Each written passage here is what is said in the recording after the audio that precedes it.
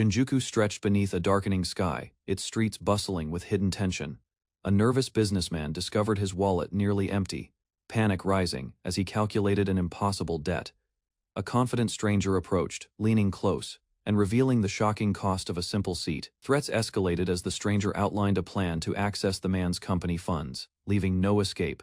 Desperate, the businessman pleaded for release, recalling obligations at home, but the ultimatum remained unforgiving. A tense scene unfolded as a group cornered a nervous man, highlighting his vulnerability. The smug stranger mocked the cost of a simple arrangement, underlining the stakes of the situation. Nagamasa Ryamatsu entered quietly, exuding authority and confidence as he assessed the room. He handed over his card, signaling the presence of a real Yakuza force. Chaos erupted among the onlookers as Ryamatsu's reputation became instantly recognized. Commanding attention and fear, Ryamatsu confronted the gang, his gaze sharp as he demanded they end their schemes. The leader tried to protest, claiming innocence, but tension mounted as authority met defiance. Ryamatsu explained his rules, insisting no customers or innocents would be harmed under his watch. He declared the town would be reshaped, clearing out weak businesses and asserting control. Chaos erupted as Ryamatsu and his ally launched into action, enforcing change with decisive, brutal precision. Ryamatsu's presence forced the gang to the floor, groaning from his authority and pressure. He delivered a stern warning, making it clear they were not welcome in his territory again. The gang, intimidated, complied silently, understanding the consequences of defying him. Ryamatsu's ally acknowledged his efforts, noting the toll on his body from enforcing control.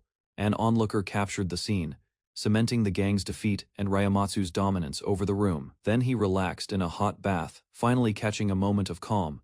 The businessman and his child apologized profusely, embarrassed by their earlier actions. Ryamatsu reflected on the audacity of those who had tried to challenge him. He mused about honor and how times had changed, accepting the chaotic world around him. Ryamatsu drank strawberry milk, savoring a small indulgence while maintaining his calm dominance. Then he walked away from the chaos, carrying a calm authority that silenced the crowd. He reflected that, in the eyes of the law, he remained just another gangster. The old locker key was laid down, a symbol of tradition and respect for the past.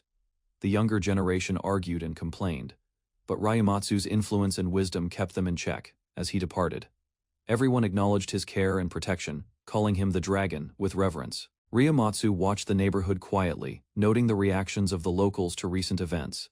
He observed that even the elderly and shopkeepers seemed to respond warmly to his presence. Ryamatsu reflected on his role, accepting that he and others like him were rare in modern society. He began walking purposefully, leaving responsibility in the hands of his trusted companion. A new figure appeared in the street, surprising everyone and signaling that a new challenge had arrived. Shishido approached, apologizing and taking responsibility for the chaos that had unfolded in the streets. He explained that the main family had requested his help, bringing the conflict to Ryamatsu's doorstep. Ryamatsu listened, urging patience while the situation settled and tempers cooled. Shishido promised to ensure the complaint against Ryamatsu would be dropped, seeking a peaceful resolution. With agreement reached, the group prepared to follow Ryamatsu's plan, moving forward together under his guidance. Ryamatsu considered where to lay low, preparing for the next phase of events. At the wharf, the early morning stillness stretched across empty streets. Carefully scanning his surroundings, he anticipated threats lurking in the shadows. Suddenly, the gang charged, weapons raised, testing his reflexes and authority. With precise movement, he dodged and countered, turning the attack into controlled chaos. The gang explained their plan, revealing how they had provoked Ryamatsu to attract the authorities. A shadowy figure watched silently, observing their movements and criticizing their chatter. Ryamatsu dodged the attack with precision, countering swiftly to maintain control of the fight. The mastermind explained the temptation behind the turf, acknowledging the irresistible opportunity it represented. Chaos erupted again as Ryamatsu clashed with his assailant, showcasing unmatched skill and raw power. Ryu confronted the group, realizing their scheme was designed to provoke trouble and attract the police. Shishido, from the main family, observed from a distance, lighting a cigarette as he assessed the chaos. He counterattacked with precision, avoiding traps and striking back at the aggressors with lethal efficiency. The leader explained that the target turf was irresistible, and their moves had been baited deliberately. Ryu clashed again, his speed and strength making him nearly untouchable. The gang set a trap to lure Dragon into a confrontation, forcing him into a dangerous situation. Shishido from the main family watched from a distance, observing the plan unfold perfectly.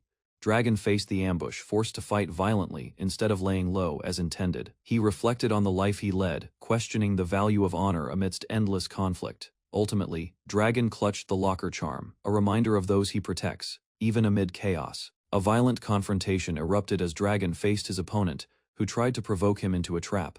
The enemy revealed the plan was orchestrated to lure Dragon into danger, mirroring a scheme set by Shishido. Dragon countered swiftly, turning the attack back on his adversary and forcing him to defend.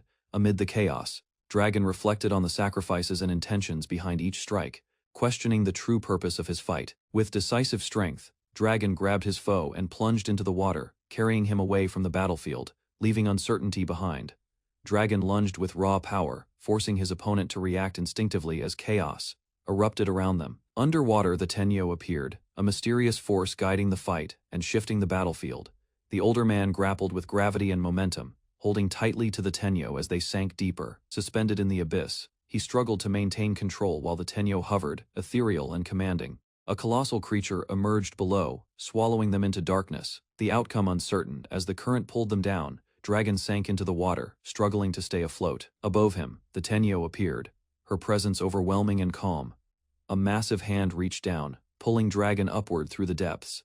Water surged around him as he was lifted toward the surface, his body exhausted. He finally emerged in a forest, breathing heavily, sensing movement around him, and noticing strange, masked figures approaching in the shadows.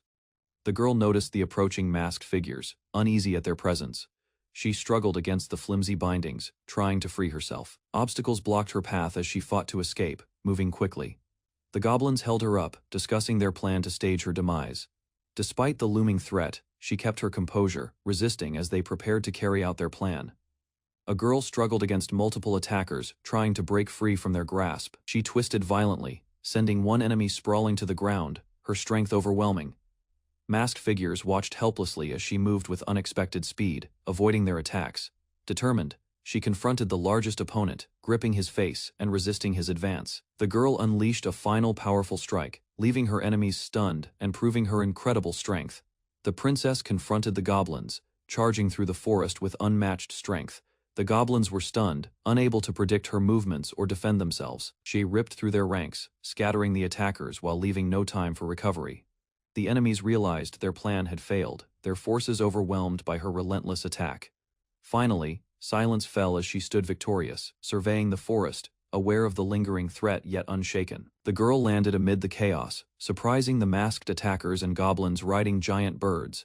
Panic spread through the enemies as they realized she was no ordinary princess, moving with unexpected speed and strength. She charged, striking down those who had underestimated her, forcing the goblins to retreat in confusion. The princess observed the fleeing creatures, noticing the children who had been silently watching the battle. With the threat gone, she was carefully attended to, helped into proper clothing, and finally allowed to rest. A girl appeared in a pristine dress, holding herself carefully. Those around her froze, shocked by her sudden presence and appearance. Far in the distance, a vast forest stretched endlessly, leaving observers in awe and confusion. A brutal strike ends the fight as the man overwhelms his opponent, leaving others shaken by his force. His back dominates the street, fear spreading among onlookers, who recognize his deadly reputation. Everything shifts as he awakens in another world, his spirit now bound to a different body. In a princess's form, she inspects herself, confused yet steady in presence. Attendants react in distress as her rough nature disrupts the expected dignity. She is told her memories are false, dismissed as confusion caused by magic, while her former identity is denied. A journey unfolds through quiet lands as the truth of an attack emerges, leaving only fragments of her story intact. An attendant expresses regret, bowing deeply, while her condition limits what care and food can be offered. Presented with unfamiliar fruit, she observes it closely, curiosity replacing confusion. She eats without hesitation, ignoring protests, her instincts unchanged despite her new noble form. Ryu eats the fruit, her face lighting up as the taste astonishes her. She presses for more, leaning closer while the attendant hesitates. The basket is quickly emptied as she continues, driven by newfound craving. While traveling, she mentions danger, yet others dismiss it as light talk. Grim details emerge about lurking creatures, revealing a far more serious threat. Suspicion grows as the attack is linked to political factions, suggesting betrayal tied to royal succession. Tension rises inside the carriage as a careless remark draws sharp reaction, exposing fragile trust among them. Their route is explained, showing a path from danger towards safer lands while uncertainty still lingers. Ryu accepts the plan in her own rough manner, adapting the situation to her instincts. Introductions follow, revealing familiar faces while she struggles to recall ties from this new life. Ryu accepts the two as her subordinates, asserting quiet authority despite her unfamiliar position. They agree to follow her, and she decides to rely on them for the journey ahead. A new route is planned, aiming toward a town while keeping watch for those pursuing them. Details of the town emerge, revealing it as a place built under her name for displaced people. The town appears prosperous, yet signs of decay hint that its reality is not as ideal as described. The town reveals decay beneath its surface, with rot and unease spreading through what should have been a place of hope. Strange sights fill the streets as unusual beings and criminals move freely, unsettling the group. Chaos grows as rough figures gather, tearing down symbols while the area resembles a lawless market. Ryu is urged to stay hidden, but tension rises as the situation becomes more dangerous. Violence nears as hostility builds, forcing a response against those threatening them. Giovanni rushes ahead to investigate, leaving Ryu behind as the uneasy streets begin to reveal their harsh reality. Ryu observes quietly, studying the town's atmosphere while sensing something off beneath its surface. She moves toward a tavern, deciding to learn more by blending into the surroundings. Inside, she acts boldly, lifting a barrel and drawing attention from those nearby. She drinks without restraint, ignoring warnings, her rough nature surfacing despite her noble appearance. Ryu drinks boldly, drawing attention, while others react to her presence with mixed admiration and surprise. Voices around her reveal resentment toward the princess, blaming her for neglect and growing unrest. Her ideals are described as unfulfilled, leaving the town divided and hostile despite noble intentions. Ryu reflects on her role, realizing authority here was distant and controlled by others. A child approaches gently, offering help, bringing a small moment of kindness within the harsh environment. She carefully treats Ryu's wound, applying simple medicine with steady hands. The injury quickly improves, showing the effectiveness of the treatment. Ryu questions the medicine, recognizing its limits despite its immediate results. She takes all of it, reflecting on the situation and accepting responsibility.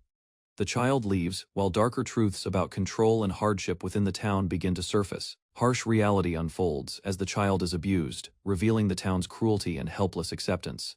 Violence escalates when a thug attacks, ignoring any restraint while others hesitate.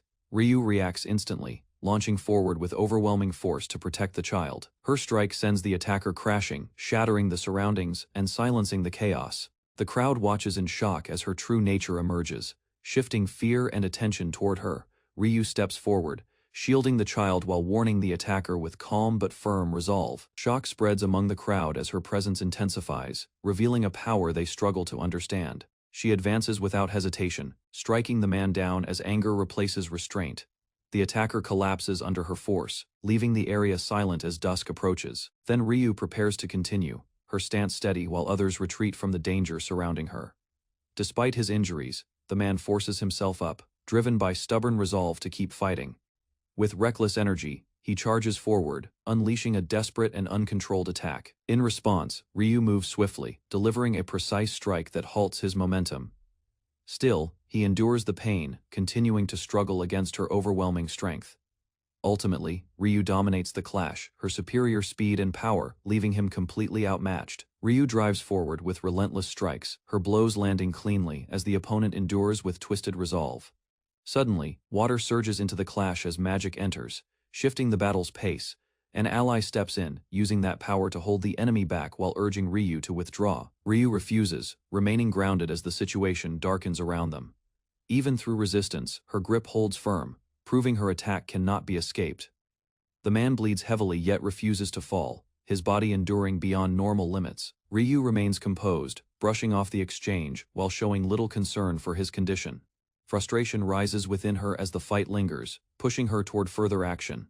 Nearby, the child tends to the fallen man, revealing a fragile bond beneath the violence. Tears replace fear as the child pleads, shifting the moment from conflict to uneasy silence. The child stands firm despite tears, pointing a blade forward to protect her fallen father.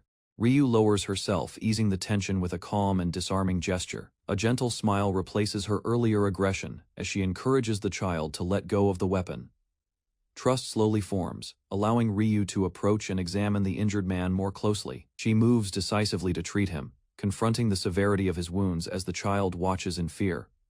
The child breaks down in tears, overwhelmed as the danger finally subsides around her. Ryu treats the man's wound firmly, ensuring the medicine takes effect and stabilizes him. With the situation under control, the town stands quiet again, its fragile order slowly returning. Determination sets in as Ryu turns away, ready to confront those responsible for the chaos. Ryu stormed through the street after hearing criminals were spreading illegal goods across her territory. Townspeople noticed her face resembled the famous princess statue, though her fierce presence felt completely different. Curious eyes followed as she marched deeper into the crowded district. Performers quickly covered the situation while their leader tried calming the tension nearby. Then Ryu seized a thug by the arm and forced him aside without hesitation. Ryu listens as an injured man shares urgent information, her focus sharpening despite the chaos. She rescues him from danger, carrying him away while ensuring others remain unharmed. Later, she struggles with her unfamiliar attire, treating the wound as a trivial mark, without concern for appearances. She moves on, leaving others questioning her behavior. A hidden mark on her back draws attention, hinting at a deeper connection to a forgotten legend. An observer reflects on Ryu's reckless act, recognizing her impulsive resolve to save others. A display of power follows as a figure rises, overwhelming a rogue and ending the threat swiftly. Suspicion emerges, yet a companion calmly insists on confirming Ryu's true identity. Ryu offers her hand, allowing a test tied to a sacred sign. Energy reacts upon contact, leaving no doubt about her connection to the guiding force. Ryu listens as the power reveals a person's life through their guiding mark, grasping its deeper meaning. Outside, a massive creature collapses, showing the threat spreading beyond control. Information surfaces about a drug-enhancing abilities while disturbing the natural order. The substance is revealed as dangerous, creating false power and corrupting those who use it. Ryu grows serious, recognizing the chaos it causes and deciding it cannot be ignored. The town appears calm, yet its people quietly suffer under the spreading influence of dusk. Addiction drives violence and desperation, trapping even children in a worsening cycle. Ryu learns the substance has spread deeply, hidden within everyday food and drink. Suspicion falls on the windmill, where the wheat is processed and possibly contaminated. As signs of illness emerge, she realizes the danger has already reached every corner. A child weakens inside a wagon while Ryu senses something wrong and turns her attention. The girl warns of danger, mentioning a man named Bruce searching for Ryu. Recognition strikes as the name reveals a connection to someone powerful with hidden intent. Ryu learns the town was entrusted to a knight, now tied to the unfolding problem. Inside the mill, workers collapse as they are forced to keep grinding under unnatural influence. Within the mill, exhausted workers continue without rest, driven beyond their natural limits. Soon one body gives out, showing the destructive toll of prolonged exposure. Elsewhere, the culprit fixates on the windmill, consumed by twisted gratitude toward the princess. Recognizing the source, Ryu sets her sights on the knight behind the scheme. Meanwhile, hostile figures gather, signaling that confrontation is now unavoidable. Inside the mill, allies urge retreat, warning that the conflict involves powerful forces beyond their reach. A plan forms to seek judgment through higher authority, hoping to resolve the rebellion lawfully. Ryu rejects hesitation, unwilling to ignore the suffering spreading through the town. Determination replaces doubt as she prepares to act without delay. Ignoring caution, she moves forward, ready to confront the enemy directly. Ryu devises a plan, recalling a method to break through obstacles using force and large tools. Concern arises as the idea risks harming those forced to work inside the windmill. A new approach forms as she observes movement in the streets and considers alternatives. She decides to use the fastest wagon, pulling animals available for a controlled strike. Confidence grows as the chosen beasts prove strong enough to carry out her plans safely. Large birds are prepared to pull the wagon, their speed, making them ideal for the plan. Attention shifts to abilities, as one companion explains how power connects to a person's nature. Confidence builds while she demonstrates control, showing her skill has become instinctive. Further explanation reveals these abilities are inherited and tied to a deeper lineage. Ryu studies her surroundings, identifying a dark, hidden place that may hold the next clue. Ryu moves through a busy street as small creatures scatter, overwhelmed by the number of humans around them. A large being seizes the creatures, creating panic while warning about the town's hidden dangers. Without delay, Ryu advances and strikes decisively, bringing the threat down and halting the chaos. The creatures gather and explain their actions, insisting they mean no harm. Calm returns as they describe their forest life and forced labor under humans, while Ryu observes quietly. Ryu questions the creature calmly, learning about its many children while observing its condition without emotion. A faint smile forms as Ryu offers a deal, pressing the creature into cooperation with quiet confidence. They travel beyond the town, passing a windmill as the group moves toward a new destination. Inside a storehouse, workers carry large amounts of food and drink, revealing a hidden supply meant to distract attention. Rumors spread among others, doubting a princess could cause such unrest while suspicion quietly grows. A man grins wildly, declaring his intent to hunt Ryu while gripping a broken container. Suddenly, the wagon is struck from behind, shaking violently as chaos erupts. Ryu counters immediately, slamming an attacker with force and disrupting their advance. More enemies appear, shouting warnings as panic spreads among the group. The wagon speeds across open land, escaping through the fields as the conflict continues behind. A man is suddenly drenched and overwhelmed as liquid splashes across his face, disrupting his focus. Ryu presses forward, striking repeatedly while the cramped wagon fills with chaos and confusion. The attacker is thrown aside, crashing away from the wagon as debris scatters into the surroundings. Ryu lands with a steady gaze, facing a growing group as tension rises around him. The group enters a dark forest, where unease spreads as they realize the place carries a dangerous presence. She stands over the fallen man, asserting control as surrounding creatures watch in tense silence. Ryu confronts a wounded man, recognizing him while maintaining a calm and steady stance. The man reveals betrayal as surrounding creatures gather, tightening the situation within the forest. Tension builds as he continues to belittle Ryu, asserting control and pressing his dominance. Others join, reinforcing his claims and cornering Ryu, while hostility spreads among them. She remains composed, showing no fear as the threat escalates, and the confrontation reaches its peak. Ryu calls out while facing a shadowed figure, sensing movement and tension within the forest clearing. Goblin workers prepare materials, working frantically as unusual activity builds around them. Ryu observes calmly, surrounded by small figures, as a heavy presence fills the area. Enemies arrive, shouting as they discover the location, pushing forward with urgency. The group reacts in alarm as the pursuers close in, forcing a confrontation to begin. A follower urges retreat while another charges forward as a threatening voice interrupts the escape. Ryu stands firm with allies, recognizing the source behind the chaos and watching closely. The enemy reveals his burden and frustration, exposing the strain behind his actions. Ambition surfaces as he declares his intent to rise, fueled by resentment and power. He unleashes his resolve, shouting fiercely as the confrontation reaches a critical moment. A massive creature attacks, unleashing destructive force as Ryu stands firm against it. Allies realize the power driving the enemy, understanding its effect on emotions and behavior. The creature advances confidently, growing stronger as chaos spreads through the area. Ryu remains still, despite warnings, focusing as danger closes in rapidly. She strikes forward decisively, engaging the monster head on as the battle intensifies. Ryu closes distance as the enemy falters, losing control under pressure. A powerful strike lands, driving the creature back with overwhelming force. The enemy crashes down, leaving onlookers stunned by the sudden outcome. Ryu regains composure, adjusting to her body while maintaining focus. Silence follows, as fear spreads, and others begin to retreat from her presence. Ryu restrains the captured man while others question the origin of her sudden power. An ally reflects on her past, noting the absence of any combat ability before. They discuss the nature of power, describing it as a growing pattern tied to experience. Attention shifts to the captive, as decisions about punishment and next steps arise. Plans form to trace the source behind the events, focusing on uncovering those responsible. Ryu studies the captive calmly, preparing to handle the situation with controlled intent. She takes responsibility, deciding to confront the cause behind the strange condition. The restrained man rages uncontrollably, showing severe withdrawal as others react with concern. Ryu explains the substance's nature, revealing its instability and dangerous effects on the body. The scene shifts briefly, reflecting a distant memory tied to consequences beyond the present conflict. Calmly, Ryu studies the captive, assessing his condition without hesitation. Suddenly, the man convulses as liquid overwhelms him, breaking his composure. Meanwhile, resistance builds as others struggle, unable to accept the harsh method. Reluctantly, an ally steps in, aiding the process despite clear unease. Gradually, the captive weakens, his body reacting as the treatment takes hold. Under pressure, the captive lashes out, but Ryu maintains control and continues the harsh treatment. Moments later, his strength fades, as the process forces exhaustion and confusion.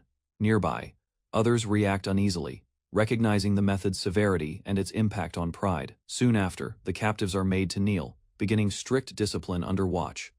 Later, Ryu assigns labor, enforcing routine as punishment and restoring order through control. Inside a cramped space, Ryu assigns a humiliating task, forcing the captive to face harsh conditions. Disgust spreads as the work begins, yet Ryu insists on precision and full completion. Firmly, she presents the result, demanding the captive endure the consequence directly. Elsewhere, others reflect uneasily, recalling past hardship while questioning her resolve. Soon after, sickness spreads among them, as the punishment takes effect and discipline is enforced. Inside the building, the captive struggles with lingering effects, while others observe his weakened state nearby. He sits in pain, frustrated and unsure of what comes next. A child approaches and offers help, presenting something meant to ease his condition. He reacts harshly at first, rejecting the gesture, despite the child's sincerity.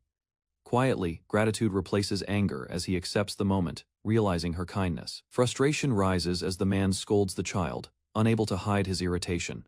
Elsewhere, Ryu notices the situation, observing quietly as tension lingers. Meanwhile, the man finishes his task, regaining some control, while addressing Ryu cautiously. Determination builds as he proposes leading her somewhere important.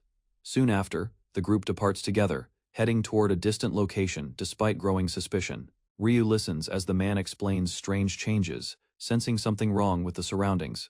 Elsewhere, trade once flourished, yet hidden causes beneath the water remained unknown. Suddenly, Ryu strikes, rejecting hesitation and forcing him to face reality. Calmly, she redirects attention, focusing on the present issue rather than excuses. Carefully, Ryu inspects the water, confirming something unnatural lies beneath its surface. Ryu pulls a strange object from the water, sensing something unnatural about its form. Suddenly, it explodes outward, releasing a massive surge that engulfs the surroundings.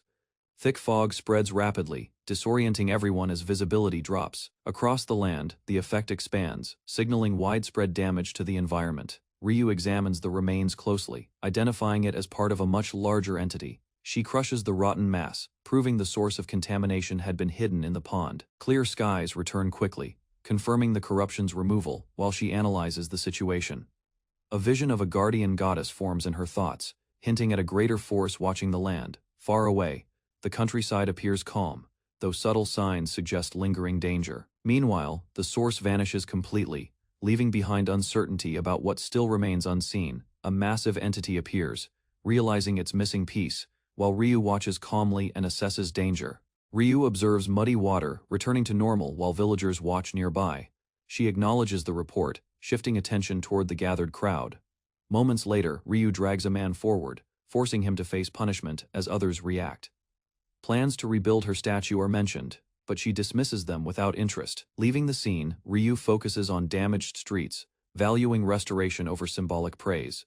Ryu disrupts the staged act, exposing deception as tension rises among the townspeople. The man attempts to maintain control, but pressure builds while Ryu watches closely. She forces responsibility onto him, reminding him of the town's suffering and ongoing damage. Overwhelmed, he struggles under her grip, unable to resist her authority.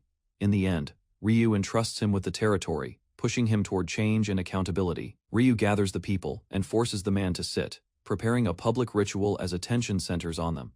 She explains the drink's condition, arranging the cups while ensuring the mixture is safe. Carefully, Ryu pours and divides the liquid evenly, maintaining control of the process. She offers the cup, pressing responsibility onto him through the act. Both drink together, sealing a bond that marks his acceptance of duty.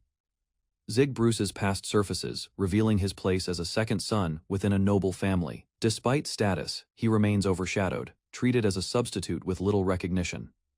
His efforts as a knight fail to change that position, leaving him defined by his role. Now, standing before Ryu, he faces a new bond that challenges his past identity. With roles settled, he accepts the outcome, stepping forward under a different meaning of brotherhood. Ryu declares the town under his care, leaving the man confused as the crowd watches in silence. He kneels and swears loyalty, but she rejects the idea, redirecting his duty toward the town itself. Soon after, Ryu departs with her group, traveling away as the town fades behind them. Along the journey, concern rises among companions about the decision she made. Despite doubts, Ryu stands firm, unwilling to change her judgment or reconsider her choice. Ryu reflects on her past influence, realizing her actions led to the current situation. Accepting responsibility, she resolves to see the matter through without hesitation. Travel continues as her group considers using Bruce's position to identify hidden enemies. Tension rises when suspicion falls on a nightly order linked to deeper conflict. With uncertainty growing, Ryu decides to move carefully, planning to cross the border while uncovering the truth. As they approach the border, tension rises, with signs of a possible checkpoint ahead. Suddenly, Ryu collapses, shocking her companions as concern spreads.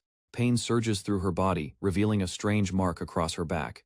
Moments later, unease grows as she senses something approaching from above. Looking up, the group spots objects streaking across the sky, signaling an incoming threat. The group watches as streaks cross the sky, unsure of what approaches. Ryu quickly identifies the direction, realizing the town is the target. Back in the town, people begin to panic as the threat draws closer. An explosion strikes the windmill, sending debris across the area. Amid the destruction, Ryu witnesses the attack. Understanding the danger has already begun, a massive creature crashes into the ruined town, leaving destruction in its wake. Amid the rubble, it lifts an injured girl, showing strange concern while chaos surrounds them. Turning away, the creature moves through the debris, recalling events tied to the windmill. It notices survivors beneath the wreckage, observing them without urgency. Soon after, the creature acts again, stirring the ruins while the girl remains in its grasp. The creature inspects the child, showing unsettling interest while chaos continues around them.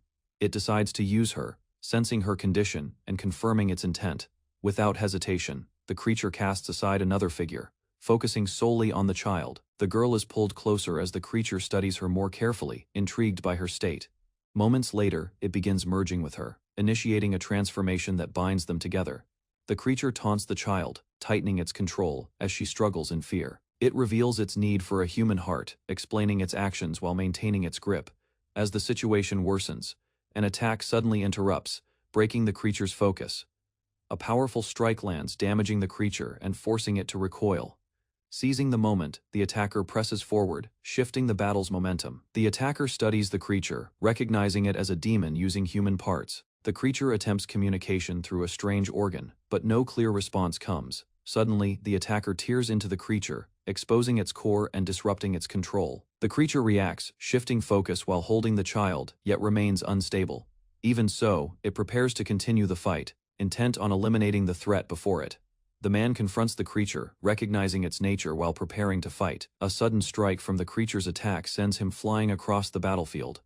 His body breaks apart under the impact, leaving scattered remains behind. Seeing the result, the creature assumes the threat is gone and lowers its guard. With the path clear, it turns its attention back to the child, searching for her among the ruins. The creature locates the child among the ruins, closing in as she tries to escape. Suddenly, Ryu appears and prepares to strike, focusing entirely on stopping the threat. With a powerful attack, she crashes into the creature, forcing it down and disrupting its control. A man struggles during harsh training, overwhelmed as pressure builds under a strict lesson.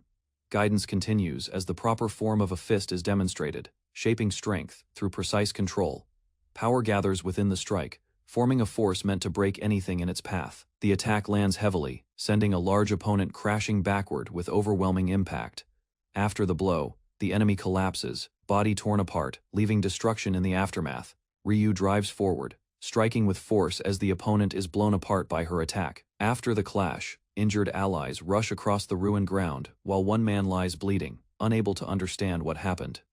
Nearby, companions assess the damage, realizing the wound is fatal, and beyond recovery, they gather around his broken body, acknowledging his effort as he lies motionless. In his final moments, faint awareness remains as he clings to lingering resolve before fading. Ryu's previous strike leaves the battlefield shattered, as fragments scatter and the enemy's form breaks apart. The creature reforms grotesquely, revealing an unnatural body that unsettles everyone nearby. An ally attempts a magical attack, releasing power meant to restrain the monster. The magic fails, neutralized instantly, leaving the caster shocked and exposed. The demon advances with cruel intent, targeting the elf as danger escalates. Once more, Ryu rushes ahead, meeting the demon's charge as their clash shakes the ground. A sudden counterattack follows, forcing her into close combat while others react in shock. Regaining control, a heavy strike drives the creature downward with crushing force. Momentum shifts as she advances, refusing to give the enemy time to recover. Another violent swing erupts, keeping the fight locked in a relentless exchange. The archdemon's presence distorts the battlefield, its power overwhelming the surroundings and alarming those nearby. Dark energy spreads outward, engulfing the area as the creature releases a suffocating force. An attempt to resist fails, As the attack continues to consume everything in its path, Ryu breaks through the chaos, landing repeated strikes that tear into the monster's form. Even while burning and breaking apart, she advances without hesitation, enduring the damage as the fight continues. Ryu pushes through the flames, her body enduring the heat as she closes in on the demon. A sudden strike connects, blasting the creature backward with overwhelming force. The impact sends it crashing across the ground, scattering debris as confusion spreads. Fragments of its body shift while it reflects on the situation, its form struggling to stabilize. Despite the damage, the demon rises again, continuing the fight without fear. The demon's body distorts again, swelling as its form twists under accumulating damage. Allies descend together, driving their weapons into it in a coordinated assault. A brief opening appears as the creature falters, its movements slowing under pressure. Suddenly, it expands violently, forcing everyone back as its mass surges outward. Blades rise around it, trapping the monster in place as the final restraint takes hold. Reinforcements arrive, striking the restrained demon while directing efforts to secure the battlefield. Armored fighters surround the area, establishing control as organized forces take over the situation. Ryu observes calmly, noting their authority while others begin to approach with intent to intervene. A senior figure steps forward, acknowledging the outcome while assessing the aftermath of the battle. Tension rises as accusations surface, shifting the conflict from combat toward confrontation. Imperial Knights present warrants, identifying Ryu and her companion as targets for arrest. Accusations escalate, linking them to a plot involving an attack on the princess. Ryu stands firm as the claim shifts, branding her an imposter seeking to seize power. Confusion spreads among onlookers, while one figure insists on the truth of her identity. The knights withdraw, revealing that the real princess remains safe within the capital. He declares Ryu an imposter, criticizing her behavior as proof against her identity. He lists multiple incidents, building a case that portrays her actions as disruptive and unlawful. Attention shifts to another figure, identified as a key witness connected to the events. Blame is redirected, describing manipulation and placing responsibility on others involved. The order is given to retrieve the witness, treating him as essential evidence for the accusation. Ryu seizes an enemy and drives him down with force, asserting control over the confrontation. The clash continues at close range, her movements sharp as she overwhelms resistance. Tension rises as accusations persist, yet she remains composed amid the pressure. Attention shifts when movement returns, revealing the demon has not been fully defeated. Concern spreads quickly as its presence resurfaces, raising the threat to a far greater level. Ryu walks through the ruined street, her calm expression contrasting the destruction around her. Nearby, chaos continues as barrels scatter and a knight struggles to maintain order. Civilians explain the situation while others begin to move, unsure whether to flee or stay. Suddenly, commands are issued again as attention shifts back to the lingering threat. A distant collapse draws everyone's focus, signaling the battle has not yet ended. Ryu checks on the townspeople as preparations continue, with a wagon brought forward for departure. Rescue efforts unfold nearby, revealing the limits of their response as damage becomes clear. Despite losses, the residents regain composure, guiding her toward a safer route out of the area. Turning back briefly, she moves away while others call after her from the ruined streets.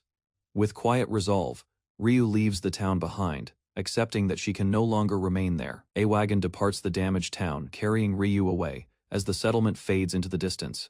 Inside, lingering tension remains as wanted notices reveal the danger now surrounding her identity. A quiet confidence forms, shaped by a life spent navigating harsh paths and constant conflict. In the capital, her image appears among other targets, yet she remains certain she will not be easily captured. Ryu moves forward, uneasy about the uncertain path ahead. Harsh winds strike as she struggles along a cliff. Her body unsteady in unfamiliar attire, jagged peaks of the dragon fins rise, while the group commits to the dangerous crossing. Tightened border security leaves the free city reachable only through this risky route. Cold air hits suddenly, but she regains balance and continues onward with resolve. Steep mountains slow the group, revealing the crossing is far more dangerous than expected. A blizzard intensifies, forcing them to push toward a distant gorge for shelter. Ryu weakens in the cold, her body struggling while the others press on through deep snow. A sudden disturbance triggers a massive avalanche, sending snow crashing down the mountainside. Seeing escape impossible, Ryu faces the oncoming danger as the group desperately runs. Ryu stops and decides to act, ignoring the chaos behind as danger closes in. Sensing something hidden, she identifies a secret within the mountain. Despite hesitation, with no other path left, the group accepts her judgment and follows without question. A concealed gate opens, and they rush toward it while the avalanche crashes closer. Inside a narrow passage, they push through tightly struggling to escape the collapsing snow. The group emerges from the passage into a hidden village nestled within steep cliffs. Ryu observes the surroundings as unease spreads among the others. The elder explains the place while noting hesitation tied to deeper tensions. History of conflict between elves and dark elves becomes clear.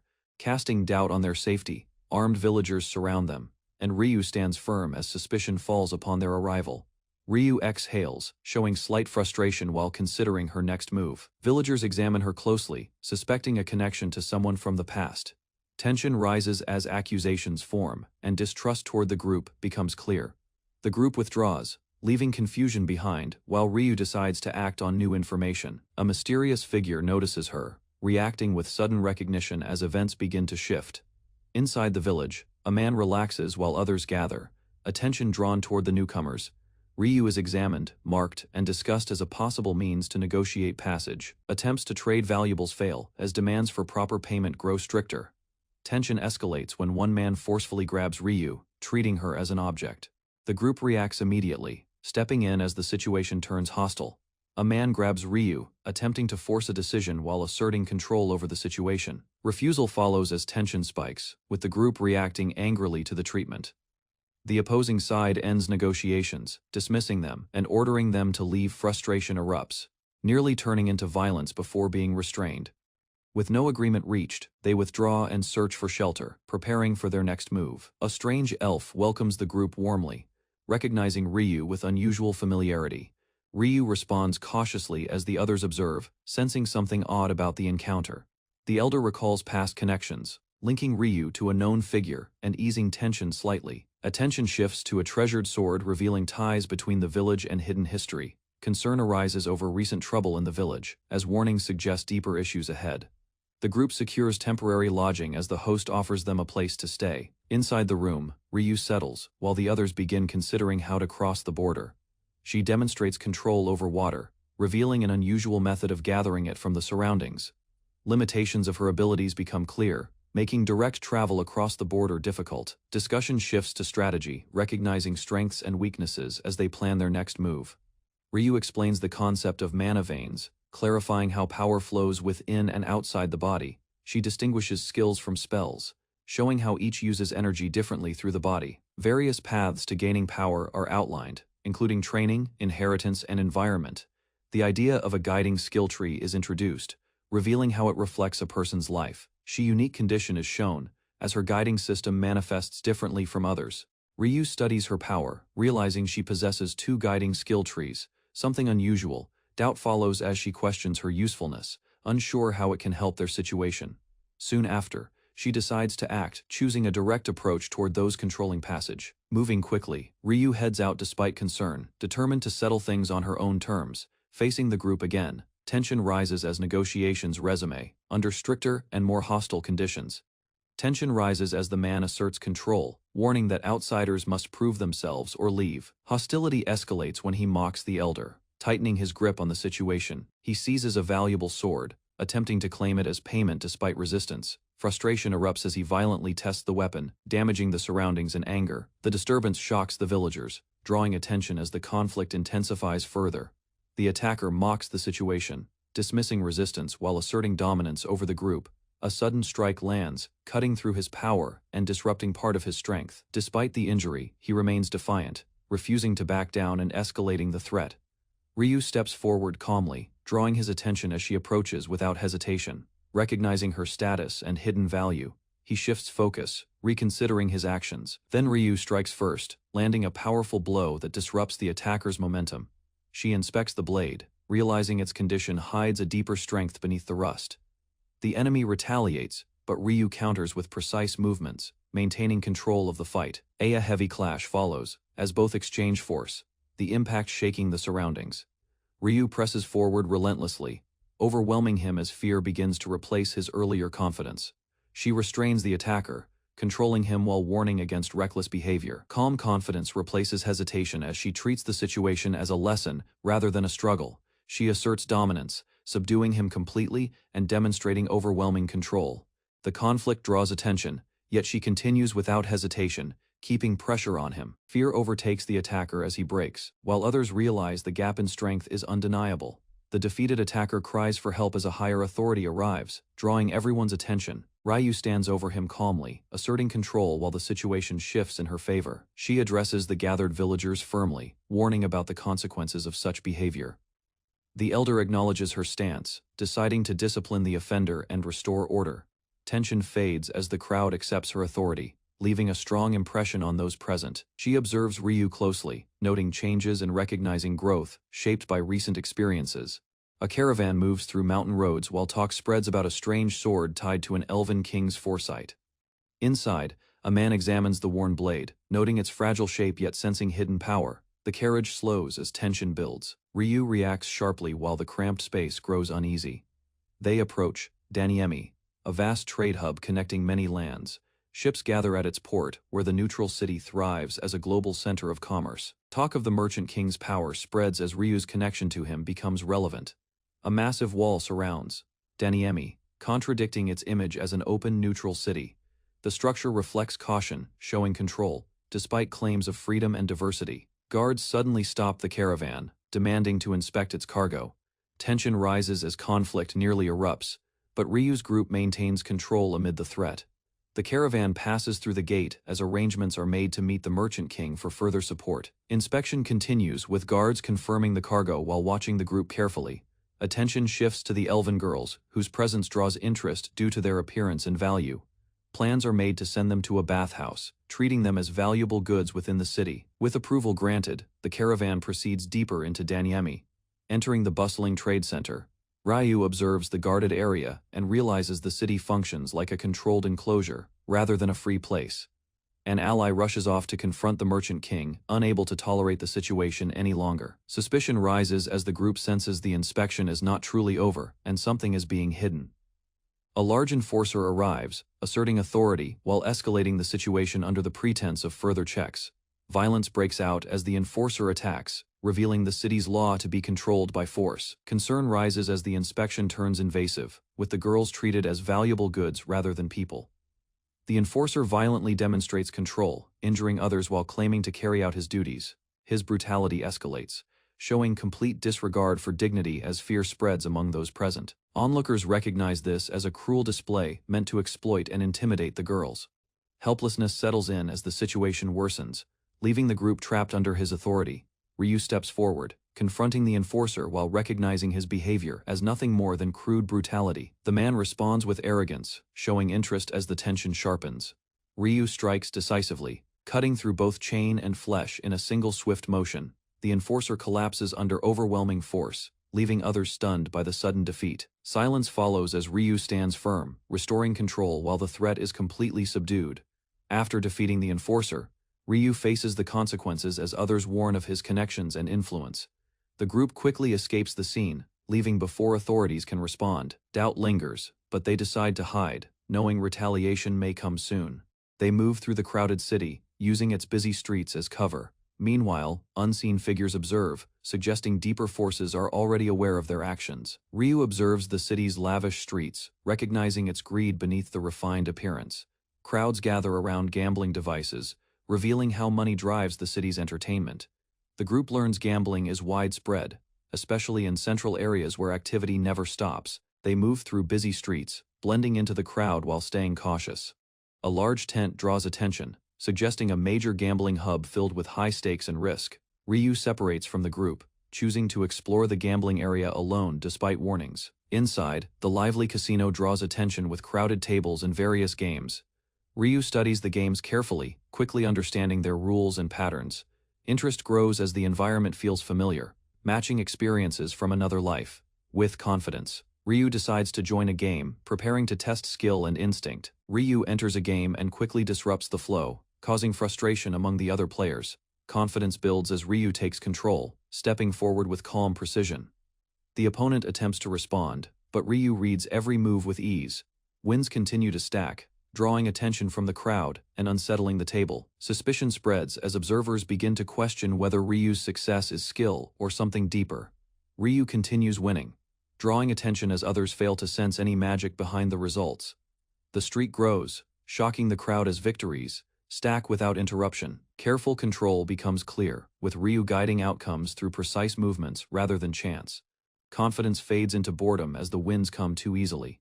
Suspicion rises among opponents, realizing they are being outplayed beyond normal skill.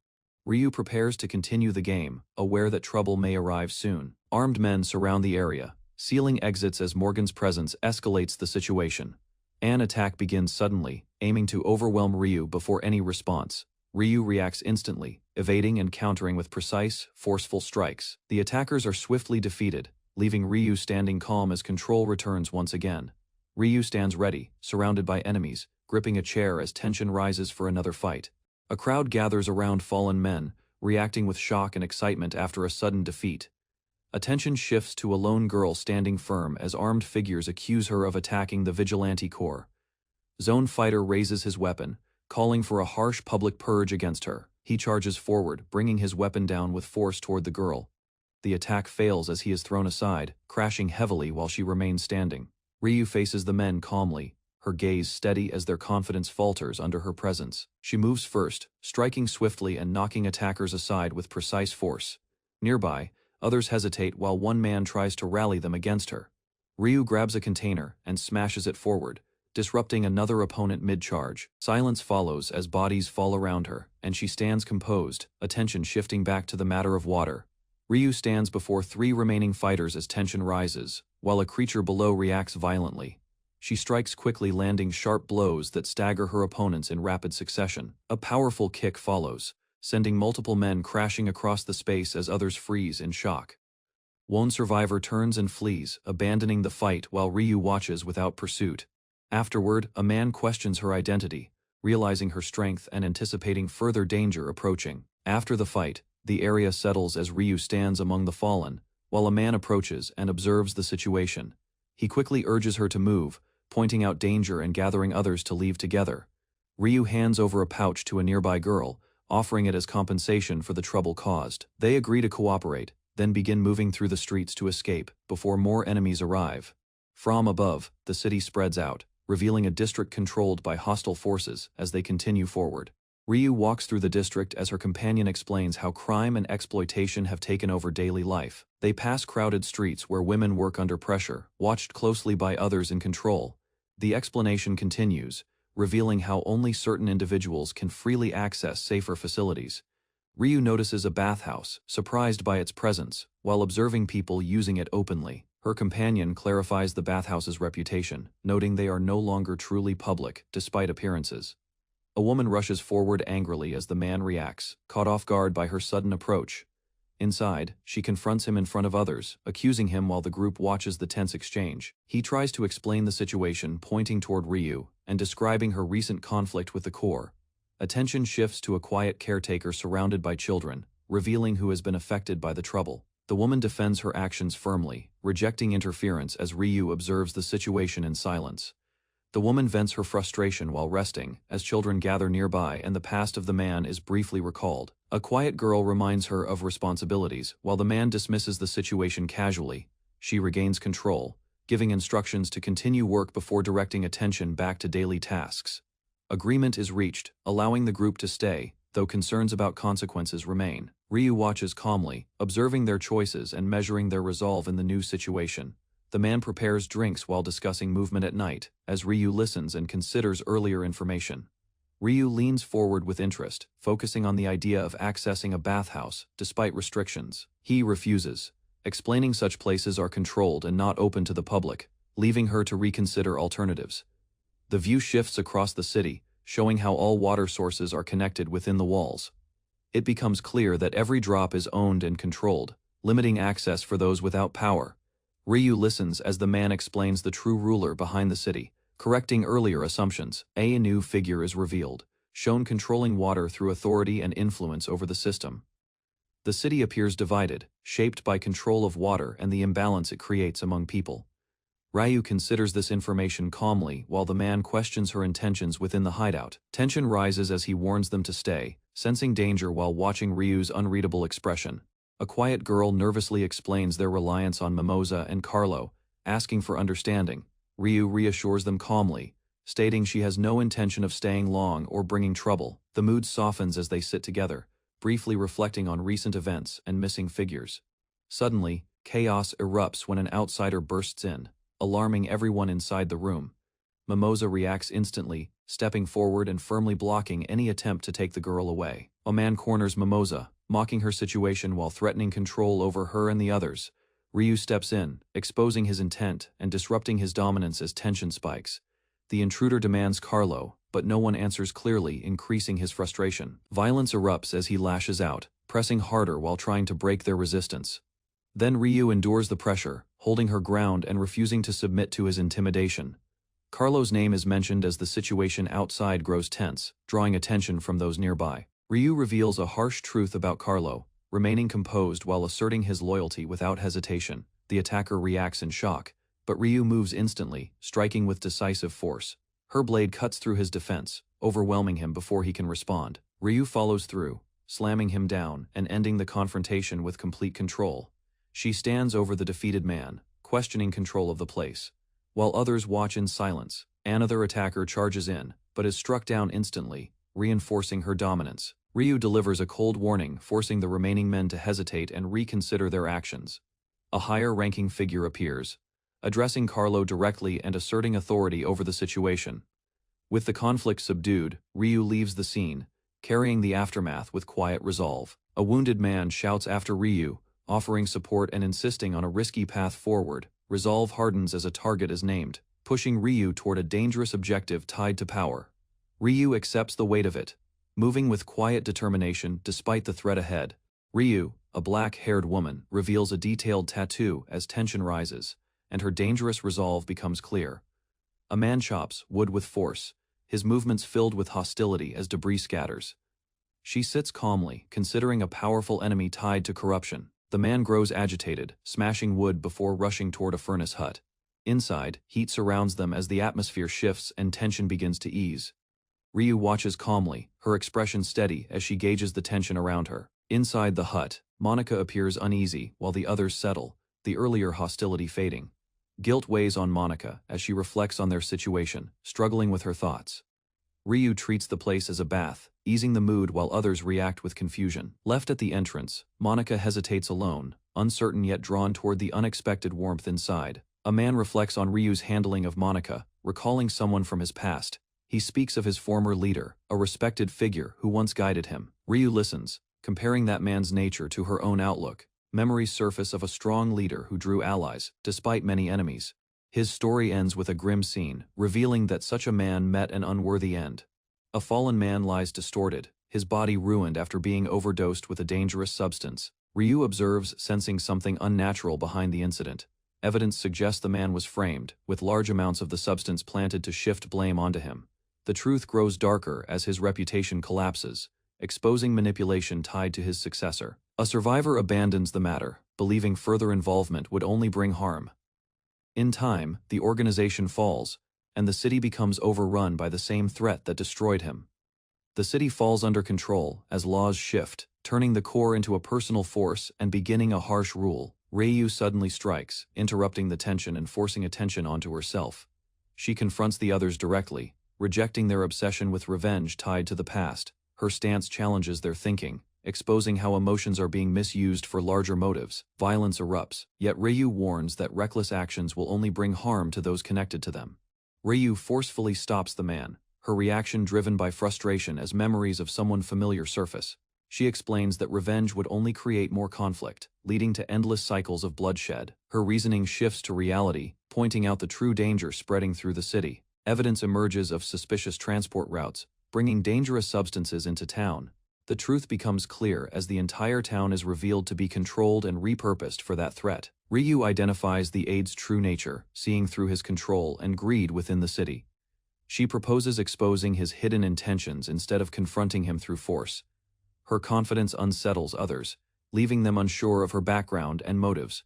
Meanwhile, information spreads about the substance's movement and its growing influence. As silence tightens over the town, Monica considers helping, realizing the situation is larger than expected. Ryu declares her plan, deciding to confront the aide and locate the Merchant King as the situation becomes clear.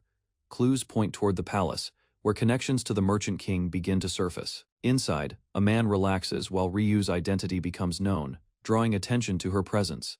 Suddenly monstrous figures emerge, attacking violently and disrupting the area. Amid the chaos, the man reacts swiftly, linking the attackers to Ryu while recalling her attempt to reach the king. A hidden figure reveals control over others, mocking their ignorance while manipulating events from behind the scenes. Dark liquid spreads across the surface, hinting at the unnatural process tied to the substance. Elsewhere, Ryu relaxes in a bath, calm and unaffected as others gather around her. The group experiments with the furnace bath, shifting the mood into brief normalcy. Riku's presence stands out, her knowledge drawing attention as others begin to question her true background. She enjoys the bath she created, stretching freely, while others admire the unexpected comfort of the place. As the mood lightens, concern arises when Monica is noticed missing from the group. Attention shifts to the city, where events suggest deeper issues beyond recent incidents. Reports reveal rising kidnappings and suspicious activity tied to restricted resources and hidden operations. Despite the danger, assumptions are made about Monica's safety, overlooking the risks surrounding her. Monica is captured by a massive figure, surrounded by others as fear spreads through the scene. The captor retreats into a building, dragging her inside to isolate the situation. Dark liquid flows through the city's canals, hinting at a hidden system connected to the threat. Ryu and her group investigate underground, uncovering how the water system distributes resources. They move deeper through the tunnels, realizing the source lies ahead while danger quietly builds. The group reaches a dead end in the canal, realizing their search has stalled and frustration begins to rise. Ryu moves ahead despite complaints, pushing forward as tension builds among the group.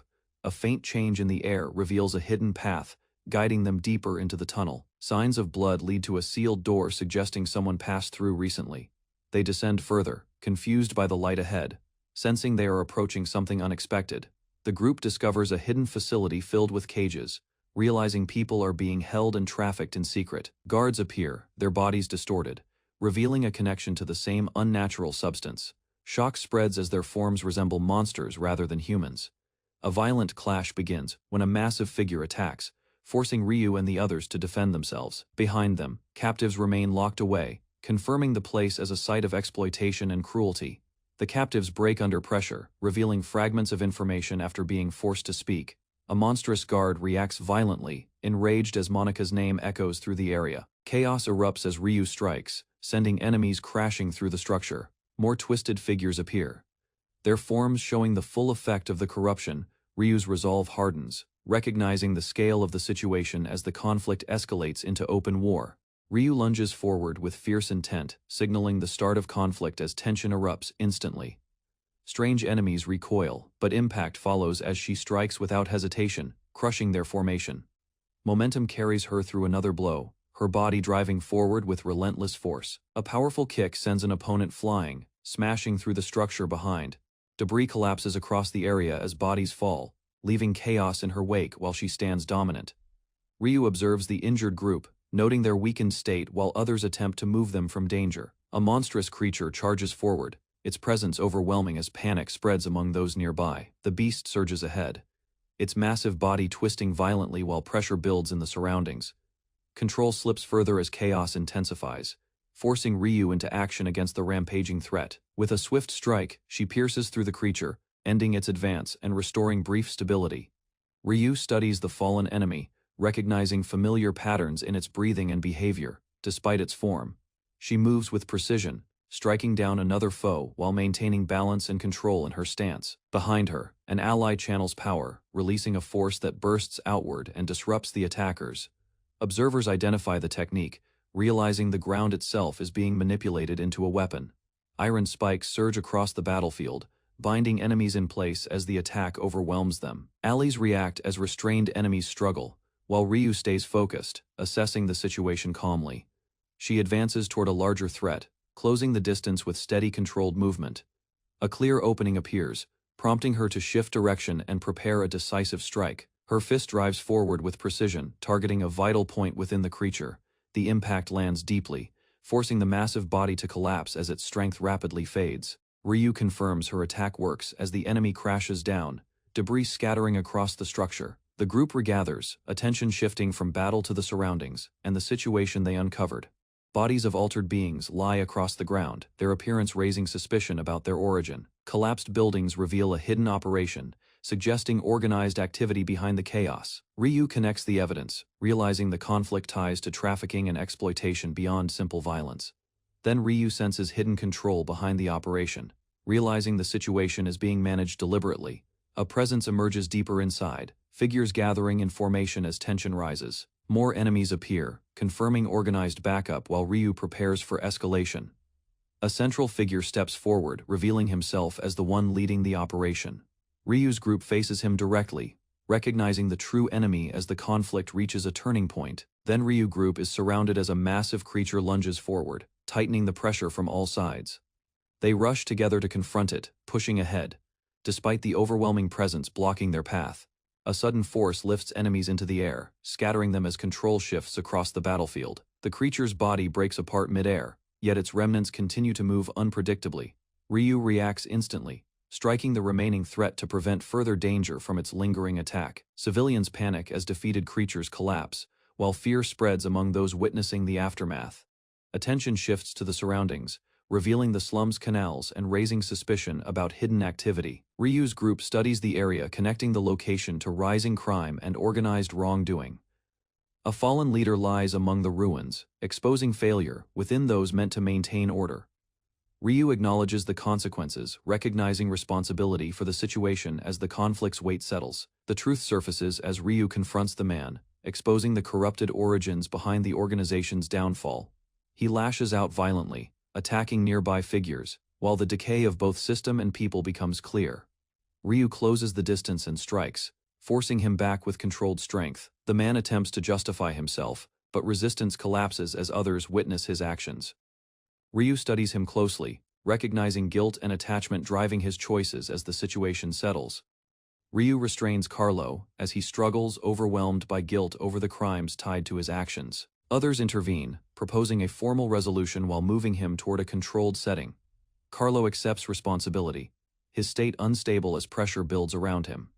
Ryu releases him but remains watchful, ensuring he cannot act recklessly again. A decision is reached to judge the matter through an organized assembly, shifting the conflict toward accountability. Ryu stands over Carlo, accepting the decision to move the matter toward judgment as control is maintained. Tension lingers between them.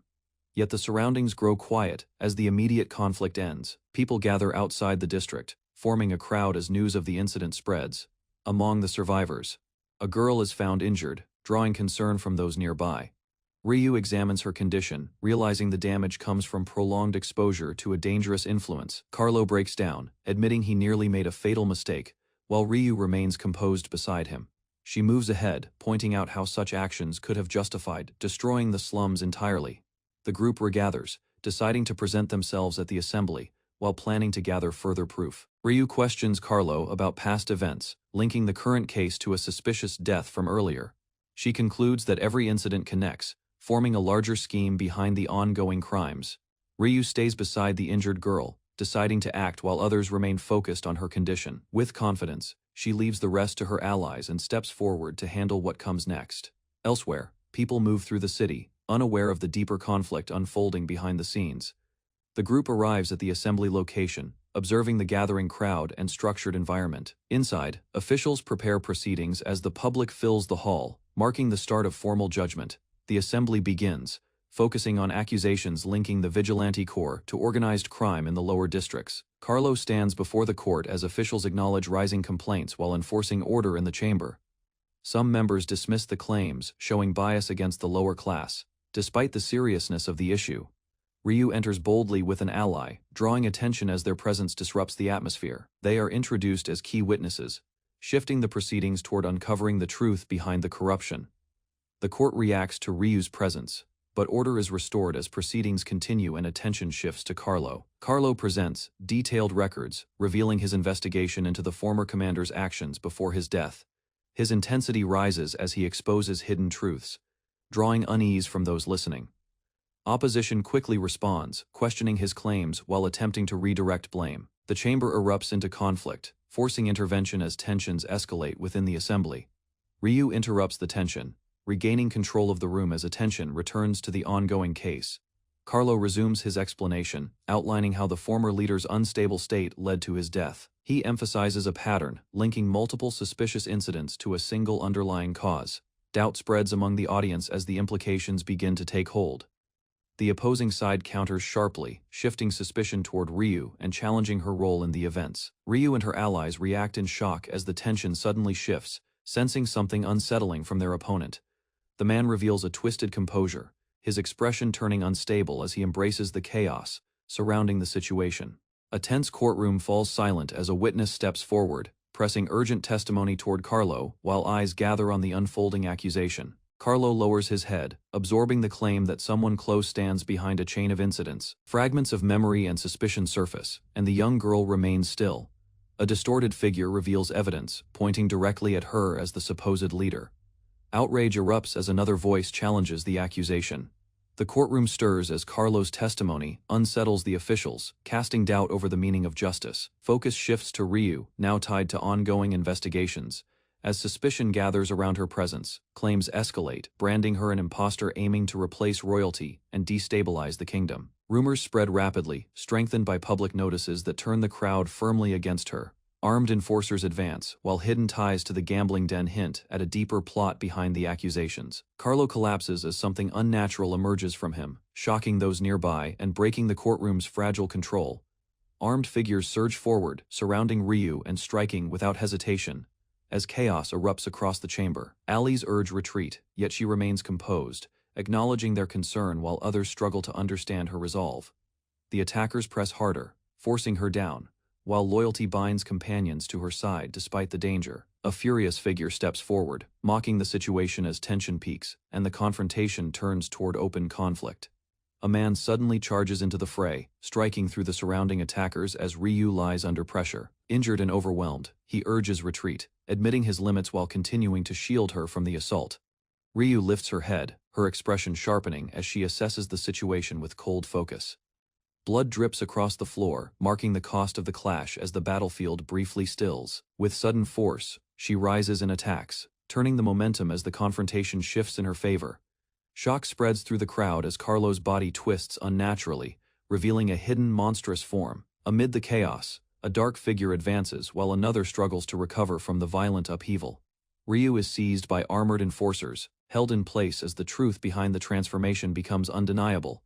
The hall trembles with confusion as onlookers try to grasp the situation, their certainty collapsing. The creature fully emerges, exposing its grotesque nature, confirming that something far more dangerous lurks beneath the surface. Confusion spreads as witnesses question the transformation, struggling to understand whether the figure is human or something else. Fear deepens when the creature's presence forces others to confront the reality of death and their own mistakes. Despite injuries, Ryu moves decisively, intercepting the threat before it can regain control. She strikes with precision, exposing the enemy's weakness and dismantling its disguise. Standing over the fallen form, she reveals the truth to everyone, forcing them to face what had been hidden. The grotesque form is fully exposed, its true face revealed before the stunned crowd as fear spreads rapidly. A figure moves confidently, declaring the deception behind the creature, shifting control of the situation. Recognition grows as the nature of the being becomes clear, linking it to something far more sinister. Ryu stands firm, confronting the monster directly while its resistance begins to falter. With a decisive strike, the creature is overwhelmed, leaving the witnesses shaken by what they have seen. Ryu reveals the enemy's scheme, exposing how deception and hidden networks spread chaos. Tendrils erupt across the hall, rapidly covering the ground and overwhelming the surroundings. The chamber is engulfed as destruction is declared, leaving no clear escape for those inside. Fear spreads among the witnesses as the unnatural growth multiplies and traps everyone. A massive entity emerges, revealing a greater force behind the attack and escalating the conflict. Horror spreads as the truth emerges, revealing a forbidden fusion of opposing powers beyond natural limits. The mastermind declares control over chaotic forces, explaining the unnatural balance, sustaining the spreading threat. Power surges through him, granted by a greater entity, as the surroundings warp under its influence. His control falters briefly, cracks forming as the unstable power begins to break apart. Seizing the moment, Ryu strikes directly, disrupting the force and pushing the battle toward its turning point. The enemy lashes out in desperation, but Ryu stands firm, declaring that the stolen power never truly belonged to him. A swift strike lands, sending shockwaves through the hall as the creature's form begins to collapse. She steadies herself, maintaining control while the enemy weakens under her relentless pressure. The battlefield falls quiet as the monstrous presence disappears. Witnesses stare in disbelief, realizing the wanted girl before them was the one who ended the crisis. The defeated figure collapses as officials question the situation, unsure who should be treated as the real culprit. A furious man intervenes, striking down the remaining threat while dismissing any lingering doubt. He contrasts the scene, clearly presenting Ryu as innocent, while exposing the creature's true nature. The attacker continues forward, asserting the obvious truth as the crowd begins to accept it. Witnesses agree that the monster endangered everyone, shifting blame away and restoring a fragile sense of order. Officials hesitate, questioning how to handle a demon, while the wounded figure still shows signs of life. Suddenly, the creature lashes out again, striking violently and disrupting the fragile calm. Ryu notices a strange object falling nearby, drawing her attention despite the ongoing danger. She picks it up, recognizing its nature as a suspicious magical item, while others warn her. Calmly examining it, she shows knowledge beyond expectation, leaving those around her surprised by her understanding. Ryu examines the strange object, recalling unfamiliar knowledge, while a warning is shouted too late. The creature reacts violently, recognizing the item and revealing its connection to a greater power. Despite disruption, it declares its intent to destroy everything, refusing to yield control. Its form distorts further, power surging uncontrollably as it tries to maintain dominance. The unstable force collapses, blasting the body apart and ending the threat in a violent release. Fragments scatter as the aftermath continues, leaving the hall damaged while remnants of the threat still move. Panic rises among the crowd as they witness the destruction, struggling to understand what remains. Observers realize the danger is not over, suspecting another attempt to eliminate everyone and erase evidence. Ryu notices the strange device again, uncertain but focused as the situation remains unstable. She turns away calmly, prepared to act, showing confidence as the chaos slowly settles around her. Ryu studies the strange device, sensing its origin while the remaining threat lingers nearby. A monstrous form rises again, challenging her as the battlefield shifts back into conflict. She steps forward calmly, recognizing the enemy and preparing to face it with clear intent. A servant urgently reaches Ryu, warning of a sudden crisis tied to Danimi's control. News spreads through empty streets, revealing Aide Emile Junkers as the one now leading the situation. Plans form around seeking Danimi's protection, while Ryu's unexpected appearance at an assembly raises concern across the city.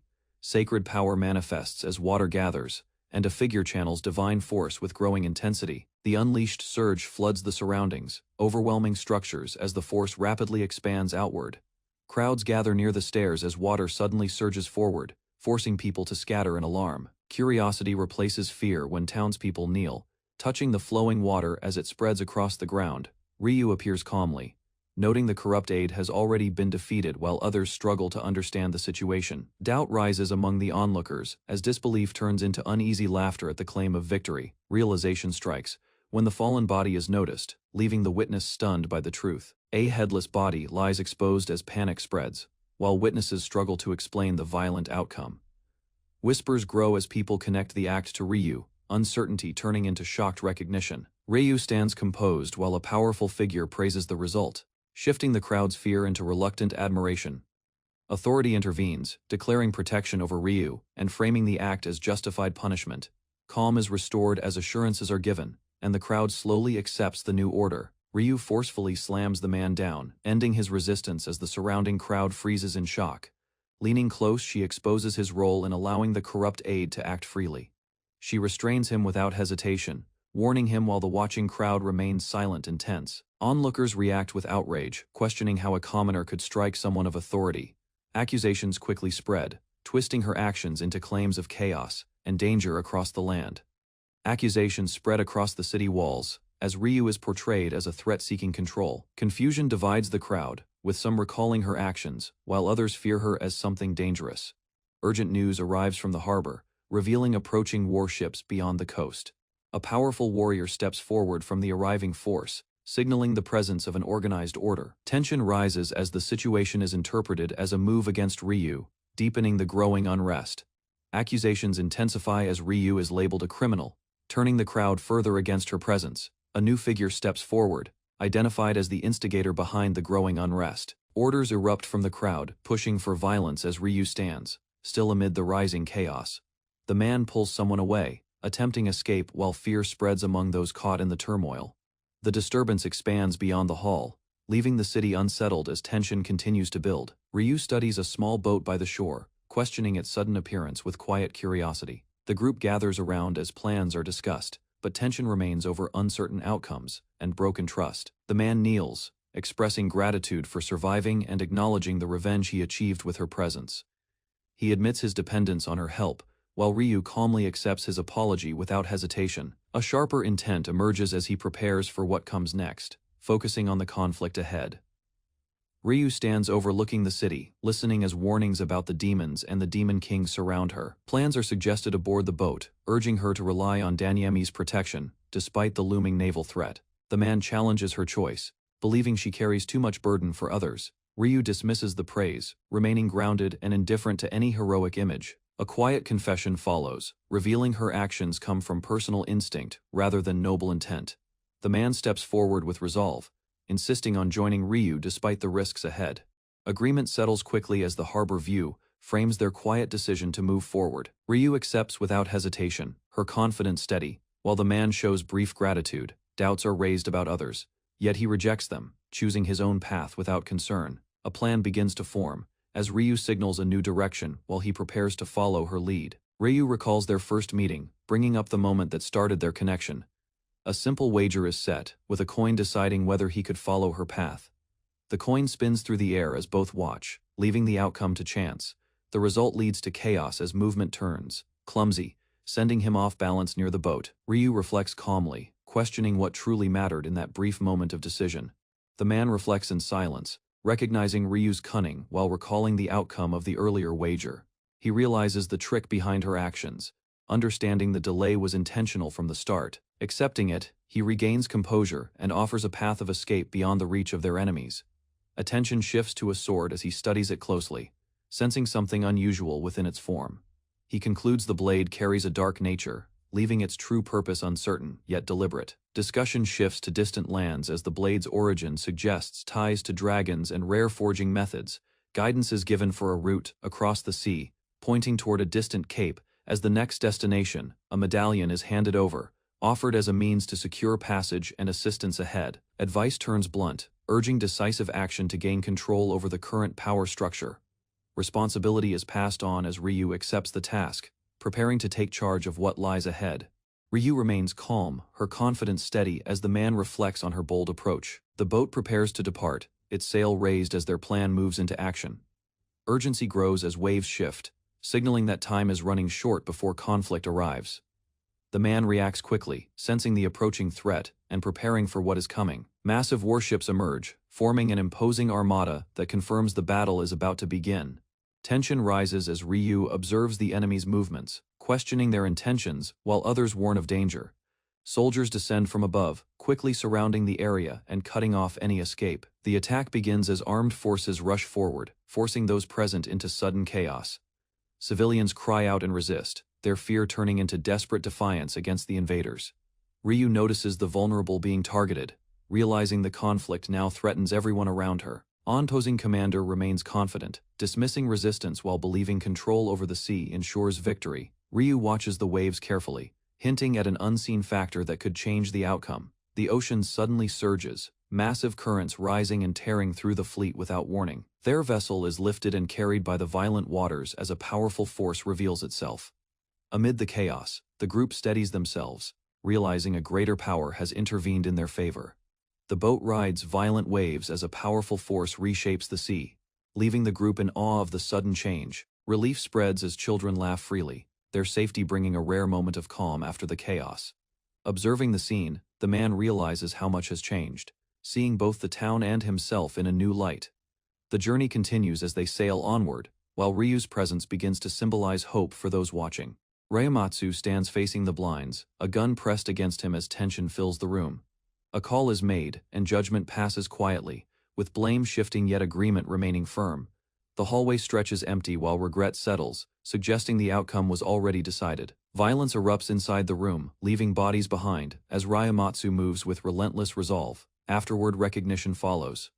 confirming his actions while the weight of his nature remains unchanged. Ryu watches closely, her expression steady, while the man beside her criticizes her lack of patience.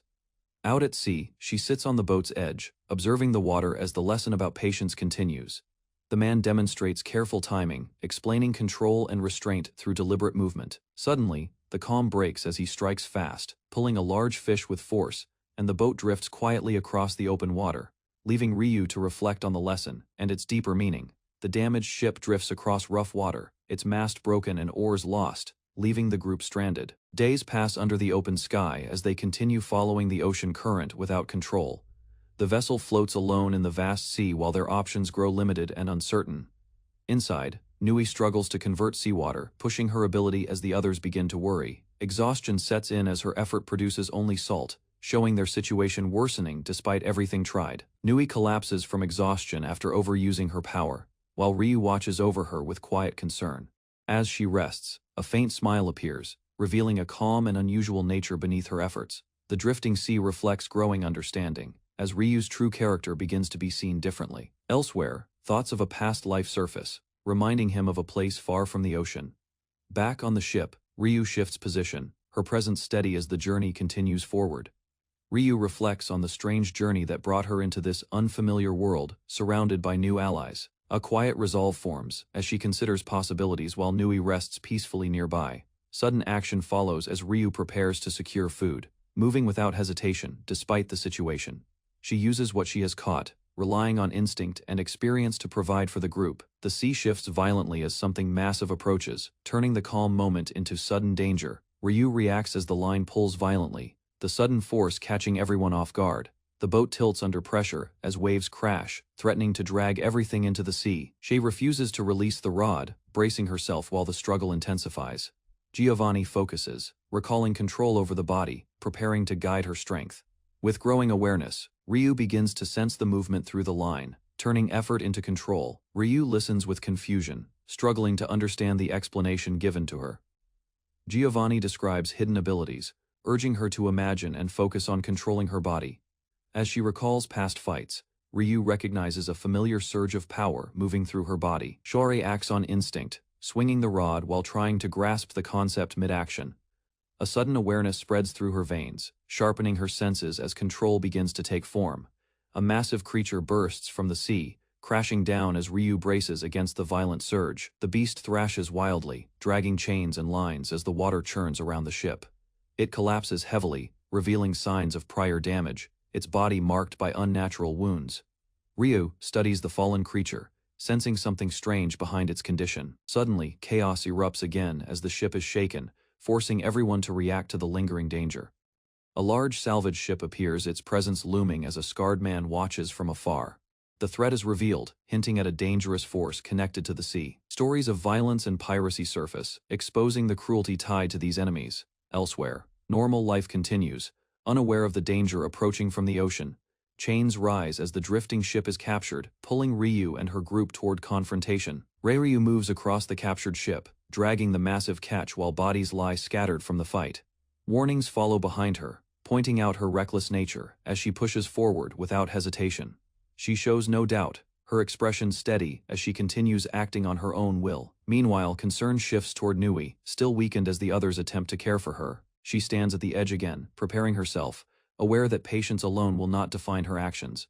Ryu pauses, sensing unease within herself as tension builds on the ship. A sudden discovery reveals a captured mermaid, shocking the crew with its presence. Inside the hold, the creature is restrained, confirming the cruelty behind the ship's actions.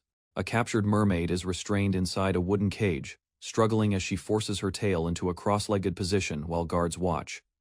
Inside the building, observers gather and examine her condition. Close inspection reveals tension and distress, as her body reacts under pressure, suggesting she is not calm but forcing herself. Nearby captives, including a child and an old man, are dragged along. Fury builds within her as she grips the bars, overwhelmed by anger toward those responsible. The captive mermaid surges upward, water splashing as her strength returns, startling everyone nearby. Witnesses study her condition, noting she endured days without water and still resisted collapse. Details emerge about her race, describing their gentle nature and unusual interactions with others. Her expression hardens, showing clear rejection of those traits and revealing strong defiance. Onlookers compare her behavior with typical mermaids, sensing growing tension as her presence challenges expectations. Ryu confronts the captive mermaid, assessing her reckless behavior while asserting control over the tense situation. She questions the old man about the Sharknado group, offering rescue in exchange for information.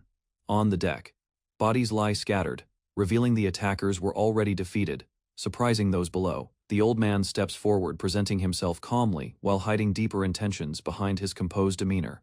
Ryu observes closely, sensing refinement and confidence, concluding the opposing girl carries an unusual presence. A medallion is revealed, drawing attention as Ryu observes it, while the others remain cautious. The mermaid reacts sharply, demanding how such an item came into their possession. An explanation is given about its origin. Though the claim raises doubt and suspicion, Ryu analyzes the story, finding contradictions and questioning the loyalty behind it. The mermaid's attitude shifts, showing unexpected admiration toward the old man, creating confusion among the group. The mermaid reluctantly agrees to cooperate, showing frustration while acknowledging the request tied to Carlo's wish. She demands to be carried if questioned further, asserting her condition despite her weakened state. Ryu steps in to handle the situation, but the mermaid insists on addressing her directly. They observe the damaged ship, realizing it is unusable and too large for them to manage alone. A sudden surge of movement erupts as the mermaid reacts, shifting the situation with unexpected force. The mermaid refuses to carry anyone, rejecting the idea with clear irritation and pride. She reacts strongly against assumptions about her nature, expressing anger at being judged by her race. Her confidence grows as she challenges others, asserting her strength and dismissing any perceived weakness. Attention shifts to the sea, where the group considers escape options around the large after hesitation. She agrees to guide them, offering limited help while maintaining her stubborn attitude. The group finds a small boat on deck and begins lowering it, preparing for escape. While organizing supplies, someone notices a figure standing high on the mast, drawing attention upward. Confusion spreads as they question the figure's identity, unsure if it is a survivor or something else. The unknown man descends and confronts the pirates, demanding an explanation for the situation. Tension rises as he suspects betrayal, while others consider the possibility of a revolt. The group questions the intruder's arrival, unsure if magic or flight brought him onto the ship. From above, the man observes calmly, dismissing them as insignificant while judging their nature. His form begins to distort, revealing something unnatural beneath his human appearance. The truth becomes clear as he attacks, exposing himself as a demon and shocking everyone present. Realization spreads among them, linking the pirates to forbidden dealings as tension sharply escalates. The group panics before the demon, unsure whether to fight or flee, realizing their chances are low. Fear spreads as the old man reacts in shock, while the mermaid shows frustration at the situation. A brief hesitation appears as thoughts of escape surface, weighing survival over staying with the others. Suddenly the mermaid moves with force, diving forward as power surges through her body. She fully unleashes her strength, choosing to confront the enemy while ordering the others to escape. The mermaid charges forward and slams into the demon, forcing him back with sudden impact. The demon recovers quickly, overpowering her and threatening to tear out her organs. He presses down harder, using her body against her while mocking her kind, despite the danger. A human girl remains nearby, drawing the demon's attention in confusion. Ryu strikes decisively from behind, landing a powerful blow that disrupts the demon's control. The demon notices Ryu's strike, turning in surprise as the attack interrupts his control. Ryu faces him calmly, showing no hesitation while drawing his attention directly. With force, Ryu drives the demon into the deck, shattering the surface on impact. The demon rises in anger, preparing to retaliate after being provoked. Ryu remains composed, holding the umbrella while confronting him without concern. She strikes relentlessly, crushing the demon's face while maintaining control of the fight. The demon retaliates fiercely, clashing against Ryu as both exchange rapid, violent blows. Ryu drives the enemy back across the deck, forcing him into structures with overwhelming force. Observing calmly, Ryu notes the demon's weakness under sunlight. While continuing the assault, he orders the others to signal allies, preparing for reinforcements while keeping the demon contained. Ryu calls out to the mermaid, noticing her hesitation as emotions begin to surface. She turns back with a calm expression, offering reassurance that challenges the mermaid's doubts.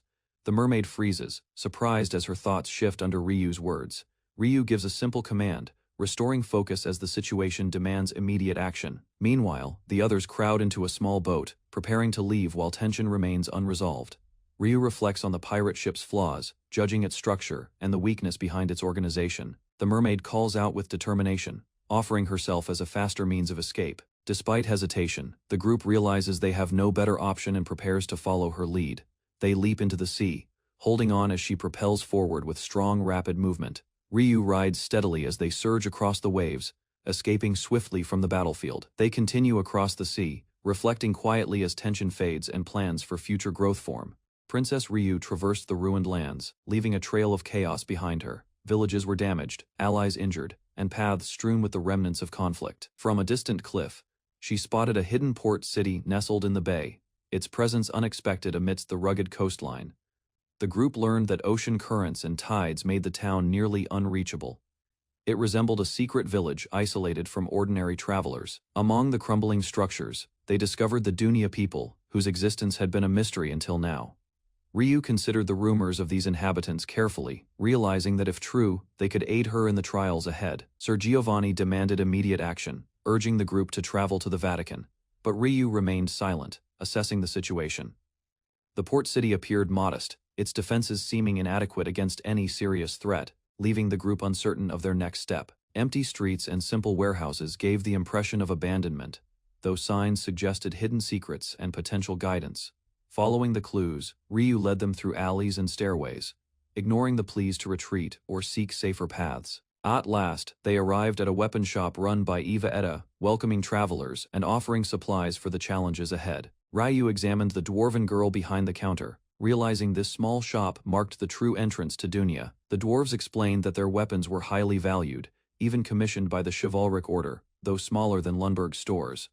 A determined ally presented a medallion, insisting it granted access to the shop, while Ryu observed quietly. The shopkeeper welcomed them warmly, noting the day was busy, and allowed the group to explore the weapons within. After inspection, the medallions were verified authentic, easing tension and confirming the group had arrived at the correct place. Ryu confronted the mercenary, who tried to snatch the medallion, as the dwarven shopkeeper questioned their business with the Dunya family. Robert Iron Arm Thompson introduced himself, displaying his guiding skill tree and revealing a reputation earned during royal conflicts. Ryu observed the crest patterns, learning that guiding skill trees could produce symbols with special powers hidden within. The mercenary recognized Ryu's crest, acknowledging that it made her conspicuous and a target in previous conflicts. The dwarves confirmed that Ryu sought protection, verifying her medallion, and preparing to offer the guidance she required. The dwarven shopkeeper demanded proof of legitimacy, scrutinizing the medallion to confirm its lawful grant. Robert hesitated, realizing that no formal greeting had been exchanged, leaving his claim uncertain and creating tension among the group. The shopkeeper confronted Robert directly, questioning whether he had obtained the medallion through deceit or theft from the Dunya family. Ryu's crest caught attention, marking her as a conspicuous figure with a unique guiding skill tree, signaling both danger and importance. Outside, hidden forces surrounded the area, revealing that Robert's arrival had triggered an ambush, placing Ryu and her companions under immediate threat. Ryu and her companions learned that the Dunya family operated like a secret society, with hidden influence and mysterious lineage. Legends surrounded the family, ranging from peaceful underground work to unverified claims linking them with demons, creating uncertainty about their true nature. Robert threatened the group, aiming to punish or extract information, while the dwarven shopkeeper remained calm and observant. Outside, enemy forces attacked, sweeping through the streets with overwhelming numbers, leaving chaos in their path. Amid the confusion, the dwarves defended themselves and others, showcasing both strength and organization as the battle escalated. Robert gripped Ryu tightly, using her crest to enhance his hold and threaten anyone who approached, asserting dominance in the chaos. From above, enemies armed with weapons prepared to attack, while Ryu struggled under Robert's control, the tension escalating. She warned Robert that harming her would provoke lethal retaliation from the surrounding forces, emphasizing the stakes of any rash action. The mercenary's threat ended abruptly as he was struck down, leaving him injured and signaling a shift in control. Ryu's ability to manipulate her crest allowed her to protect the dwarves and herself, turning the tide against the attackers. Ryu seized the mercenary using her crest to immobilize him and assert control over the chaotic situation. Robert cried out as his arm was incapacitated, revealing the effectiveness of Ryu's unique power in combat. She struck decisively, tearing through his defenses and demonstrating overwhelming strength, leaving the surrounding enemies in shock. The dwarves and allies witnessed her abilities, processing the extent of her crest's power while maintaining order among the combatants. After subduing the attackers, Ryu instructed the dwarves to leave some enemies alive, manage the corpses, and restore calm, apologizing for the disturbance and confirming her control of the situation. Ryu demanded confirmation of the medallion's legal greeting, scrutinizing the dwarves and companions for any inconsistencies. The group admitted they had no knowledge of the greeting, revealing that the official procedure had been overlooked or forgotten. Ryu questioned whether the greeting even existed, challenging the legitimacy of the medallion and the circumstances under which it had been received. The dwarven girl demonstrated the medallion's authenticity, reinforcing its power while exposing the prior confusion surrounding its reception. Ryu explained that the mermaids and previous intermediaries had poor memories, leaving gaps in the recorded greeting and resolving the uncertainty regarding the medallion's legitimacy. Then she assessed the group, urging calm while questioning Giovanni about overlooked details, highlighting the importance of trust.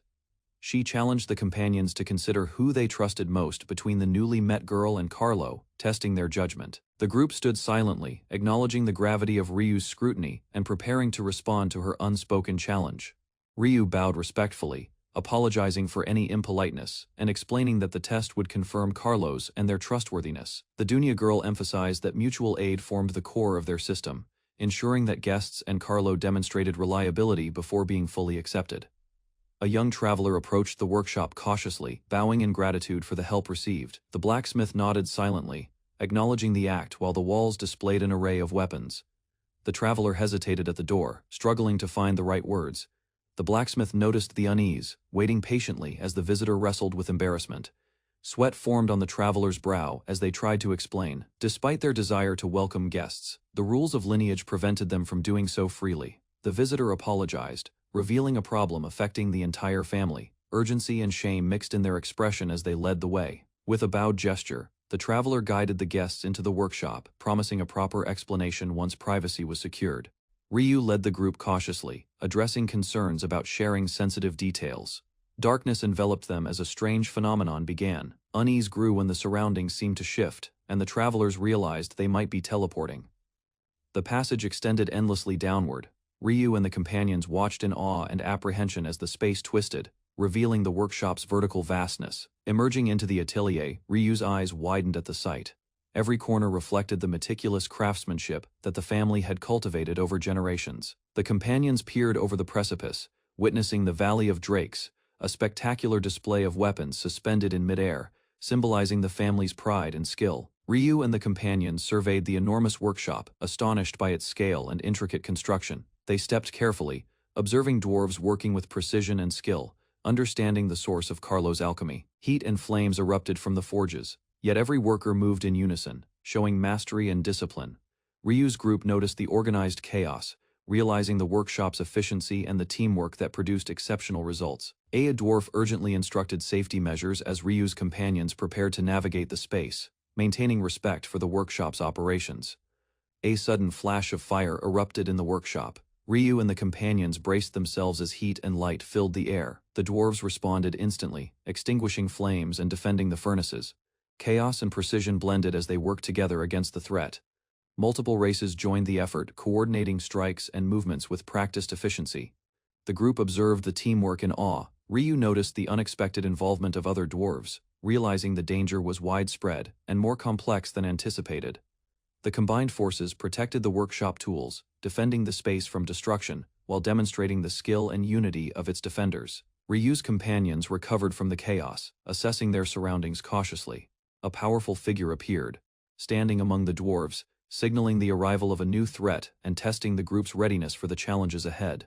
A fierce warrior landed with authority, scanning the surroundings for threats. Shadows of previous combat lingered around the shattered walls. The group of defenders, a mix of humans and an elf, caught the warrior's attention. Their appearances betrayed their abilities, yet the warrior's gaze lingered curiously. From above, the warrior assessed the scene. Debris and destruction surrounded them, making the defenders appear weak and unprepared. Laughter echoed as the warrior mocked their strength, noting even distant protectors seemed more formidable. Chaos erupted when oil poured onto the floor. Flames threatened, and panic spread. The warrior lunged into the fray, as the defenders scrambled to survive. Calmly, she surveyed the fight, noting the combatants resembled badgers from the same hole. The scene triggered a sense of familiarity. With a powerful swing, Ryu shattered the surroundings, sending debris flying. His force dominated the chaotic area. Surprised, the humans and elf watched the battle unfold. Their presence revealed them as customers caught in the conflict unexpectedly. Explaining their arrival, the woman mentioned Carlo's referral. Recognition flashed across Ryu's eyes, linking the newcomers to a personal past. Memories of betrayal surged as he remembered Carlo fleeing recklessly. Anger propelled Ryu forward, ready to face the unexpected visitors. Ryu leapt through the air, furious. Anger radiated from him as he labeled his opponents worthless scum. A young ally shouted warnings, explaining that their association was under heavy pressure from the chief, and his veteran comrades dwarves charged forward, defending the furnaces with disciplined precision. Ryu noticed their enthusiasm and the intensity in their stance. Chaos erupted as more reinforcements joined the fight. Humans were deemed ineffective, but the dwarves coordinated tightly, signaling a formidable defense. Spears aligned into a cohesive wall, the Iron Wall Rock Drake formation, challenging anyone daring enough to break through. Chaos erupted as a lone figure smashed through the ranks, shattering the enemy's formation with sheer force. Onlookers observed with mixed awe and fear. Whispers spread about the stranger's identity, hinting at noble lineage and a powerful heritage. The warrior's name was revealed, Agnes Loki Laolong. Recognition stirred unease among the spectators, aware that this was no ordinary fighter. Lord Loki challenged established norms, confronting resistance from entrenched leaders, unwilling to yield authority. Reform clashed with tradition in every calculated move. The Great Lord hesitated, delaying succession due to Loki's unproven experience. Meanwhile, factions prepared for conflict, young rebels opposing elder authorities in a growing power struggle. The group surged forward, chasing Waka through the crumbling hall. Chaos erupted as ancient traditions clashed with urgent action. The lone warrior leapt, smashing foes aside with fierce precision. Resistance faltered under relentless momentum, leaving debris in his wake. Observers noted the struggle between old-fashioned authority and the emerging force of change. Strategies rooted in tradition proved ineffective against daring innovation. Destruction spread as the fighter advanced, intent on breaking the stubborn hold of outdated leaders. Shadows of the past could not withstand the assault. Amid shattered structures, the figure confronted EVA, a key player in the conflict, signaling a turning point in the battle for reform. Tensions rose as the warrior's actions collided with the significance of the furnaces. Alarm rippled through the group, highlighting the risks of defying tradition. The combat intensified, the battle axe shattered under sheer force. Resistance crumbled, leaving chaos and splintered weapons behind. The fighter confronted accusations, explaining the threat of thieves and external dangers. Every word carried weight, asserting authority and justifying bold measures. A challenge was thrown, demanding proof through action. Strength and skill became the ultimate test of resolve. Amid the devastation, Eva fell to the ground, while determination burned in the warrior's eyes, signaling that the struggle was far from over. Eva struggled to defend herself, aware of the danger surrounding the sacred furnaces. Panic mixed with determination as she faced the relentless force. The warrior advanced aggressively, threatening to annihilate everything in his path. His power radiated with destructive intent, leaving Eva vulnerable. Amid flying debris, the fighter explained his reasoning and the external threat. Each action and word underlined his resolve to act decisively. Eva struck back with surprising force, her retaliation turning the tide of the battle. Determination and skill merged in a sudden counterattack. Onlookers watched in shock as the confrontation intensified. Memories of past horrors flickered through minds, signaling that this clash was both fierce and pivotal. Eva rose defiantly, ready to take on the fight herself. Her determination shone despite exhaustion and chaos surrounding her. Onlookers panicked, scattering as the battle escalated. Urgency swept through the crowd as they tried to avoid the devastation. A warning sounded as Eva triggered a powerful attack known as Imperial Wrath. The energy radiated outward, alarming all nearby. The force intensified, and everyone braced for the destructive onslaught. Protective measures were taken to save the sacred furnaces and cores. Awe and fear spread among observers as the sheer mana power became evident. It seemed impossible for a single person to wield such energy. A surge of power radiated from the warrior, his energy almost like that of a spirit. The battlefield trembled beneath his presence. Eva's declaration to take the fight herself triggered a reaction. The adversary's eyes widened, surprised by her resolve. Words exchanged became a challenge of wills. The human girl's courage confronted the warrior's centuries-old experience, each refusing to back down. The adversary lunged with murderous intent, his attack aimed directly at Eva. Tension spiked as destruction loomed over the scene. With swift reflexes, Eva countered, deflecting a massive strike. The clash sent debris flying, signaling that the battle was far from over and that both sides were evenly matched. A fierce figure collided with a flying opponent, shattering the ground beneath them. Determination radiated from every movement as debris scattered in all directions. She launched herself through the chaotic hall, narrowly dodging a powerful strike. The force of her attack left the enemy staggered, sending fragments flying across the atrium. Onlookers stared in disbelief at the display of raw strength. Her composure remained steady, a silent signal of skill far beyond ordinary limits. Enemies scrambled, retreating as the impact reverberated through the building. Whispers spread among the crowd, questioning her identity and purpose. Standing amidst the wreckage, she assessed the aftermath calmly. Allies approached cautiously, aware that her power had shifted the tide of the battle. Ryu struck with precision, sending her opponent crashing through the atrium. Debris scattered as her strength became undeniable. She soared through the chaos, narrowly avoiding counterattacks. Each movement showcased her skill and unwavering control. Onlookers gaped at Ryu's power, recognizing that she was far beyond ordinary limits. Her calm composure commanded respect. Enemies retreated, murmuring in shock. Questions spread among the crowd about who this formidable woman truly was. Ryu stood amidst the ruins, her silver hair gleaming.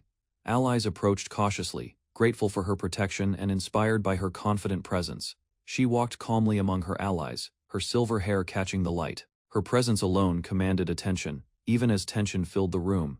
Surrounded by armed figures, she remained unfazed. Every movement was measured, her gaze sharp and unyielding.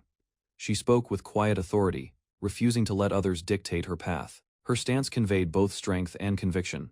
Ryu analyzed the situation, her mind assessing threats and strategy. Even in danger, her composure never wavered.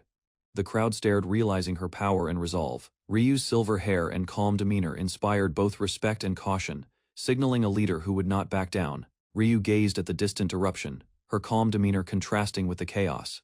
The threat of destruction did not waver her focus. She stood at the town gate, observing the unusual architecture. Her sharp mind quickly assessed the situation and its strategic implications, analyzing the dwarf-built structures. Ryu deduced the connection to the so-called Great Lord. Her insight revealed potential challenges and allies alike. Her companions fretted, but Ryu remained composed. She understood the delicate balance between intervention and respecting local affairs. With quiet authority, Ryu addressed tensions among the Dunian and Elven groups. Her presence demanded respect, and her wisdom guided all toward understanding. Ryu examined the weapons arrayed before her, noting the meticulous care invested in each one. Every piece served as preparation for something greater. She held a crafted sword, its design marking it as demonic in origin. The technique reflected lost knowledge, long thought extinct. Companions reacted in shock, realizing the significance of her discovery. Ryu's expertise and understanding of ancient techniques set her apart. She reflected on the decline of the old methods, understanding the responsibility to preserve and protect this knowledge. Ryu observed the workshop and its surroundings, connecting the recent conflict to the larger history. Her mind traced cause and effect, ensuring the lessons of the past were respected. Ryu arrived at the fortified entrance, assessing the path ahead. Guards stood vigilant, but she moved confidently. She ascended a narrow tunnel, leading her companions deeper into the complex. Every step revealed the scale of the operation. Then she paused on the stairs, considering the significance of the weapons and techniques hidden within the fortress. Her companions murmured in concern, yet Ryu remained composed, analyzing every detail and potential threat. At the end of the passage, she discovered a massive demonic creation, standing tall. Ryu prepared to confront the unexpected challenge with calm authority. Ryu and her companions approached the vast chamber, assessing the massive structure before them. They paused at the edge, observing the unfolding scene and the scale of the threat within. A towering, demonic creature emerged, forcing Ryu to remain alert and ready, her silver hair catching the faint light as she prepared for what was coming. 3 millennia ago, darkness rose from the land, spreading alongside the Demon King. Villages trembled as shadows consumed fields and forests. When humanity faced annihilation, a group of heroes emerged. They captured the eternal darkness and sealed it within a magic temple. The Demon King's minions raided villages, driven by insatiable desire, yet resistance began to grow. The heroes stood united: the Steel King, Dango; the Sea King, Kanaloa; the Wise Queen, Thalia; and the Spirit King, Jabin. A swordmaster named Aldo Ryu Lundberg, blessed by a protective goddess, faced the massive figure that pierced mountains and skies. Clashing with the demonic creature, Aldo struck decisively, shattering its jaws. Legend spoke of elements born alongside the world by the god of creation, rivaling even the great spirits in power. From this ancient time emerged the first living being, a colossal dragon named Dragon King Laolong. Its presence alone reshaped the skies and lands it traversed. Observing the creature, a young elf realized that beings long thought extinct had endured. The dragon's existence challenged everything known of history and magic. The elf and companions questioned the dragon's identity, its form and power surpassing all prior knowledge. Uncertainty and awe filled their hearts. The dragon regarded the elf, declaring their species incompatible. Recognition dawned that some creatures could never truly understand one another. The dragon allowed the group to speak, fixing its gaze on the elf while asserting its authority over the encounter. Tension filled the space as all eyes turned toward her. Recognition spread among the group as the elf was identified as Lady Sonaria Ryu Lundberg, a member of the royal family with a significant lineage. Concern arose when news surfaced of an attempt on her life, revealing political conflict and instability within the kingdom. The situation hinted at deeper schemes unfolding. The dragon assessed the elf's words and demeanor, concluding that the information it had heard differed from reality. Doubt began to form. Observing carefully, another figure realized that even dragons were influenced by rumors, revealing unexpected similarities between species. The group rushed to stop Lady Ryu as tension escalated. Above them, the dragon observed quietly, recognizing their lineage as descendants of the Swordmaster, and noting the unstable state of the royal siblings. A grim realization formed as the dragon concluded that a demon king had awakened. Doubt emerged among the others, recalling how the demon king had long been sealed within the magic temple under strict watch. Despite hesitation, the elf presented her thoughts carefully, trying to make sense of the dragon's conclusion while remaining cautious. Attention turned toward the ruling order, as suspicion grew around the elder brother's control and the reliability of those guarding the sealed power. The elf reviewed recent events, recalling repeated encounters with dangerous demons spreading across different. Evidence accumulated through reports of strange attacks, abnormal creatures, and corrupted remains releasing harmful energy. These incidents pointed toward organized demonic activity. A conclusion formed, the being known as the Demon King, suggesting that the seal placed upon it had failed. Concern shifted toward those responsible for maintaining that seal. Silence followed as the dragon observed the elf's reasoning, while others hesitated, unsure how to respond to such a claim. Stepping forward, the elf questioned the purpose of the current order, implying that the world's logic was being misunderstood or ignored. The dragon proposed eliminating a weak royal member to resolve internal conflict, viewing it as a simple and practical solution. Facing the dragon directly, she clarified her purpose, focusing instead on addressing the actions of the prince whose behavior had caused disorder within the kingdom. Frustration surfaced as she criticized the royal household, pointing out their failure to manage their own problems. Her stance challenged both authority and tradition. Attention shifted to the issue of succession, where poor judgment and favoritism had allowed the prince to grow without discipline, worsening the situation. Determination hardened as she concluded that repeated indecision had led to the current crisis, demanding accountability from those in power. Lady Ryu stepped forward with resolve, ignoring the alarm of those behind her. Her focus remained fixed on the dragon despite the growing tension. Suddenly, the dragon unleashed a powerful strike, its massive body crashing forward and shattering the surroundings with overwhelming force. The impact tore through the structure, sending debris and dust across the area. Walls collapsed as the ground shook under the force. Those nearby were thrown back by the Fae, struggling to regain composure while calling out in panic. Fear spread among the group. Amid the chaos, the dragon advanced again, its aggression unchecked. The destruction continued as the situation spiraled beyond control. Lady Ryu leapt onto the dragon's face, targeting its eye with precision. Her movement was direct, aiming to test a weakness in its vision. The strike landed, but resistance was stronger than expected. Momentum carried her across its head as she continued striking, refusing to retreat despite the creature's overwhelming size and power. Recognizing the toughness of its defenses, she focused on breaking through by concentrating force on a single point, determined to pierce its protection. Her attack connected decisively, sending impact through the dragon's head and forcing it back under the force. The group shouted in shock as Lady Ryu continued her assault without hesitation. Her actions defied fear, drawing disbelief from those watching her confront the dragon directly, yet began to acknowledge her presence, recognizing that her actions were not ordinary. Its attention shifted fully toward her. A distant memory surfaced within the dragon, recalling a figure from the past, tied to overwhelming power. The resemblance stirred a rare sense of caution. Lady Ryu maintained her stance, enduring the pressure while continuing her attack with unwavering resolve, despite the danger surrounding her. Understanding deepened within the dragon as it realized she had encountered a force beyond its own, changing how it viewed the battle. Lady Ryu remained on the dragon's head, continuing her assault as debris scattered from the impact of her strikes. The creature endured, but damage began to show. Across the ruins, distant observers noticed the destruction and realized that the ancient dragon had become active again after years of stillness. Concern spread quickly. A young onlooker moved through the structure to investigate, drawn by the Fae and the scale of the disturbance unfolding nearby. The Fae intensified as walls collapsed further, leaving rubble scattered across the area while the battle pushed deeper into the ruins. Amid the chaos, the dragon turned its attention elsewhere, recognizing a presence and identifying the approaching individual as a new factor in the conflict. After the clash, orders were given to capture the fallen individuals and send them to the tower prison. Lady Ryu stood nearby, maintaining control of the situation.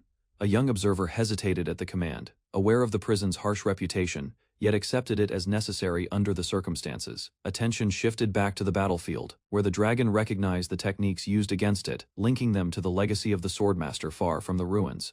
The scale of the conflict contrasted with the calm of distant lands. Elsewhere, an unfamiliar figure reacted to the mention of the prison, hinting at connections that extended beyond the immediate Phaeon. A crowded tavern, people discussed the recent tremor, linking it to sudden violence, and the authority controlling the tower prison. Unease spread among those present. Speculation continued as some believed the one responsible had survived and remained active, raising concern about further disruption. Attention turned to the consequences, with others wondering how such actions had angered a powerful figure and what punishment would follow. Amid casual talk, opinions formed that survival was unlikely, reinforcing the harsh reputation of the prison and its ruler. Elsewhere, a determined figure prepared for confrontation, driven by resolve and unwilling to accept defeat under any circumstances. News of the destruction spread quickly, reaching distant places where people reacted with shock to the sudden upheaval caused by the dragon's activity. Deep within the tower prison, massive shafts extended downward, designed to confine those deemed dangerous beyond escape. The structure reflected strict control and isolation. Lady Ryu regained awareness, recognizing her situation and the consequences of her actions. Calm acceptance replaced resistance. Guards secured the prisoners behind heavy gates, ensuring containment while maintaining vigilance over their condition. Observing the surroundings, one captive noted the prison's resemblance to a magic temple, suggesting that its design served a deeper purpose beyond simple confinement. An elder explained that the magic temple was once the stronghold of the Demon King, reminding others of forgotten history tied to fear and legend. After the Demon King's defeat, powerful rulers transformed that place into a sealed grave, while a castle was later built above it to secure control. Over time, that structure became the royal capital, hiding its origin beneath authority while still serving as a place of confinement. Inside the prison, it became clear that magical power was weakened, limiting any attempt to resist or recover strength. As Lady Ryu lay injured, healing efforts proved ineffective, forcing others to accept that her condition could not be fully restored in that environment. She lay injured, reflecting on her actions while acknowledging the limits of her strength. Her condition prevented movement, leaving others uncertain about what to do next. Concern spread among the group as they watched her weaken, unable to offer effective help within the prison's restrictions. Tension grew in the confined space. Suddenly, a violent impact shook the structure, sending debris crashing downward through the prison shaft. The disturbance suggested an external force breaking through. Guards reacted in confusion, attempting to understand the source while struggling to maintain order amid the chaos. Amid the dust and fey, it became clear that someone was attacking from outside, exploiting the prison's structure to force an entry. A powerful figure broke through the prison walls, shattering iron bars and stone as guards recoiled in shock. The sudden intrusion disrupted the controlled environment. The intruder stepped forward with confidence, focusing directly on Lady Ryu. His presence carried intent, signaling a personal reason behind the attack. Recognition formed between them as he revealed his purpose for coming, while Lady Ryu responded without fear despite her weakened state. Assessing her condition, he questioned her ability to continue, yet she remained determined, refusing to show weakness or hesitation.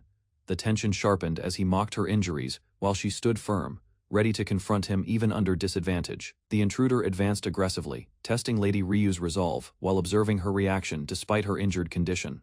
A sudden strike followed, sending shockwaves through the prison floor and scattering debris as others were forced back by the impact. Closing the distance, he focused entirely on her, recognizing her identity and finding interest in her defiance. He seized control of the situation, lifting her with ease while asserting dominance, turning the confrontation into something far more personal and dangerous. Inside ruined stone walls, a small elf kneels near a strangely curved sword made of orichalcum, Before her stands a massive dragon, listening as she explains that the weapon was deliberately crafted and brought to this land for a hidden purpose. The dragon lowers his head and considers the possibility that the Spirit King seeks to guide a chosen hero. Instead of raging, the dragon curls his body and falls into deep sleep upon the broken structure. The elf watches in confusion. Far away, smoke rises above the city as time passes and his rest grows longer. Suddenly, an explosion shakes the ruins, startling the elf beside the fallen blade. In a shattered corridor, a horned warrior seizes the princess and declares his claim over her. Shock spreads among the onlookers as he carries her through falling debris. Drawing close, he reminds her of her noble blood and the strength inherited from the Swordmaster line. The princess breaks free and strikes him without hesitation. Calmly, she exposes his proposal as nothing more than a political move disguised as affection. Sweat forms on his face as he laughs off the rejection, yet her refusal remains firm and unwavering. Servants rush to shield their lady, condemning his behavior, while the princess stands resolute, denying any union with such a man. Amid the broken walls, the horned man berates the attendants for failing to protect the princess. He reveals that her life is threatened, and that the chivalric order has pursued her until she was forced to leave her homeland. Realization spreads among the servants as he confirms he knows her true identity. Confidently, he offers a bargain, promising safe return if she agrees to stand beside him and lend her family's power. Leaning closer, he claims control over the city's underworld, and even proposes to conceal her recent clash with demons. The princess rejects the offer, insisting her actions were her own choice and not a sacrifice. Without waiting for consent, he lifts her and leaps away, declaring admiration for her resolve. The horned man drags the princess across the rooftop as debris scatters. She resists, but his strength forces her forward while guards struggle to keep pace behind them. A violent blast erupts beneath their feet, tearing through the building and swallowing the street below. The shock wave hurls everyone into open air as stone and dust rain downward. Caught in freefall, the princess clings to him while heat rises from below. He realizes they are descending toward the crater formed earlier. As they drop, he admits the battle with the demons is connected to this disaster. The princess looks down despite the danger. Beneath them lies a massive crater shaped like a gaping mouth, its edges resembling Lundberg's form, revealing the scarred land of Dunya. Standing above the vast ruins, the horned man explains that Dunya has been restrained for 3,000 years by monsters sealed beneath the land. The ancient labyrinth and tower exist only to contain them. He condemns the dragon who devoted generations of wealth and effort to maintaining that prison, insisting such protection has crippled the nation's growth. With sharp conviction, he declares that if the monsters vanished, Dunya would finally expand beyond its limits. The princess challenges his motive, suggesting he only seeks to enlarge his own influence rather than save the country. Landing firmly on the ground, he proclaims that the moment has arrived to eradicate the monsters and reshape Dunya's future. Above the city, the horned man openly admits he seeks the princess for her swordmaster power. He treats her status as a tool, unconcerned with how she is perceived. Holding her close, he tells her to remain behind him when she is not using the demonic blade. He claims to understand human fragility and promises careful protection. A deafening roar sweeps across the rooftops, silencing objections as the city trembles beneath the sound. Moments later, a towering structure erupts from below, tearing through streets and scaffolding as debris cascades in every direction. He crashes down inside the rising building with the princess in his arms, startling the gathered men as dust and rubble fill the air. Inside the damaged hideout, the horned man lands while holding the princess. He claims that without this place breaking their fall, the humans would have died from the impact. Gang members gather around, arguing about the chaos and accusing him of provoking trouble by attacking the tower prison. Confusion spreads as they demand an explanation. Ignoring their complaints, he calls for a fight and shrugs off their protests. Some of them speculate about the princess's fate, while others complain about the destruction. Surveying the room, he confirms they are in his group's hideout. The injured princess draws worried glances from the men. As bottles are tossed for treatment, he orders them to provide proper care, noting that mana is plentiful here and that her wounds must be handled immediately. Inside the hideout, an elf healer kneels beside the injured princess and channels mana into her wounds. As the princess regains consciousness, the gang members crowd around in relief. The healer calmly requests clean clothes and hot water, and the leader orders everyone to prepare them at once. Later, the princess is presented with various outfits gathered from different tribes. Though praised for her appearance, she grows irritated at being dressed without consent. She rejects the frilly garments, testing their movement and discarding those that restrict her. From behind a door, the leader shows interest in her choices. Examining simpler clothing, She suggests combining pieces for practicality, focusing on comfort rather than decoration. Wearing a newly adjusted outfit, the princess stands steadily and asks for an opinion. The sash fits securely, allowing freer movement than before. Testing her steps, she confirms she can move without strain. Then she announces that she will take her leave, unwilling to remain involved any longer. Calmly, she criticizes an heir who only thinks about expanding territory without considering those who would suffer from reckless ambition. Pointing directly at him, she states she cannot side with someone driven solely by self-interest. Left speechless, the horned leader watches as preparations for her departure begin inside the uneasy hideout. Inside the hideout, the horned leader stands frozen as the princess prepares to leave. His men notice his shock, realizing he has just been rejected and cannot process it. While he shouts in disbelief, the elf healer suddenly staggers. Her breathing turns uneven and sweat runs down her face as those nearby rush to steady her. The older men examine her condition and sense that her veins are in chaos from excessive mana use. They conclude that her state is the result of prolonged strain, not a brief effort. Asked if she can stand, the elf gathers her strength and answers firmly despite her exhaustion. Supported by her companions, she insists they must not hinder the princess's journey and accepts the decision to move forward. On the wooden walkway outside the hideout, the old retainer supports the exhausted elf and urges departure. Ryu watches quietly as her attendant insists she is well enough to move. With a faint smile, the elf declares she will follow wherever the princess chooses to go. Her resolve steadies the tense atmosphere. The group begins to walk away along the balcony. Determination replaces hesitation as they prepare to leave the city behind. Suddenly, the elf collapses forward. Ryu lunges to catch her, alarm flashing across her face. As the men rush toward them, Ryu realizes she has pushed her companion too far and quietly acknowledges her own harshness. Adjusting her sash, the princess lowers her head and asks to remain in the hideout a little longer. The old retainer stands behind her, understanding the unspoken reason for the request. The horned leader listens as she calls him selfish for ignoring the cost others must bear. Her words force him to confront his own motives. Then she calmly states that if he wishes to act, he may do as he pleases with her involvement. The implication leaves him stunned and uncertain. Before he can respond, his subordinates shout that a larger problem demands attention. Outside, armed men surge forward as the chief and his forces begin their raid on the hideout. Outside, heavily armed dwarven warriors march forward in tight formation, furious over the destruction of the tower prison. The horned boss greets them with open excitement, calling out to Eva as she approaches with anger burning in her eyes. She confronts him directly about the prison's ruin. Accusations fly as she declares he knows exactly why the tower existed. He argues it only kept their people shackled, while others step in to restrain the escalating clash. Without hesitation, he smashes through the street, welcoming the confrontation with reckless confidence. The battle crashes into the hideout, sending bodies and debris flying as the unconscious elf lies vulnerable amid the chaos. Eva steps forward, fury contained within her small frame. She warns that a single snap of her crest could have reduced anyone nearby to pieces. He stretches his clawed hand and recalls how her power once chipped a mountain. Testing her strength, he wonders whether her crest can even pierce his skin. Granted permission by the Great Lord, Eva declares she will reprimand him. He mocks that authority, dismissing it with open disdain. Their argument erupts into motion as she accuses him of refusing to mature.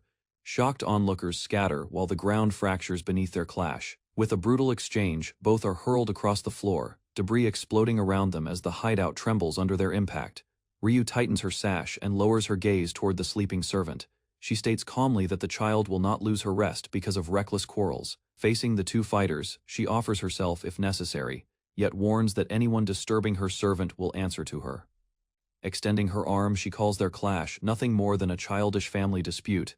Energy gathers along her crest as she steps outside, preparing to strike both sides without favoritism. With a single blow, she sends them crashing down and declares she will straighten their personal ties herself. A dragon lay in deep slumber, within a ruined land, its body curled as memories stirred faintly beneath its rest. Cracks formed as it awakened, recalling that its purpose had been set since birth, a duty bound to its existence. It remembered inheriting a mission from its predecessor, guarding the depths and sealing the monsters below, even at the cost of its life. Though time slowly weakened its body, dark miasma rose from beneath the crater, spreading despite its efforts, signaling that the threat had not faded. Fear grew within the dragon as its aging form struggled, sensing its power decline while the burden it carried remained immense. the dragon realized its child, meant to inherit its duty, was not born with a dragon's body, leaving the future uncertain. Despite this, the dragon entrusted the fate of the world to the small, fragile hands, passing down its mission without hesitation.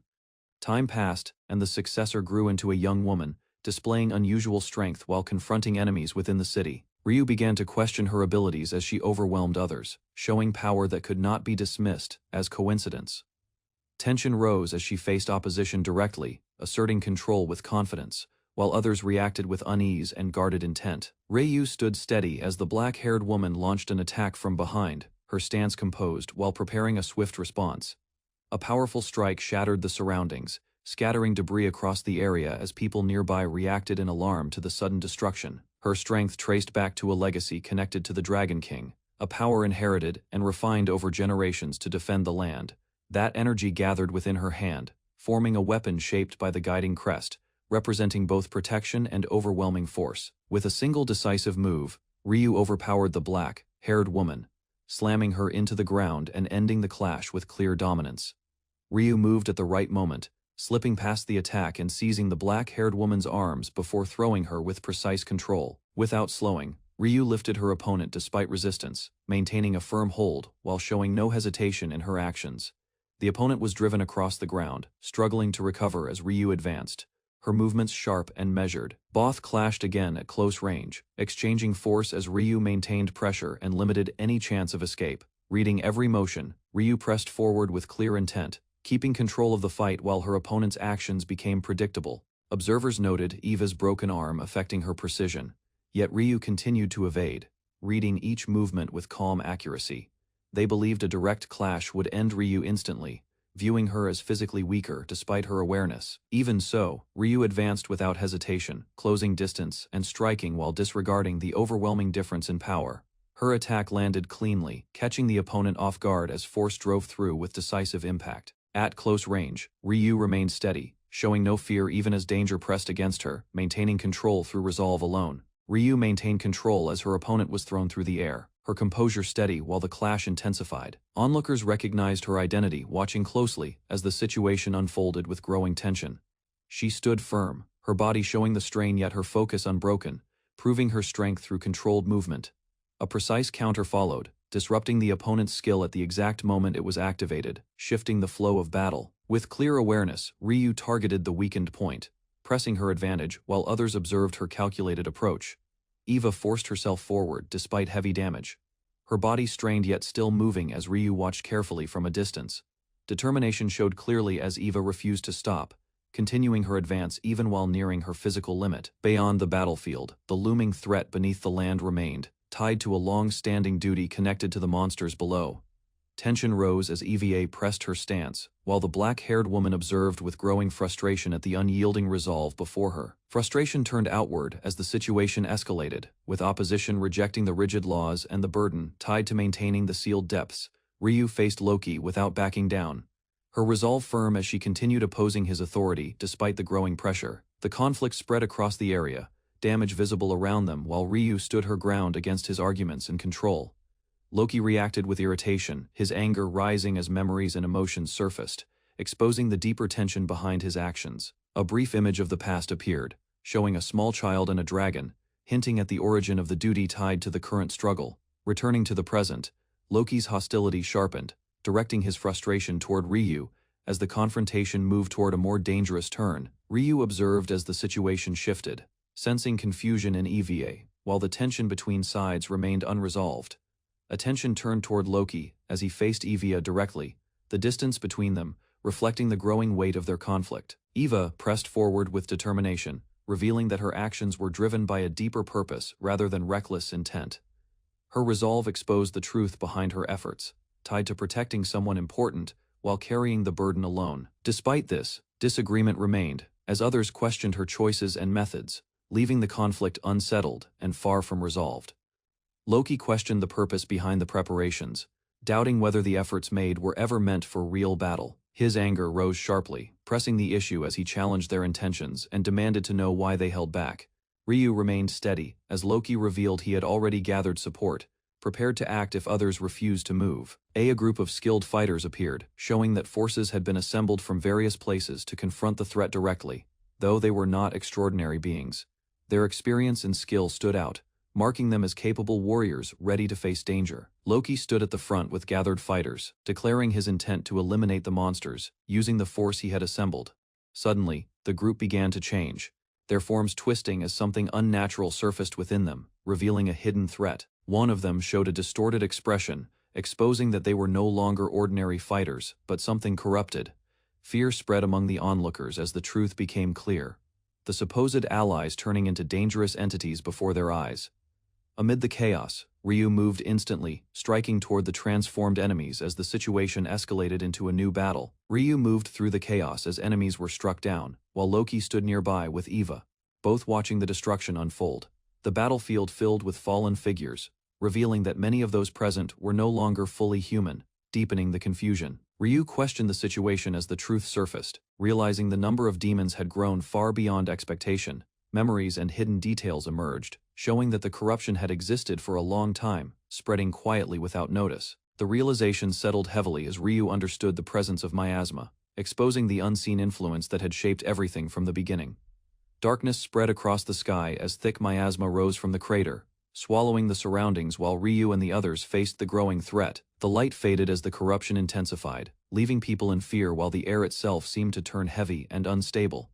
Creatures affected by the miasma began to change, their bodies swelling as desire and madness overtook their remaining humanity. The situation worsened as the source of the outbreak was revealed, linked to a breach that had allowed the corruption to spread unchecked from within the darkness. A massive entity emerged, its presence overwhelming as a powerful demon revealed itself before everyone.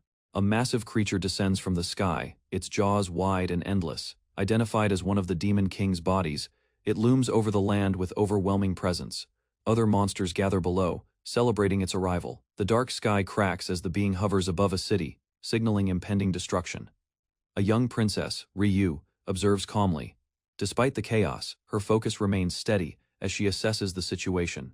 She recognizes the signs of a larger conflict approaching. The gathering creatures suggest not a simple clash, but the start of something greater. As monsters advance into the streets, Ryu prepares herself. Nearby, a black-haired woman moves with intent, while the threat closes in. The massive creature crashes through the city walls, crushing stone and scattering debris as its enormous body forces its way inside. Smaller demons cling to its flesh, feeding on its power while nearby fighters struggle to react. Ryu watches from above, assessing their behavior. She realizes the creature devours its own kind to grow stronger. The defenders begin to retreat as the threat escalates beyond control. Suddenly, a figure leaps forward, drawing the monster's attention away from others. The impact shakes the ground as the beast focuses on this new target. From above, a dragon-like being descends with force, striking the creature and halting its advance, asserting dominance over the chaos below. A dragon-like entity unleashes a vast barrier, forming a glowing sphere that surrounds the battlefield and traps the chaos within. From afar, Ryu witnesses a woman standing at the center, controlling intense flames inside the barrier with precise force. Energy condenses violently, striking the creature as the flames compress further.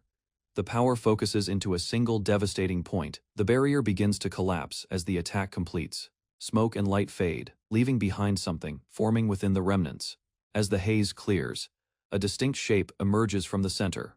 Ryu notices it taking form, recognizing the presence of a weapon within the aftermath. The dragon descends through the sky, closing in as the massive creature shifts, its form tightening around the threat. Dark fog gathers rapidly, spreading across the battlefield. The presence grows heavier, signaling a dangerous change. In a sudden move, the creature engulfs the attacker whole. Observers react as the situation turns uncertain. Inside, violent force erupts from within the monster. Its body distorts under the pressure, unable to contain the surge. An explosive burst tears through the creature, scattering its remains. The dragon emerges above the smoke, re-establishing control over the battlefield. A horned woman watches with a sharp expression, noticing multiple threats and sensing an unnatural situation unfolding. Below, a fighter stands surrounded by several grotesque creatures. The imbalance becomes clear as they prepare to attack at once. Elsewhere, the environment shifts into a dark, enclosed space, resembling the inside of a monstrous body consuming everything within. Above, the dragon is restrained, its form caught and weakened as it is slowly devoured, unable to escape immediately. On the ground, enemies circle the lone fighter. Despite the pressure, She remains steady while danger closes in from all sides. The battlefield shifts into a suffocating domain as the creature asserts control over everything within its territory. Civilians struggle to escape while grotesque monsters close in. Defenders attempt to shield them, but the pressure continues to rise. Ryu moves decisively, landing atop a massive enemy. Her presence disrupts the creatures as she takes control of the situation. Surrounded, the monsters react with twisted excitement, feeding on fear while tightening their encirclement around her. Without hesitation, she strikes downward, releasing force through the creature beneath her and silencing the immediate threat. Ryu stands firm while the enemy studies her condition, sensing limits in her strength, but remaining cautious of her resilience. Above, the dragon's body weakens under pressure, its form strains as the consuming force tightens around it. The battlefield shifts as fragments of the creature gather, revealing a core form. Debris settles, while tension rises again. A transformed entity emerges, larger and more defined after absorbing power. Its presence spreads across the sky, asserting dominance. Ryu narrows her focus, recognizing the renewed threat. Despite exhaustion, she prepares to face the evolved creature without hesitation. Defenders gather around the carriage, forming a barrier as monsters charge forward. Despite exhaustion, they hold their ground to protect those behind them. In the center, Ryu faces a growing swarm. Surrounded from every side, she remains steady while the creatures press closer. A sudden clash breaks the formation as a powerful strike lands. The impact disrupts the encirclement and creates a brief opening. An ally rushes in, intercepting the assault and forcing enemies back. The momentum shifts as the pressure on Ryu eases. With urgency, the ally redirects Ryu toward safety. While she moves away, the remaining fighters continue to hold the line against the advancing demons. Ryu struggles to rise as the battle worsens. Nearby fighters urge haste, knowing the Great Lord's survival is critical to sealing the demonic threat. Across the battlefield, defenders hold the line while a powerful technique begins. Energy gathers as alchemy is invoked to turn the tide. Massive structures rise suddenly, forming a towering prison that traps enemies within shifting stone. The technique reshapes the area and halts their advance. Despite the effort, attacks continue as chaos spreads. Ryu forces herself forward again, pushing through debris toward the center of the conflict. In the aftermath, realization spreads among the group. The weight of responsibility becomes clear as the danger remains unresolved. A warning spreads among the group as tension rises. Restrictions are mentioned, but unease grows, hinting that outside involvement has already changed the situation. Frustration breaks through as conflict turns inward. Blame surfaces, and control begins to slip while emotions intensify. Nearby, civilians gather in fear as Ryu stands among them. A familiar figure arrives, drawing attention while the situation becomes more complicated. Suspicion sharpens as motives are questioned. The arrival is no coincidence, and the timing suggests deliberate manipulation. Ryu regains composure and faces the newcomer. Understanding settles in as she prepares to confront the consequences behind the unfolding conflict. She drives her opponent into the wall, overpowering him with a sudden strike. The impact halts his movement as she maintains control from above. The ruined city stretches out, showing the damage left behind. Ryu remains composed, reflecting on the situation before acting further. She restrains the enemy from behind, forcing him to face reality. Her grip ensures he cannot escape or resist. Nearby children and civilians gather, watching in fear. Their presence highlights what is at stake in the ongoing conflict. Ryu steadies her resolve, focusing on responsibility. The moment shifts from combat to judgment as she prepares for what comes next. The dragon's body collapses among ruined buildings, its massive form breaking apart as the battle reaches a turning point. Ryu steps forward with steady resolve, guiding the younger fighter toward the fallen creature while urging him to face the situation directly. Standing close behind him, she reinforces her intent, pushing him to act with maturity, despite the overwhelming pressure around them. The scene reveals the deeper conflict, as the clash reflects a distorted bond between opposing forces now laid bare before everyone. Ryu maintains control of the moment, emphasizing balance and responsibility, while directing attention to the strength that must be recognized within the chaos. A towering structure stands over the ruins as control shifts. Ryu asserts authority, bringing order to the chaotic conflict. Above, the dragon moves again, scattering debris as the battlefield continues to break apart under immense force. Below, a fallen ally struggles to rise while enemies gather. The pressure builds as exhaustion begins to show. A monstrous figure closes in on a weakened girl, pinning her down. The threat becomes immediate as it prepares to act. The creature tightens its hold, targeting her directly. Around them, the chaos continues, but the focus narrows to her survival. The creature restrains the girl tightly, pressing her down as her strength fades. Pain spreads while resistance becomes weaker. Nearby, an ally struggles helplessly, unable to intervene. The enemy mocks the situation while maintaining control over its target. Without warning, a sudden force strikes the creature. Its attention shifts as the attack disrupts its hold and creates an opening. Ryu bursts into the scene, closing the distance instantly. Her strike forces the monster back, breaking its dominance over the girl. She lifts the injured child and turns away from danger. While the threat remains, her focus shifts to protection as she secures the girl's safety. Ryu steadies herself while holding the injured child. Her focus sharpens as she prepares to move, despite the ongoing threat. High above the city, she rides alongside a flying ally, carrying the child away from danger as the battlefield stretches below. From the height, she observes the situation with calm awareness. Her grip remains firm as she evaluates the remaining threats. Moments later, she descends onto a massive enemy, landing with control. The shift marks her return to battle with renewed resolve. Ryu rides a massive dragon through the sky, gripping tightly as its huge body surges forward. The creature's presence overwhelms the battlefield below, while she maintains control with steady resolve. Chaos spreads across the city as a monstrous attack devastates the streets. Civilians scatter while a black-haired woman carries an injured child, moving quickly to ensure their escape. A group of warriors charges ahead, forming a defensive line against approaching enemies. Forces reorganize amid the destruction while Ryu breaks away, heading directly toward the source of the threat with focused intent. Descending from above, Ryu prepares to strike, her expression sharp as she closes in on the enemy. Ryu senses danger from above as a shadow spreads across the sky. Her focus sharpens while the dragon shifts, reacting to the incoming threat. An enemy dragon dives rapidly, aiming from a blind angle. Its massive body cuts through the air, closing the distance with violent intent. Recognizing the weakness, Ryu calculates the target point.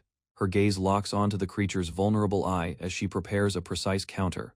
Both dragons collide midair, their bodies clashing with force. The impact sends shockwaves through the sky, as Ryu presses forward without hesitation. Following her lead, the troops unleash a coordinated attack. Explosions strike the enemy while Ryu remains steady, guiding the assault to its critical point. Explosions erupt midair as attacks strike the enemy dragon, tearing through its body while fragments scatter across the sky. Smoke spreads as the barrage continues, yet the outcome remains uncertain.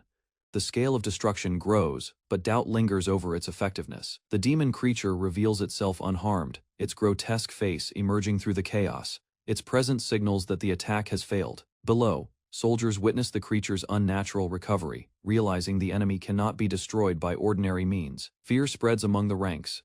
The situation turns grim as the enemy regains strength, while Ryu's side begins to falter, facing an opponent that continues to rise despite every strike.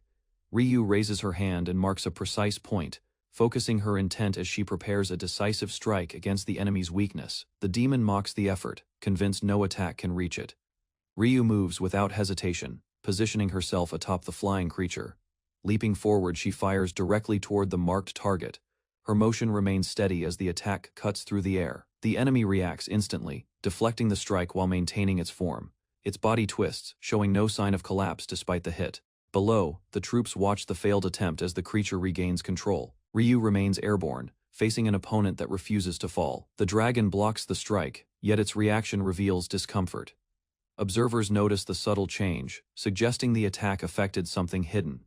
Ryu studies the enemy closely, her expression calm as she begins to understand the source of its resilience.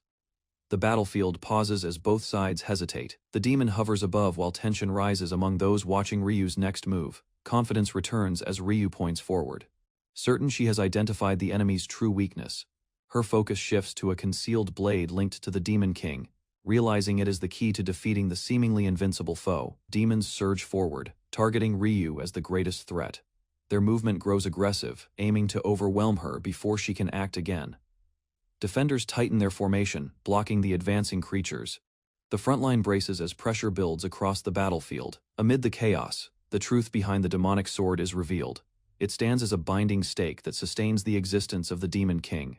The dragon struggles against that restraint, seeking to break free. Its power remains tied to the blade, anchoring it in place. Ryu understands the consequence of removing it. The balance shifts as she considers a move that could unleash the enemy completely. The dragon's barrier resists all magic, standing firm despite repeated assaults. Ryu observes carefully, realizing direct force alone cannot break through its defense. Understanding grows among her allies as they shift focus toward the binding point. The idea of restraining the creature becomes the key to ending its existence. Ryu reflects on the situation, recognizing that the true core lies within the connection sustaining the dragon, rather than its body. Meanwhile, the dragon begins to grasp the threat, sensing an unfamiliar approach that challenges its long-standing dominance. Without hesitation, Ryu advances with renewed intent, moving to strike at the core that holds the enemy together and decide the battle's outcome. Ryu commits to a risky move, launching herself forward as energy gathers around the barrier.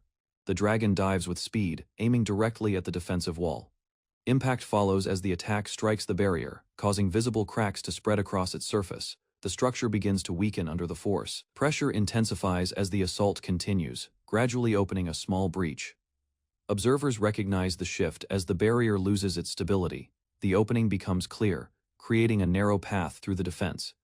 The moment signals a critical opportunity within the battle. Without delay, Ryu drives the attack through the breach, pushing deeper into the weakened barrier to reach the enemy's core. The breach reveals the demonic sword embedded within the core. Its presence confirms the source binding the enemy's existence. Ryu moves toward the opening without hesitation, closing the distance as the dragon struggles around the exposed point. Surrounded by enemies, she commits to the attack, raising her weapon with full intent to drive it into the core. The strike lands with force, pushing the blade into the binding point. The dragon reacts violently as the connection is disturbed. Ryu presses further, attempting to deepen the strike. Despite resistance, she continues, knowing the outcome depends on driving the blade completely through. The dragon thrashes violently as the embedded blade disrupts its core.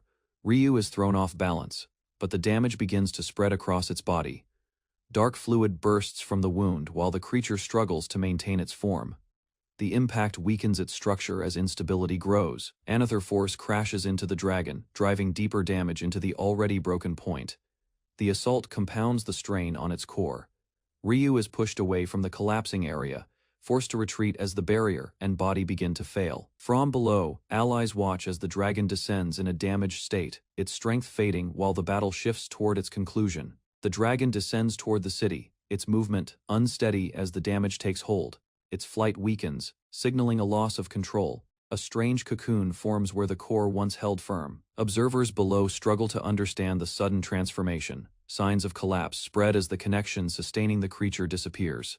The surrounding structures fall silent, marking a shift in the battle. Fragments of the creature begin to break apart, falling to the ground as lifeless matter. Its form no longer holds together. The remains scatter across the battlefield, drawing the attention of nearby demons. The fallen body becomes nothing more than physical remains as the fight reaches its end. Amid the remains, a dark figure guards the fallen flesh, refusing to let others claim it. The battlefield quiets. As tension builds around the scattered remains, rage and grief surface as the figure reacts, overwhelmed by what has been lost. The collapse of the great enemy leaves a heavy aftermath. Surrounded by hostile creatures, the figure breaks away, forcing a path through the chaos. The escape becomes desperate as pressure closes in. Structures crumble nearby, reflecting the destruction left behind. The battlefield turns into ruins as the conflict ends. In the aftermath, the figure stands among debris and remnants, carrying the weight of the battle's outcome. While silence settles over the scene, Ryu lies among the ruins, injured but conscious, while the defeated dragon's massive body rests nearby. The aftermath settles over the shattered battlefield. A surviving figure reflects on failure and misjudgment, recognizing that the outcome was decided at a critical moment that could not be reversed. Ryu regains her composure, standing despite her wounds. Her calm expression shows acceptance of what has happened and what it meant. She lifts the demonic sword, holding it firmly as she steps forward through the debris, carrying the result of the battle with her. The fallen dragon acknowledges the act as significant, hinting that the consequences extend beyond the battlefield and into a wider future. Amid the ruins, Ryu faces the fallen dragon as it questions her intent. The moment holds tension as both sides acknowledge the outcome. She stands firm with the sword in hand, accepting the risk taken. The dragon recognizes her resolve and the gamble behind her actions. The defeated creature reveals that its essence has already reached her, linking its existence to her body in an unseen way.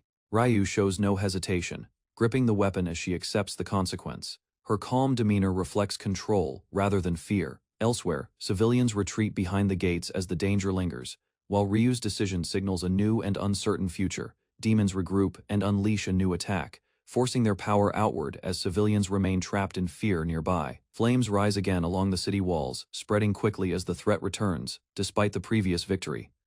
A defender ignites the towering furnaces, using fire as a barrier to repel the advancing creatures and protect those behind the gates. Civilians are urged to flee while the defender holds position, choosing to face the danger alone to ensure their escape. Above the city, a dark presence forms once more, signaling that the battle is not over as a new force gathers strength. Civilians panic as creatures close in, forcing defenders to hold their ground while fear spreads through the crowd. A dark entity forms above, gathering power and taking shape, its presence overwhelming the battlefield below. Ryu attacks directly, striking the entity with force as energy bursts from the impact. She steadies herself and raises the demonic sword, preparing to finish the threat as all eyes focus on her next move. Ryu drives a demonic blade deep into the monster's body, striking upward with force as dark fluid bursts outward and the creature recoils violently. Her expression hardens, while onlookers stare in disbelief, realizing the weapon carries a dangerous power capable of harming the demonic target. Suddenly, the structure above begins to crack, and fragments of the ceiling break apart, sending debris falling toward those below. Amid the chaos, the monster's body twists and collapses downward, while Ryu maintains control of her stance, holding the sword steady. The creature convulses as the embedded blade releases destructive energy, its form breaking apart while Ryu remains poised beneath it. Ryu stands amid fallen debris as the severed limb of the monster confirms her strike. While observers notice a strange presence forming behind her back, the hall continues to collapse, and her opponent studies her closely, sensing that the power surrounding her exceeds normal understanding. A vast structure of symbols and branching patterns erupts behind Ryu, expanding outward as energy surges violently across the space. The phenomenon grows into something immense, far beyond a simple skill overwhelming those who try to comprehend its scale. Blood stains her body as she steadies herself, while others recognize a force tied to something ancient and powerful within her.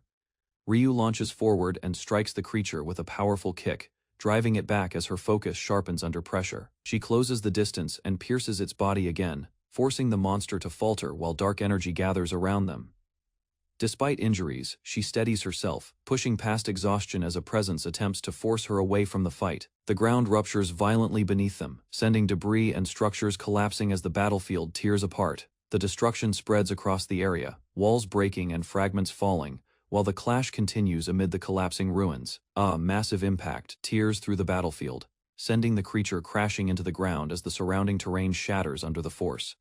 Ryu hangs above the monster, blood trailing from her mouth, yet her focus remains fixed as she grips her weapon tightly. Her gaze sharpens, and determination replaces hesitation as she prepares to continue the assault despite her condition. She descends rapidly, striking again while the creature thrashes, its form struggling against the relentless pressure. The ground splits apart completely, debris scattering across the ruins as the clash drives both combatants into a collapsing abyss. The creature's body burns and collapses, its form breaking apart as the remaining fragments scatter across the shattered ground. Survivors watch in confusion as the monster's presence fades, unable to understand how such a powerful being was destroyed. From a distance, the ruined city stands fractured, and the fallen demon's end becomes clear as silence begins to spread. Weakened remnants struggle to move, their strength gone, while the damage across the structures continues to widen. The battlefield settles into stillness, debris covering the land as the aftermath leaves destruction and exhaustion in its wake. Survivors emerge from the rubble, pulling each other free as the chaos settles, and they begin to grasp that the battle has ended. A massive pile of broken stone rises where the clash occurred, while the land remains unstable and far from recovery. From the shadows, a figure observes the destruction, realizing that the impossible has been achieved against the Demon King's power. Across the fractured terrain, energy sources fade, weakening the force that once sustained the enemy's overwhelming strength. Ryu stands alone amid the ruins, her presence marking a feat that countless warriors before her could never accomplish. The fallen creature lies broken as a faint presence lingers, while Ryu steadies herself and grips her blade despite her injuries. Behind her, a distant figure appears within flowing strands, observing quietly as the aftermath settles. Ryu looks over the devastated land, aware that the damage caused by the battle has spread far beyond the battlefield. Survivors gather among the ruins, tending to each other as exhaustion replaces fear, and the chaos begins to fade amid the destruction. Signs of recovery emerge as people rise again, their situation improving after the enemy's defeat. The defeated creature lies motionless, its massive body torn apart, while Ryu stands nearby, unaware of the scale of what she has achieved. Across the ruined ground, the fallen enemy begins to fade, leaving behind only fragments as its presence disappears completely. Elsewhere, a small figure remains still amid the wreckage, while scattered objects and debris show the violence of the battle. Rescuers move through the destruction, gathering supplies and survivors, determined to stabilize the situation after the devastation. More people arrive to assist, bringing support and healing efforts, as the surviving forces begin working together to recover from the aftermath. Rescue efforts intensify as survivors gather potions and supplies, working quickly to treat the wounded across the ruined battlefield. Nearby, Ryu's injured body is lifted carefully, while others rush to secure what remains of her blood for urgent use. The fallen monster lies motionless as people move around it, focusing on saving lives while time continues to press forward. Ryu remains barely conscious, her condition worsening as those around her try to keep her stable amid the destruction. A companion reaches her side and stays close, determined to keep her alive as the recovery efforts continue. The massive dragon lies collapsed, its strength gone, while a nearby figure kneels beside it, facing the aftermath with quiet resolve. Ryu watches closely, her expression tense as the scene unfolds, sensing the weight behind the fallen creature's final state. A realization settles over her as she steadies herself, preparing to respond while rejecting the meaning others might impose. Those nearby begin to gather, their attention fixed on the moment, as Ryu's determination takes shape despite her injuries. With a fierce expression, she stands firm, defining the outcome herself as the fallen dragon's legacy shifts under her resolve. A horned figure lowers his head, accepting responsibility as the aftermath of the battle settles around the fallen dragon. Ryu approaches the massive body, her movements steady as the last traces of danger begin to fade from the area. The dragon's presence quiets completely, leaving behind only silence, as its life finally comes to an end. From a high point, Ryu watches the scene below, her expression softening as the conflict reaches its conclusion. Below, survivors notice her condition and call out, while she remains standing, having brought an end to the catastrophe. Ryu steadies her breathing, acknowledging that the outcome was not achieved by her strength alone, yet she accepts the result with quiet certainty. She stands atop the shattered terrain, looking over the ruined city as the weight of the battle begins to settle within her. A distant presence lingers behind her, but she continues forward, carrying a decision that reaches beyond the conflict itself. Below, survivors react with relief and urgency, while Ryu moves away from the scene, leaving the recovery to those gathered. She leaps across the broken structures, her grip tightening as she departs, carrying the aftermath with her into what comes next. Ryu collapses onto the rubble after pushing beyond her limits, while nearby allies rush toward her, alarmed by her condition.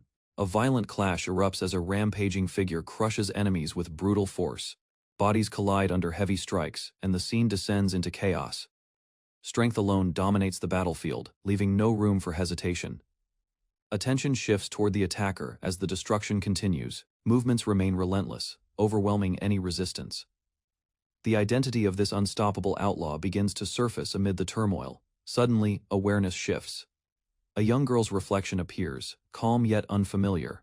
Confusion spreads as the realization forms that this body is now hers. Elsewhere, an older man lies unconscious, breathing steadily. His presence hints at a connection to the past. In a quiet room, she rises from bed and steps forward, leaving uncertainty behind. A ruined landscape stretches beyond the window as the girl senses a strange presence. Unease grows while fragments of memory surface. Outside, workers move through rubble, rebuilding with urgency. The environment shows recent destruction, yet effort continues to restore order across the damaged town. She turns away from the window and notices markings across her back. The unfamiliar body deepens her confusion, though she tries to dismiss it as imagination. A man rushes in with relief, reacting to her recovery after days of unconsciousness. His sudden movement breaks the calm as conflict erupts nearby. A figure fights through others with force, while she watches, beginning to accept her new reality. Through the window, the town appears heavily damaged, with destruction spreading across the streets. The scale of the chaos suggests that recovery will be difficult. Inside, tension rises as armed figures surround the room. A horned man stands at the center while others keep their distance, watching his movements carefully. Without warning, the crowd collapses to the floor. The horned figure lowers himself, showing submission as the atmosphere shifts from hostility to respect. He kneels fully and offers loyalty, followed by many others who bow in unison. Nearby, Ryu observes calmly while the older man reacts in shock. The meaning becomes clear as she accepts the outcome with quiet understanding. Inside the room, Plans are discussed as the group considers using the current situation to regain their homeland. Ryu listens quietly, her expression steady. The offer placed before her feels misplaced, as if directed at someone who does not share their intentions. The horned man lowers himself and speaks of lineage and legacy. The weight of past figures and hidden power begins to connect to Ryu's current state. He continues, bound by duty and reputation. Honor and obligation shape his actions, leaving little room for personal choice. The truth deepens as he explains the source of her strength.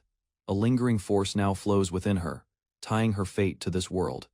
The explanation continues as the bond between Ryu and Dunya is revealed. It represents a deep connection tied to power, lineage, and the foundation of authority in this land. Understanding grows as the concept becomes clearer. The bond is seen as a blood oath, linking her existence directly to those who came before. Discussion shifts toward balance and shared control. A proposal forms to divide influence equally, suggesting a new arrangement moving forward. Ryu responds with calm acceptance, treating the offer as a matter of equal standing. The horned man reacts with surprise, overwhelmed by her response. The dynamic changes again, leaving him unsettled by her unexpected approach. Despite the damage around them, they shift toward welcoming Ryu, treating the ruined place as a shared base. Celebration quickly takes over the room. Barrels are brought out, and everyone drinks heavily, turning the earlier conflict into a lively gathering. Amid the noise, Ryu remains composed and accepts the moment. She acknowledges the growing connection and begins to rely on the horned man moving forward. The horned man reacts with frustration but soon redirects his focus.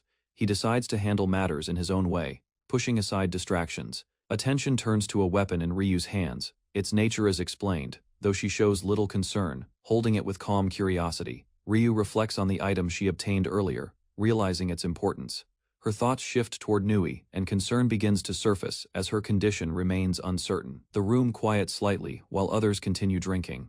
The horned man watches Ryu and begins to reveal information about the elven girl's true nature. He explains the past, describing a war that changed many beings into part of the Demon King's lineage. Chaos spread, leaving lasting divisions across the world. Further details expose how dark elves became feared and persecuted. Conflict followed them, shaping their existence and isolating them from others. Ryu stands, no longer dismissing the matter. The horned man urges her forward, leading her toward the next step. The truth is revealed as Nui lies restrained, her body overtaken by a remnant demon. Dark energy spreads through her, showing the danger hidden within. The corruption grows unstable, threatening her life. The situation becomes critical, as removing it carelessly could end everything. Efforts to help have already failed, leaving the group with no clear solution. Ryu watches, searching for a way to act. Frustration rises among them as options run out. Ryu refuses to accept inaction, pushing against the idea of waiting. A new path is suggested, pointing toward a distant land known for advanced knowledge. Hope shifts toward reaching that place to save Nui. Ryu immediately takes control, ordering the group to prepare Nui for movement. Urgency replaces hesitation as she pushes everyone to act without delay. Before leaving, the surroundings begin to shift. Hidden mechanisms activate, and the structure reacts, as if responding to her presence. She moves deeper into the passage while the environment transforms. Walls and floors rearrange, creating a confined path that limits escape. Ryu studies the shifting blocks with calm focus. The pattern reveals intention, suggesting the trap was carefully designed rather than accidental.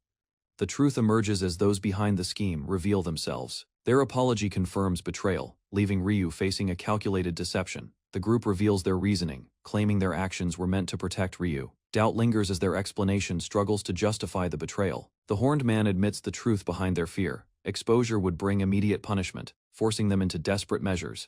Ryu listens as the situation is laid out clearly. Her power places her above others, making her a target for both demons and those who fear them. The scale of the threat becomes evident. Tracking the remaining dangers would take an immense amount of time and effort. The estimate is revealed, stretching far beyond expectation. The long wait only deepens the urgency of their situation. The truth sharpens as the threat is named. Ryu realizes they are not facing ordinary enemies, but something far more dangerous, tied to the Demon King. A monstrous figure appears, its form unstable and terrifying. Its presence confirms the scale of the danger now unfolding. Another entity reacts with distress, lamenting the loss connected to the Demon King's body. The situation grows darker, as emotions twist around the chaos. Servants attempt to calm the creature, offering distractions to control it. Their actions reveal fear and desperation in handling such power. From above, a figure presents an offering, treating the scene as something manageable. The unnatural calm contrasts with the threat below. A twisted figure mocks the situation, offering cruel choices while treating lives as mere entertainment. The threat surrounding the Demon King grows more disturbing. Violence erupts as a massive creature crashes forward. The chaos intensifies, leaving destruction in its wake as control slips further. A command spreads through the scene, demanding the culprit be found. The urgency reveals fear beneath their loyalty to the Demon King. Elsewhere, calm conversation continues, despite the disturbance. The tremors reach distant figures, hinting at the wider impact of the unfolding conflict. Back in the hall, the aftermath shows disorder and excess. Spilled drink and fallen bodies reflect the disruption caused by events below. In a formal chamber, leaders gather around a table, though the atmosphere feels unsteady. Despite the setting, tension lingers beneath their discussion. Attention shifts as outside influence reaches the room. Distractions and hidden agendas begin to surface among those present. Sudden violence erupts as a figure strikes without hesitation. The calm breaks instantly, exposing brutality behind the meeting. The attacker continues without remorse, enforcing judgment with overwhelming force. Control of the situation is seized through fear. Silence follows as authority reasserts itself. The focus turns back to the meeting, now overshadowed by the display of power elsewhere. A figure calmly raises a new topic, focusing on a mysterious individual connected to a wider network. The conversation hints at deeper involvement behind recent events. Back within the chamber, Ryu processes the explanation. The connection between demons and Nui becomes clearer, strengthening her resolve. She stands alone within the shifting structure, considering the possibility of saving Nui. The confined space reflects the limits being placed on her. The answer she receives brings hesitation. Time and preparation are required, making the solution feel distant and uncertain. Ryu rejects the delay and moves instantly. Determination drives her forward as she decides to break through and take Nui with her. Ryu advances through the confined structure as others attempt to stop her. The walls shift, but she remains focused, ignoring their efforts to slow her down. A small figure blocks her path, trying to intervene. Without hesitation, she strikes forward, breaking through the obstacle. The impact sends the figure aside, and Ryu pauses briefly. She looks at her hand, realizing the force she used before continuing onward. Ryu examined her fist with doubt after striking, sensing little impact. The narrow stone corridor remained tense as others watched cautiously. Movement followed immediately as she turned and advanced deeper inside. Her figure slipped past broken walls while attention shifted behind her. A horned figure reacted violently, realizing something had changed. Ryu paused briefly, then continued forward without hesitation. Confusion spread among the group as they noticed a significant loss. Urgency grew, and support was called while the situation worsened. Guards moved to stop her path, attempting to block the exit. Ryu pushed ahead regardless, maintaining her course despite resistance. Ryu advanced through the corridor with firm steps, refusing to remain idle while someone who protected her was in danger. Her resolve hardened as she ignored the warnings around her. Voices behind bars spoke of her weakened state and the vanished crest. Doubt spread among them, but she showed no concern for their claims. Her expression sharpened, anger rising as she focused on the one she needed to protect. Others watched in silence, sensing her intent. A sudden impact shattered the structure, sending debris outward. The force disrupted everything nearby. As dust cleared, a figure stood amid the destruction while Ryu approached, unwavering despite the chaos. Ryu stood firm amid the broken corridor as the horned man acknowledged her resolve. Despite the tension, he chose not to restrain her, allowing her path forward. He reflected on past mistakes, recognizing that forcing control would repeat old failures. His stance shifted, accepting her decision. Others hesitated but began preparing for her departure. Their view of her strength changed as they acknowledged her determination. A ship cut across rough waters, marking the start of her journey beyond the land. The route ahead stretched across distant regions. Plans formed quickly as travel details were arranged. Ryu's path toward Artemite took shape, despite concerns surrounding her name. Information about Dunia spread, revealing hidden routes and scattered villages known only to certain groups. Its people survived harsh conditions through skill and secrecy. Inside a quiet room, Nui lay weakened, while others explained the importance of a protective flame that kept dangerous forces under control. The journey ahead depended on maintaining it. Dark energy surrounded her condition, and it became clear that only specialists from Artemite could resolve the abnormality affecting her. Plans formed as instructions and documents were handed over. Ryu accepted the task, determined to act despite the damaged state of the land. Concerns rose about her lost power, yet she remained steady, prepared to continue forward without hesitation. Ryu descended a steep mountain path, leaving wreckage behind as she pressed onward. Her expression remained steady, showing quiet confidence despite the harsh terrain. The journey quickly turned difficult as signs of struggle appeared along the route. Movement slowed while the group adjusted to the unforgiving environment. Fatigue set in, and Ryu briefly showed strain. The vast mountains stretched endlessly, creating doubt about their progress. Suddenly, large creatures emerged within the blizzard, carrying riders across the slopes. The situation grew tense as danger approached rapidly. Later, the group gathered inside a shelter, recovering near a fire. Ryu endured the cold, preparing herself to continue the journey ahead. Inside the cave, Ryu rested while children and creatures gathered nearby, sharing food and warmth. The group slowly recovered from the harsh journey outside. The children spoke of how they were saved and guided to safety. Ryu listened, noting their names and the unusual companions that stayed close to them. Attention shifted to injuries as concern grew for the group's condition. The need for treatment in Artemite became clearer. Ryu lay still, while others checked her state, confirming she remained stable. Despite exhaustion, relief spread quietly among them. The children stayed by her side, recognizing her effort. Even in pain, her strength left a strong impression on those around her. The children explained how a dangerous encounter granted power but carried consequences. Ryu listened closely, realizing the cost behind their survival.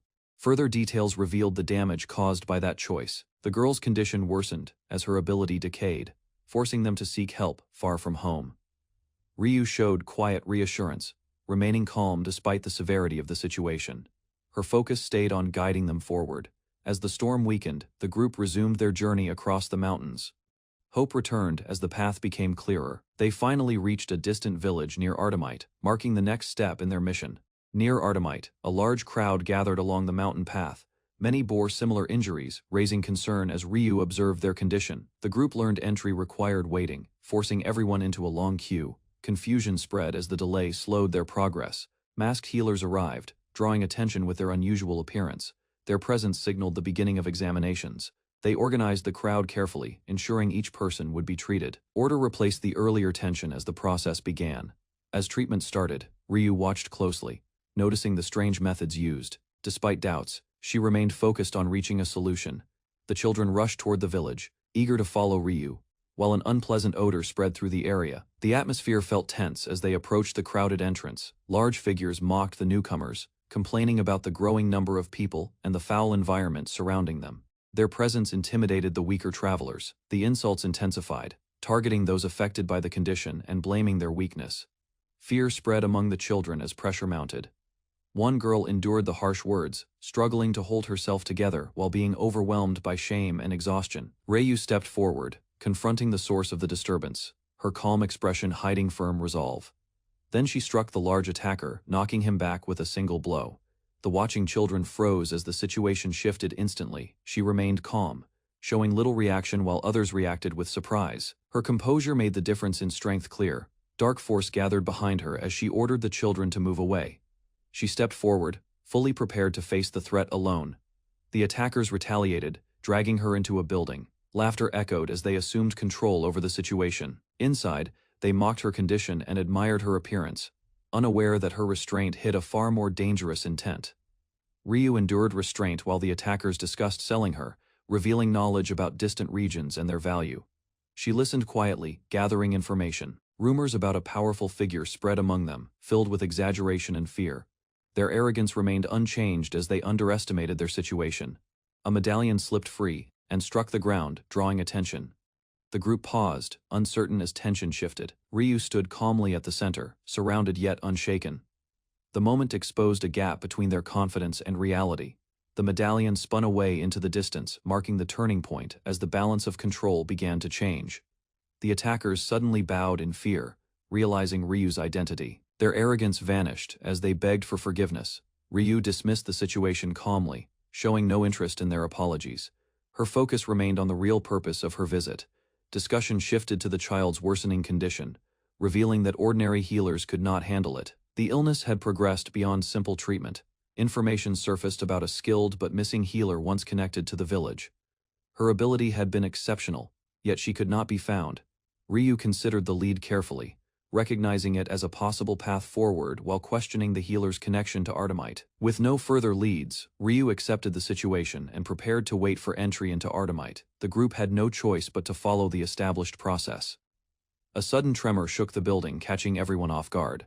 The disturbance hinted at a larger problem beyond their current concerns. They were guided outside as the cause became clearer. Ryu observed calmly, recognizing the pattern behind the event.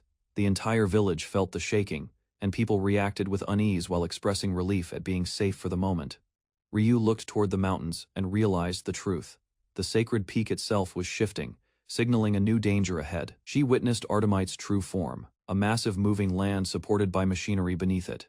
Understanding spread as restrictions became clear, leaving outsiders unable to enter freely. The group accepted the situation while observing the distant structure. Ryu stepped forward with resolve, deciding to create her own path, despite the barrier, ready to act against the moving nation. A terrace overlooks the sacred mountain of Artemite. Guests sit quietly while attendants serve drinks. The place feels refined, yet the setting suggests something more strategic. The city stretches beneath the mountain, aligned with Artemite's rare 3-day station. Its structures and bridges reveal careful planning around that limited moment. Visitors admire the scenery while staff remain attentive. The establishment thrives on the spectacle, drawing people who seek this fleeting view. 4 days earlier, Himalaya stands as a major garrison town along Artemite's path, filled with dense buildings and constant activity. Ryu observes the system closely. Trade peaks during docking, and hidden intentions begin to surface beneath the calm operation. 2 children run excitedly after receiving news about Artemite. Joy fills their movement as they rush forward, showing a newly formed flower mark. A beastman explains the mark's importance. Without it, entry becomes impossible, and outsiders are treated as criminals. The massive structure looms ahead. Strict control surrounds it, forcing anyone searching inside to obtain a flower through proper means. After inspection, attention turns to the unusual growth of a guiding tree. The children's situation draws interest from authorities in the town. They hurry along the road with determination. Hope drives them forward, believing reaching Artemite will help others and bring needed change. Ryu stands calmly in the open field while her group struggles with their situation. Obtaining a flower pass proves difficult due to their status. She questions the nature of guiding trees and listens carefully. A new approach begins forming as she considers another path forward. Looking over the town and massive structure, Ryu links trade with opportunity. Where goods gather, vulnerable targets inevitably follow. A plan takes shape as she decides to force cooperation. The group is directed toward hidden cocoons, hinting at a more aggressive method. Time shifts to the present near a building. Ryu leans forward, pressuring her companion to choose, signaling the plan is already in motion. Ryu examines the flower carefully while seated in the refined restaurant. Its quality confirms the importance of those who possess such passes. Information from earlier notes reveals hidden meaning behind the place. The bridge and establishment connect directly to powerful figures controlling the region. Observing quietly, Ryu listens as the situation unfolds. Criminal groups circulate freely here, creating a shifting and unstable environment. Her group remains composed while staff move around them. Beneath the elegant atmosphere, suspicion grows as Ryu prepares to uncover what lies hidden. Food is presented, but the moment serves another purpose. Ryu advances her plan, testing the situation while maintaining a calm and controlled presence. A sudden reaction breaks the calm as Giovanni tastes the dish. His expression shifts violently, drawing attention from nearby guests. The food is examined closely, revealing something unnatural hidden within. Confusion spreads as the situation becomes difficult to dismiss. Ryu studies the dish with sharp focus. Suspicion turns into certainty as she questions the intent behind what was served. The staff quickly attempts to correct the mistake. However, their response fails to ease the growing tension at the table. Ryu reacts decisively, seizing control of the moment. Her actions expose the issue directly, making it clear the situation cannot be resolved quietly. She suddenly shatters the calm, kicking the table and exposing the truth. Her outburst forces every guest to notice the deception. The manager arrives quickly, attempting to contain the situation. Yet others begin checking their meals, and doubt spreads across the room. An apology is offered, but the explanation feels hollow. The flaw is acknowledged, though the tension refuses to fade. Ryu leans close, overwhelming the manager with pressure.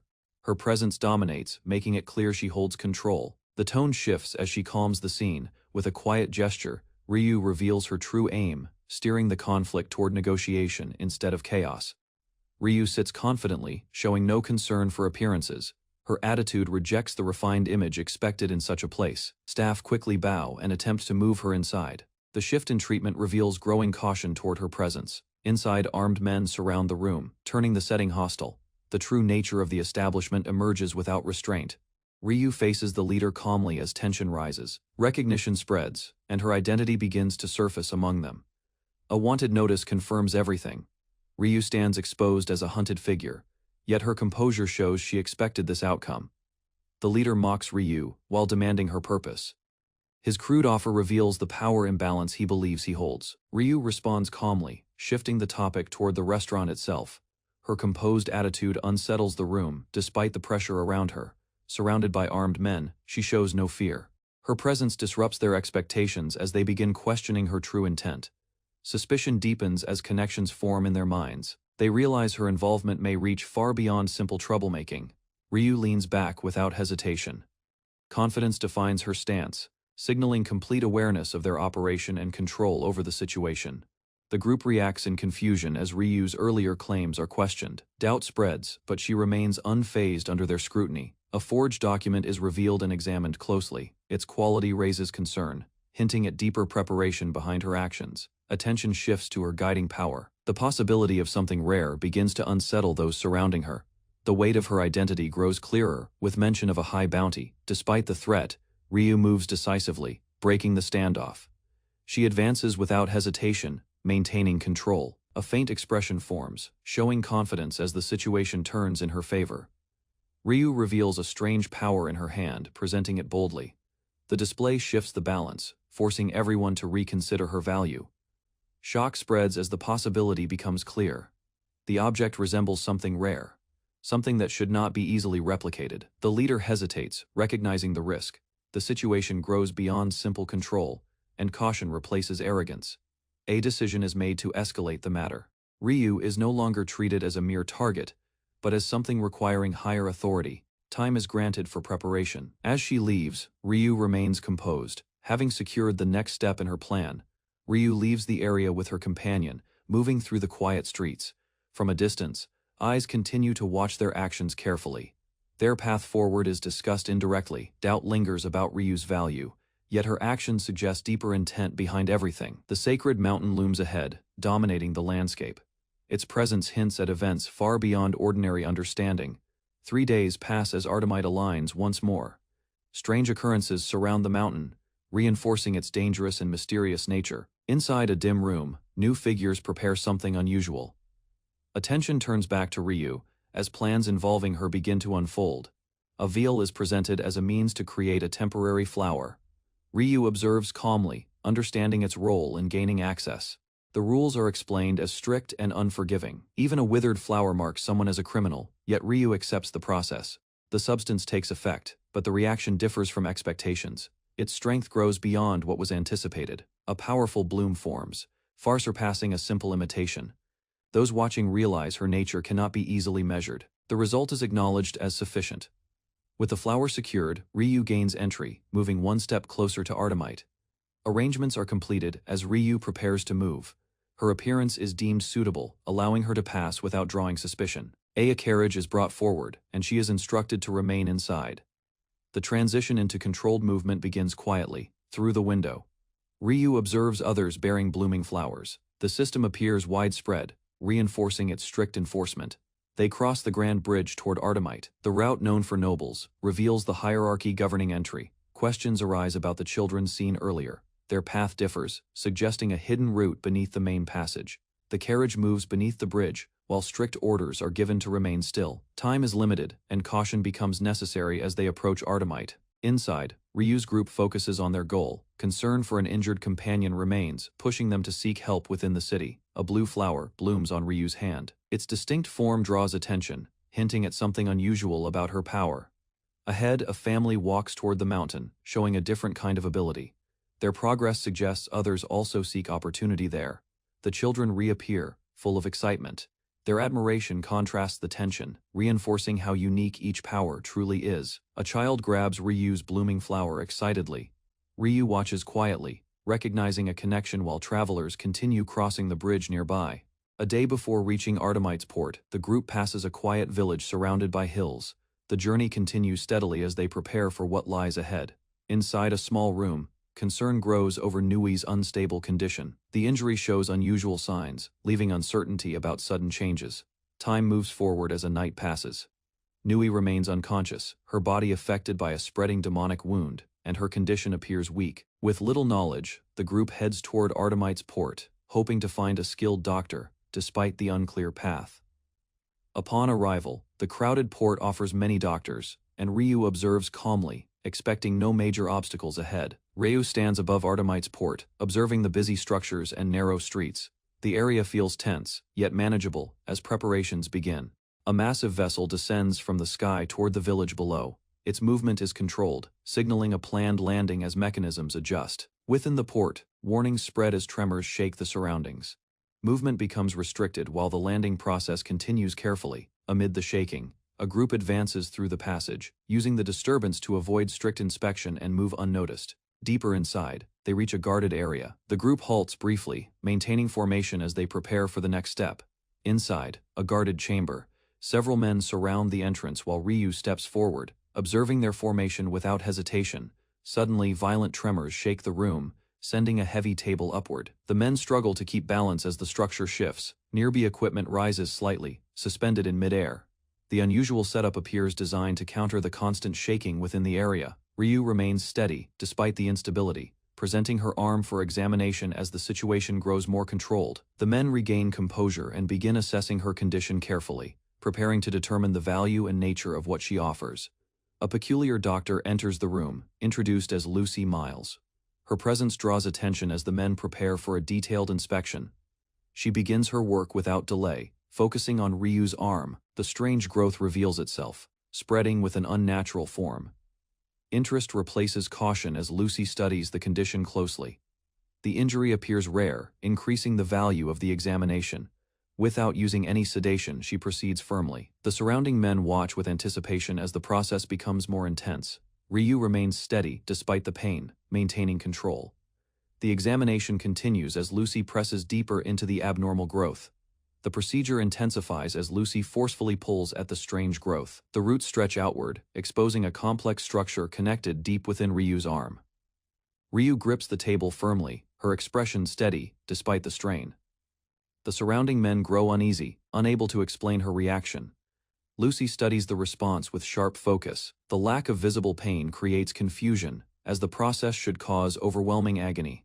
Even as the extraction continues, Ryu remains composed. The situation defies expectations, raising doubts among the observers. At last, Lucy steps back and confirms the result. The condition proves authentic, leaving the men both surprised and convinced.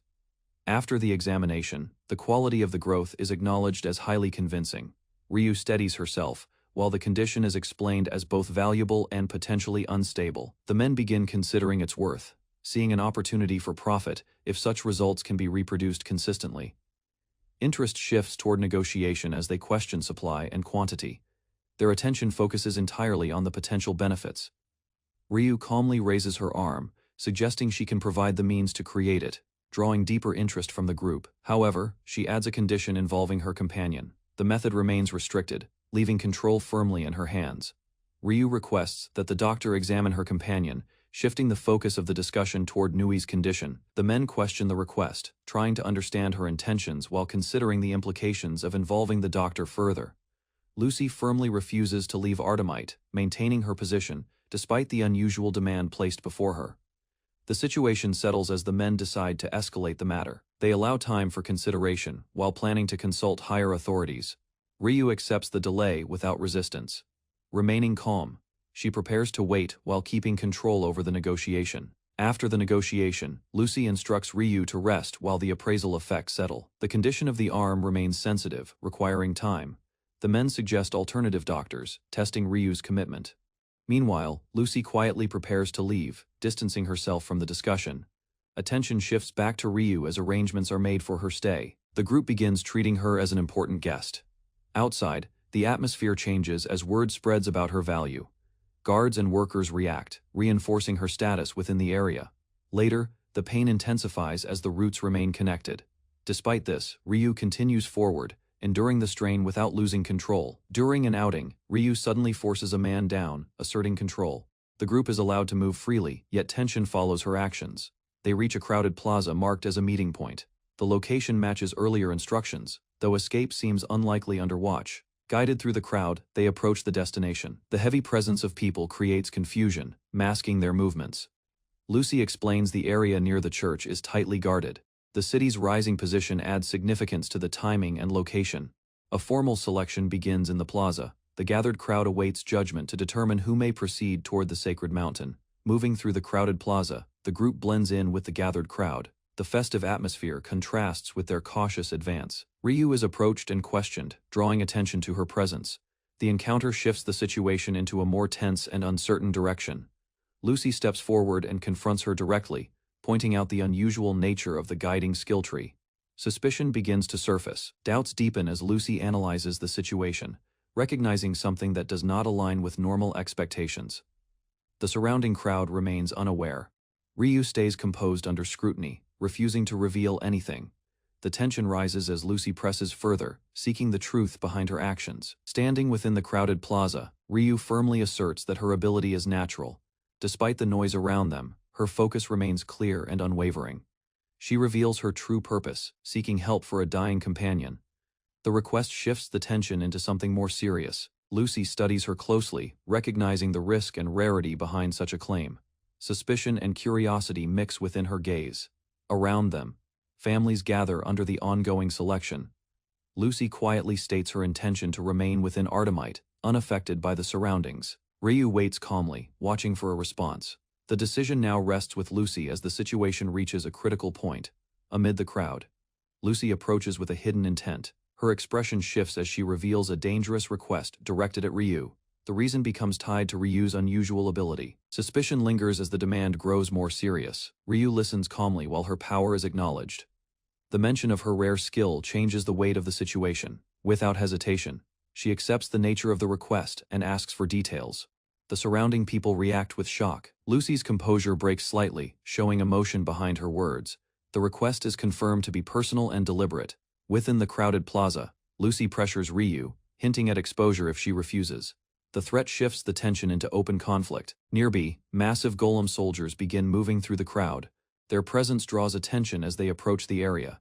Suddenly one attacks, crashing down and scattering debris. The impact forces everyone to react as chaos spreads. Amid the confusion, people scramble, while some focus on the strange flowers. Lucy quickly realizes the attack was not directed at them. The aftermath reveals damage and scattered pieces. Ryu remains alert, watching carefully as the situation grows more unpredictable.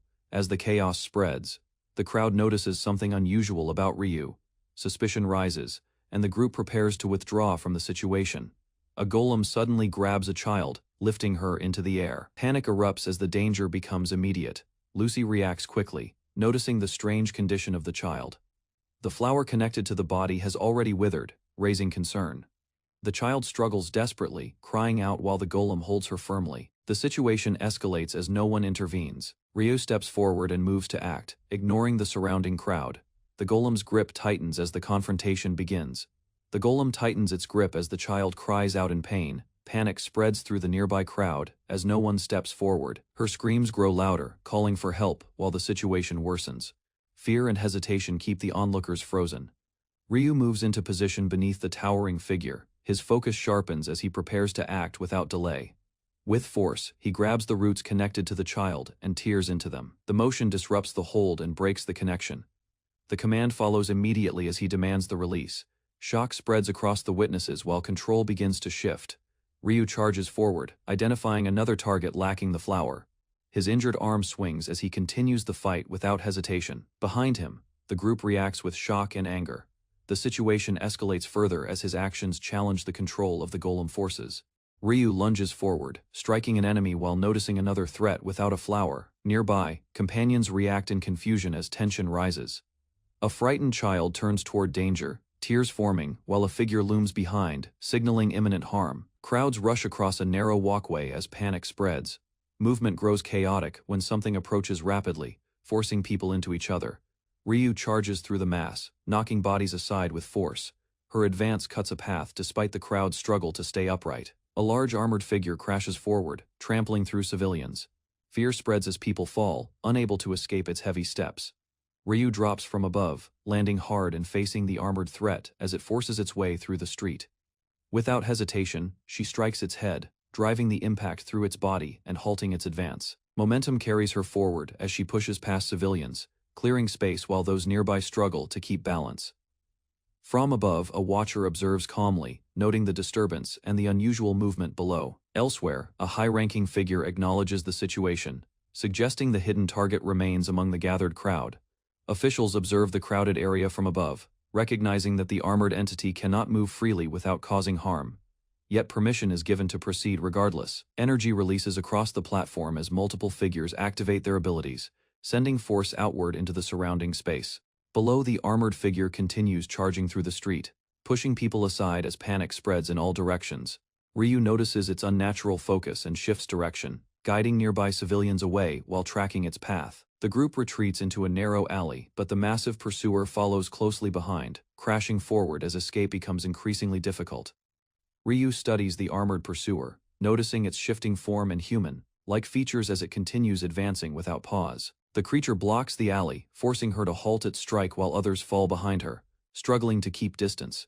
Realizing escape is cut off, she redirects the group toward another path, choosing movement over hesitation. They pass beneath an archway as the constructs stop following, leaving a brief moment of uncertainty among the group.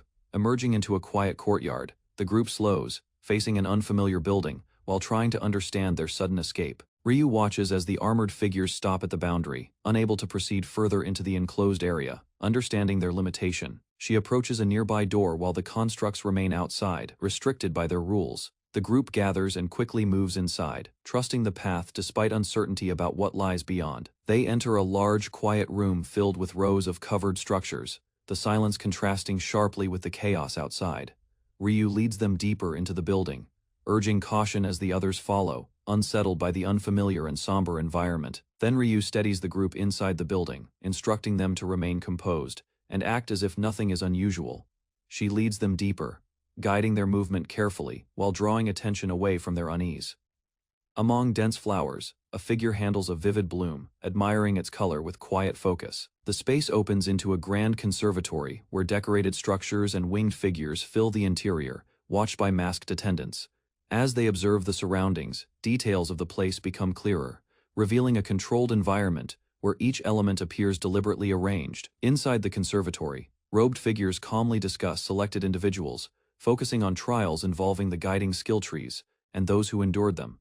Ryu's group moves quietly nearby, overhearing fragments while avoiding attention, sensing the place holds hidden intentions. Among the flowers, attendants continue evaluating candidates, treating them as subjects for further enhancement and controlled growth. Ryu maintains composure, leading her companions past ongoing procedures, where individuals are guided and assessed under strict supervision. Slipping away, she enters a secluded room filled with tools and documents, suggesting a workspace tied to the operations.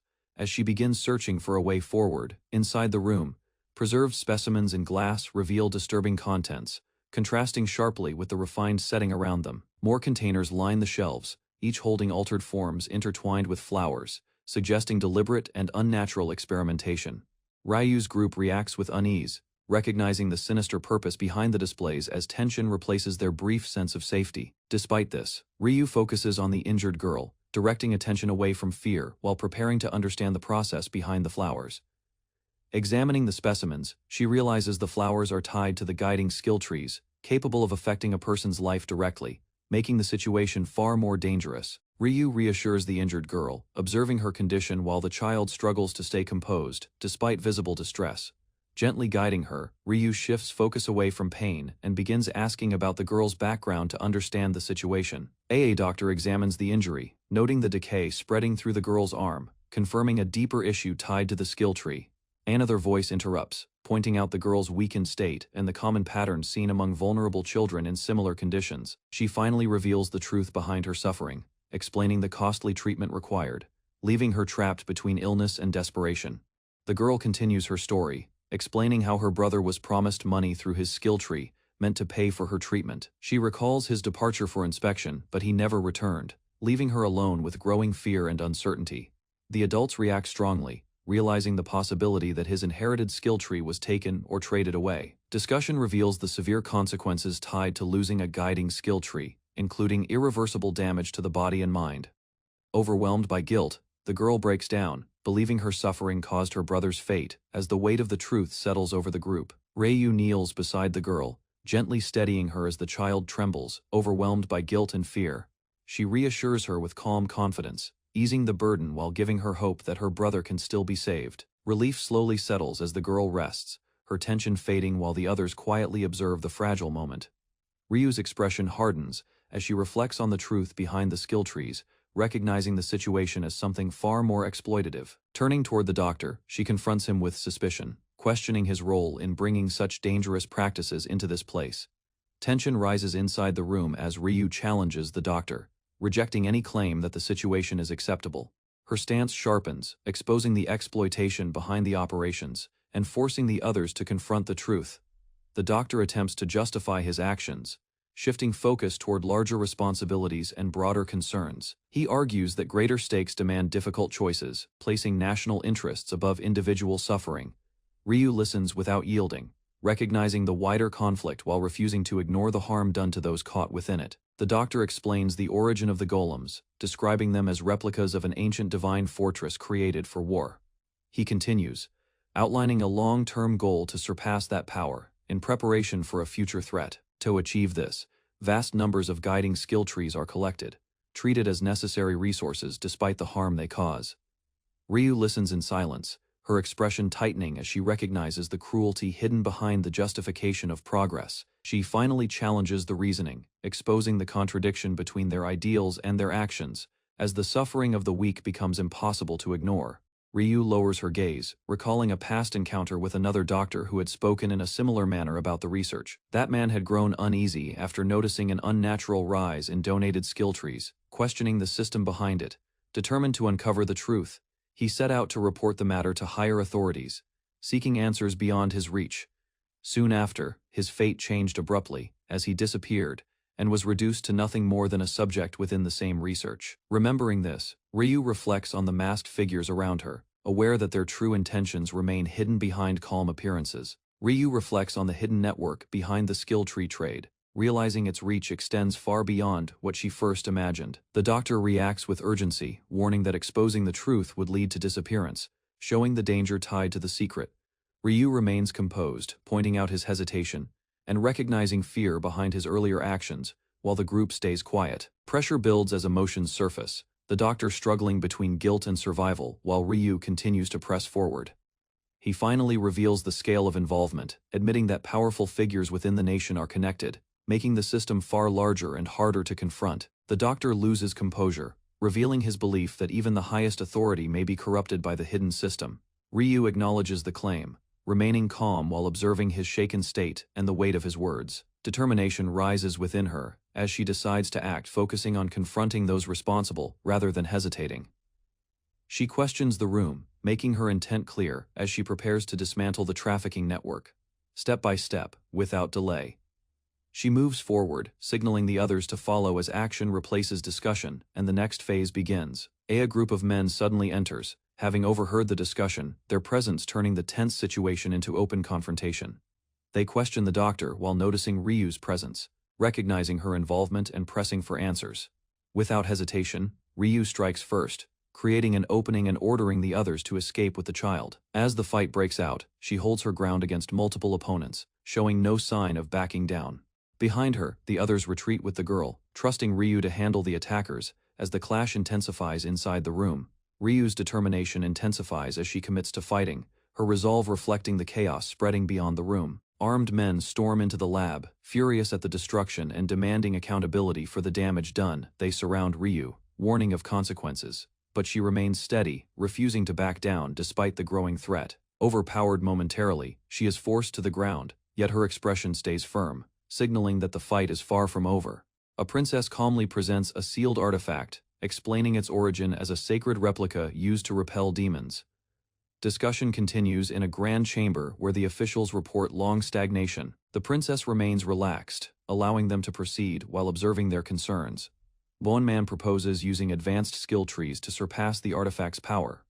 Suddenly, the container shatters in the princess's hand, interrupting the explanation. She examines the damaged contents closely, recognizing traces of a high-level replication tied to powerful techniques. The unstable substance writhes inside the container, revealing dangerous complexity. The officials grow uneasy as the princess evaluates the risky ambition behind the experiment, holding the container. The princess notices the missing stone and recalls prior complications tied to a dangerous individual. Leaning back on the throne, she casually entrusts the matter to her subordinates. The plan to create a golem to oppose the Demon King proceeds without urgency. Across a quiet corridor, two officials walk side by side while questioning the project's chances. Doubt remains despite their formal support. Revealing his reasoning, the cardinal admits he has allowed this to continue for a purpose. A hidden skill source is mentioned as a fallback if failure occurs. Their paths separate as a final caution is given. Tension lingers, hinting at serious consequences behind the scheme. Inside the corridor, the head of Secretariat reacts with irritation as unexpected visitors arrive. Far away, the princess sits alone at a high place, restrained yet composed. Wind moves around her as she quietly endures the situation. The group reaches a massive facility, revealing a garbage processing plant tied to Artemia. Movement inside suggests ongoing activity despite the tension. Confusion spreads among the officials as claims about the replication technique collapse. Doubts rise when the foundation of their research is questioned. Rotting waste fills the machinery while the stench overwhelms the area. The head of Secretariat recoils, angered by the grim environment and the truth behind the project. Along a barren slope, officials escort the restrained girl while discussing the value of her abilities. Inside the facility, a superior orders confirmation of her legitimacy. Attention shifts toward the girl as suspicion grows among those present. From above, she remains composed while denying any knowledge of replication. The officials hesitate, unsure whether she is hiding the truth or speaking plainly. Frustration erupts among the group as insults surface and tension escalates. Doubts about her reliability deepen as tempers rise. A dark-haired woman steps forward, addressing the head of Secretariat with intensity. Her presence signals a shift, drawing focus toward a new and potentially dangerous turn. Inside the facility, tension rises as the officials realize unexpected figures are involved. Outside, Ryu sits calmly despite her restraints, showing little concern. The situation appears predictable to her as she observes from a distance. Back inside, anger erupts as one official demands answers, pressing Lucy for information. The group closes in, forcing the issue with growing intensity. Ryu's condition is assessed, revealing strong potential hindered by internal flaws. Suspicion shifts toward whether her abilities were misrepresented from the start. A final realization emerges as doubt spreads through the group. The supposed replication technique is dismissed, leaving the entire plan exposed as unreliable. Suspicion turns into anger as the official confronts the girl about her deception. She remains calm, showing no sign of concern under his glare. Without warning, she strikes, sending him reeling back. The sudden attack breaks the tense standoff and shifts control of the situation. From a distance, another man orders her skill to be extracted, instead. The restrained girl stays seated, unmoved by the command. Plans quickly adjust as they decide to use her power to improve their golems. Nearby, the dark-haired woman watches closely, sensing the shift in intent. Silence follows as the girl lowers her head. The official shouts in frustration, but her stillness suggests something deeper is about to unfold. The dark-haired woman observes closely, noting that the unstable man has lost control. Her attention sharpens as she senses something deeper nearby. Bello, a grotesque creature, thrashes inside a cage, reduced to pure instinct. Its distorted form reveals the horrifying result of the experiment. The official pressures the restrained girl, insisting she cooperate for the sake of both research and her husband. Confidence returns to him as he pushes forward, seated calmly. The girl lowers her gaze while the man watches. Expecting submission, the tension tightens as silence stretches. A faint smile forms as she accepts the demand without resistance. Her quiet response carries a hidden intent, hinting the situation is far from over. A sharp threat cuts through the tension as the girl calmly declares her capability. Her expression remains steady, showing confidence despite her restrained state. Laughter follows from the officials, dismissing her words as meaningless. Their reaction reveals arrogance, believing her situation leaves her powerless. Orders are issued without hesitation, and preparations begin inside the facility. The operation moves forward as control appears firmly in their hands. Far beyond the structure, a massive mechanism activates across the barren land. Its presence suggests a larger system connected to their plans. Delicate flowers arranged in containers are revealed as the true form of her power. Beneath their beauty lies the hidden foundation of her guiding skill. The dark-haired woman warns the officials not to touch the specimens, explaining their unstable nature. Despite this, excitement spreads as they admire the unusual growth. Standing before detailed notes, she analyzes the abnormal development of the skill roots. Their scale suggests immense value, far beyond ordinary research. Elsewhere, the girl lies unconscious after the procedure.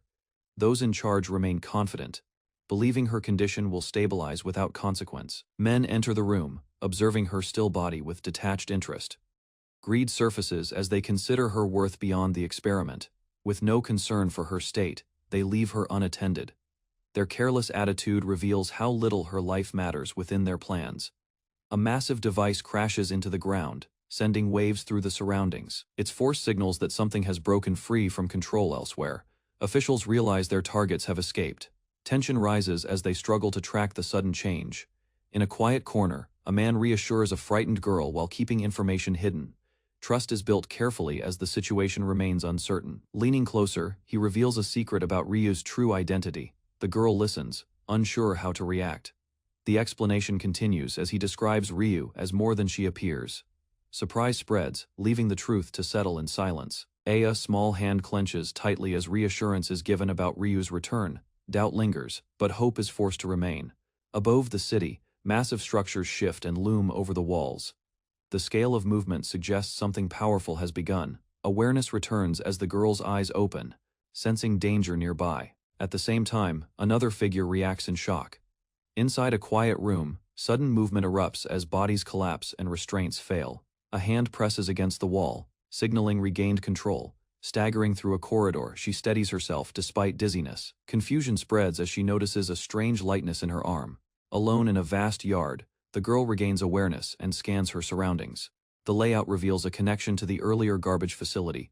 Moving through the structure, she identifies it as a warehouse. Unease grows as the empty space stretches around her. Further inside, distorted figures appear, resembling failed experiments. Nearby machinery processes waste, reinforcing the grim purpose of the place. Exhaustion forces her to sit as frustration surfaces. The situation begins to connect with the rumors she once dismissed. A faint voice reaches her from behind the bars. She listens closely, sensing someone nearby asking for help. A distant memory surfaces, showing a boy and his sister smiling together. The image contrasts sharply with the present, hinting at what was lost. Behind cold bars, the boy now kneels in pain, clutching himself as his condition worsens. His weakened state reflects the cost of the experiment. The girl approaches and listens, as he struggles to explain. Despite his fading senses, he recognizes her and tries to speak. With trembling hands, he offers a small pouch, entrusting it to her. The request carries urgency as he places his hope in her. She learns the reason behind his plea, tied to his injured sister waiting elsewhere. His final wish rests on her decision as desperation fills the moment. The pouch slips from trembling hands, falling slowly through the air. Its contents begin to spill, scattering across the floor. Stones break apart on impact, revealing their true nature. The illusion of value disappears in an instant. From behind the bars, the boy reaches out desperately toward the scattered pieces. Confusion and panic spread as he realizes what has happened. Guards rush in and seize the girl, dragging her away by force. Control is quickly reasserted, as resistance is suppressed. They mock the boy's condition, explaining his distorted perception. His hope is reduced to delusion, leaving him trapped in despair. The group surrounds the restrained girl, mocking her fate, and reducing her to an object. Their laughter fills the corridor as they prepare to use her. A sharp voice cuts through the noise, stopping their amusement. The mood shifts instantly as attention turns toward the source. Back in the chamber, attention returns to the research, where the guiding skill is proudly displayed. Observers gather, expecting results. However, the flowers begin to wither, losing their vitality. The once praised achievement shows signs of failure. The dark-haired woman explains the decline, linking it to earlier extraction. Realization spreads as the project's flaw becomes impossible to ignore. A sudden impact shakes the facility, catching the official off guard. Confusion spreads as the structure begins to collapse under unexpected force. Amid the fray, the girl stands as flowers rapidly grow around her. Their spread overtakes the area, breaking through the surroundings. From her body, the growth expands endlessly across the ground. The scene transforms completely, revealing the true scale of her power. In Siltrasso, a hidden gathering takes place inside a dim hall, where several figures sit as a decision begins to shape the future of the region. Elsewhere, Glenda observes quietly within a library, confident that their careful moves have gone unnoticed, and that events are unfolding as intended. Rumors spread that deception has been exposed, yet the situation appears manageable, with opposing forces underestimated despite rising suspicion. Granbel Rosso stands firm in the kingdom, his presence steady, while a child nearby watches, sensing tension beneath his calm authority. By the fire, alliances shift. Trust is lost in one place, but gained among Western rulers, as calculated actions bring control closer. Granbel Rosso listens as trust in his name is questioned, while a rival calmly asserts influence over the family's authority. Near the burning hearth, hidden plans surface, revealing efforts to provoke conflict among Western nations under false motives. The situation grows complex as alliances form, with both sides recognizing shared obstacles and the difficulty of confronting united powers. Proposals emerge to cooperate, suggesting control over the empire's direction and its future expansion toward the west. In the end, both sides acknowledge the empire's strength, realizing that success depends on calculated schemes and uneasy collaboration. A trap is set as armed men prepare, their leader signaling to surround a lone target within a confined corridor. The group advances in numbers, confident that the narrow space will prevent escape and limit any powerful abilities. They reach forward, aiming to restrain her by any means, believing contact alone will ensure her capture. Suddenly their formation collapses as she moves swiftly, striking through them with force that leaves no opening to counter. Elsewhere, the disturbance echoes above, drawing attention as officials sense unusual activity rising from below. Inside the chamber, a tense exchange unfolds as a superior questions the situation, exposing uncertainty about control over a subordinate tied to the skill tree. Suddenly, chaos erupts when a small figure acts striking down a guard while holding the plant, leaving others stunned by the sudden violence. Alarms rise as officials panic, suspecting intruders and rushing to secure the area while the disturbance spreads through the halls. Confusion deepens when the guiding skill tree disappears, and the source of the noise remains unclear, driving fear among those present. Moments later, the corridor falls silent, revealing fallen guards as the attacker advances, leaving behind evidence of swift and decisive force. In the ruined corridor, the girl stands over fallen guards, holding the plant while a distant figure acknowledges her presence. Survivors begin to realize the truth, identifying her connection to the flowers that had been taken and now returned under her control. As more attackers rush in, she moves decisively, protecting the child behind her, while displaying the growing power of the guiding skill tree. Meanwhile, an observer analyzes the situation, concluding that the confined passage favors his own plans involving similar abilities. He reflects on the origins of these trees, suspecting unnatural methods and hidden experiments tied to their creation. In the damaged corridor, a large attacker advances through smoke, using the plant in his hand as he targets the girl standing ahead. He spreads poison into the air, confident in its effect, while others nearby begin to suffer from its influence. Taking advantage of the cover, he moves low through the smoke, attempting to strike before she can react. However, she responds instantly, intercepting his attack and delivering a powerful counter that halts his advance. The clash ends with a violent impact, sending force through the corridor as her strike overwhelms him completely. A sudden crash shakes the hall as doors burst open, drawing the attention of those nearby while the small girl reacts to the disturbance. The impact sends a high-ranking official flying, forcing others to retreat, as the situation spirals beyond control. Amid the chaos, the plant is seized again, raising questions about its purpose and the strange power tied to it. Through the dust, the girl calmly exits with the child, leaving confusion behind as others struggle to understand what just occurred. Moments later, reinforcements arrive, finding the aftermath while the pair moves on. Their condition stable as attention shifts to the rescued child. Tension rises as the truth behind the child's past emerges, exposing cruel experiments linked to the guiding skill tree. Suddenly, the hall erupts as a massive force crashes through, scattering guards and shaking the entire chamber. Amid the destruction, Ryu appears with a composed presence, treating the chaos as an opportunity while observing the throne room. Fury builds within Ryu as the situation becomes clear, her actions driven by anger toward those responsible for exploiting children. The clash intensifies when an authority figure attempts to intervene, but Ryu's precise strike overwhelms him, asserting control over the battlefield. The injured guards collapse as the girl and child stand nearby, while the damaged skill tree remains as evidence of the conflict. A new figure appears calmly before the cardinal, drawing attention as her presence shifts the atmosphere inside the hall. The cardinal attempts to justify the situation, but his control falters as resistance rises against his authority. His reasoning reveals a larger plan involving sacrifices and experiments meant to strengthen power under the guise of stability. In response, the young woman shows quiet resolve, her expression steady, as she prepares to confront everything before her. The cardinal continues his argument, convinced that success will justify their actions, while the small girl stands silently before him. Without warning, she moves, striking forward with sudden force that catches him completely off guard. The impact sends a massive construct crashing down, shaking the hall as its strength proves insufficient against her attack. She halts briefly, her expression firm, making it clear that the situation will no longer be tolerated. As the dust settles, observers realize her power surpasses expectations, shifting focus to the unusual strength tied to her transformed arm. The cardinal insists on established rules, believing only one skill tree can exist within a person, unaware that the situation before him defies that limit. In contrast, Ryu reveals her transformed arm, showing another skill tree growing from her body, unsettling everyone present. A witness identifies her as something beyond normal understanding, recognizing her as a rare existence tied to unusual power. Meanwhile, the cardinal retreats through the corridor, shaken and struggling to accept what he has just seen. Despite his panic, he clings to his achievements, convinced that gathering many skill trees justifies his actions and authority. In a lower facility, a massive creature breaks loose, terrifying the handlers as it lashes out beyond control. Above, the girl stands calmly, identified as a rare being, her presence drawing attention to a different level of power.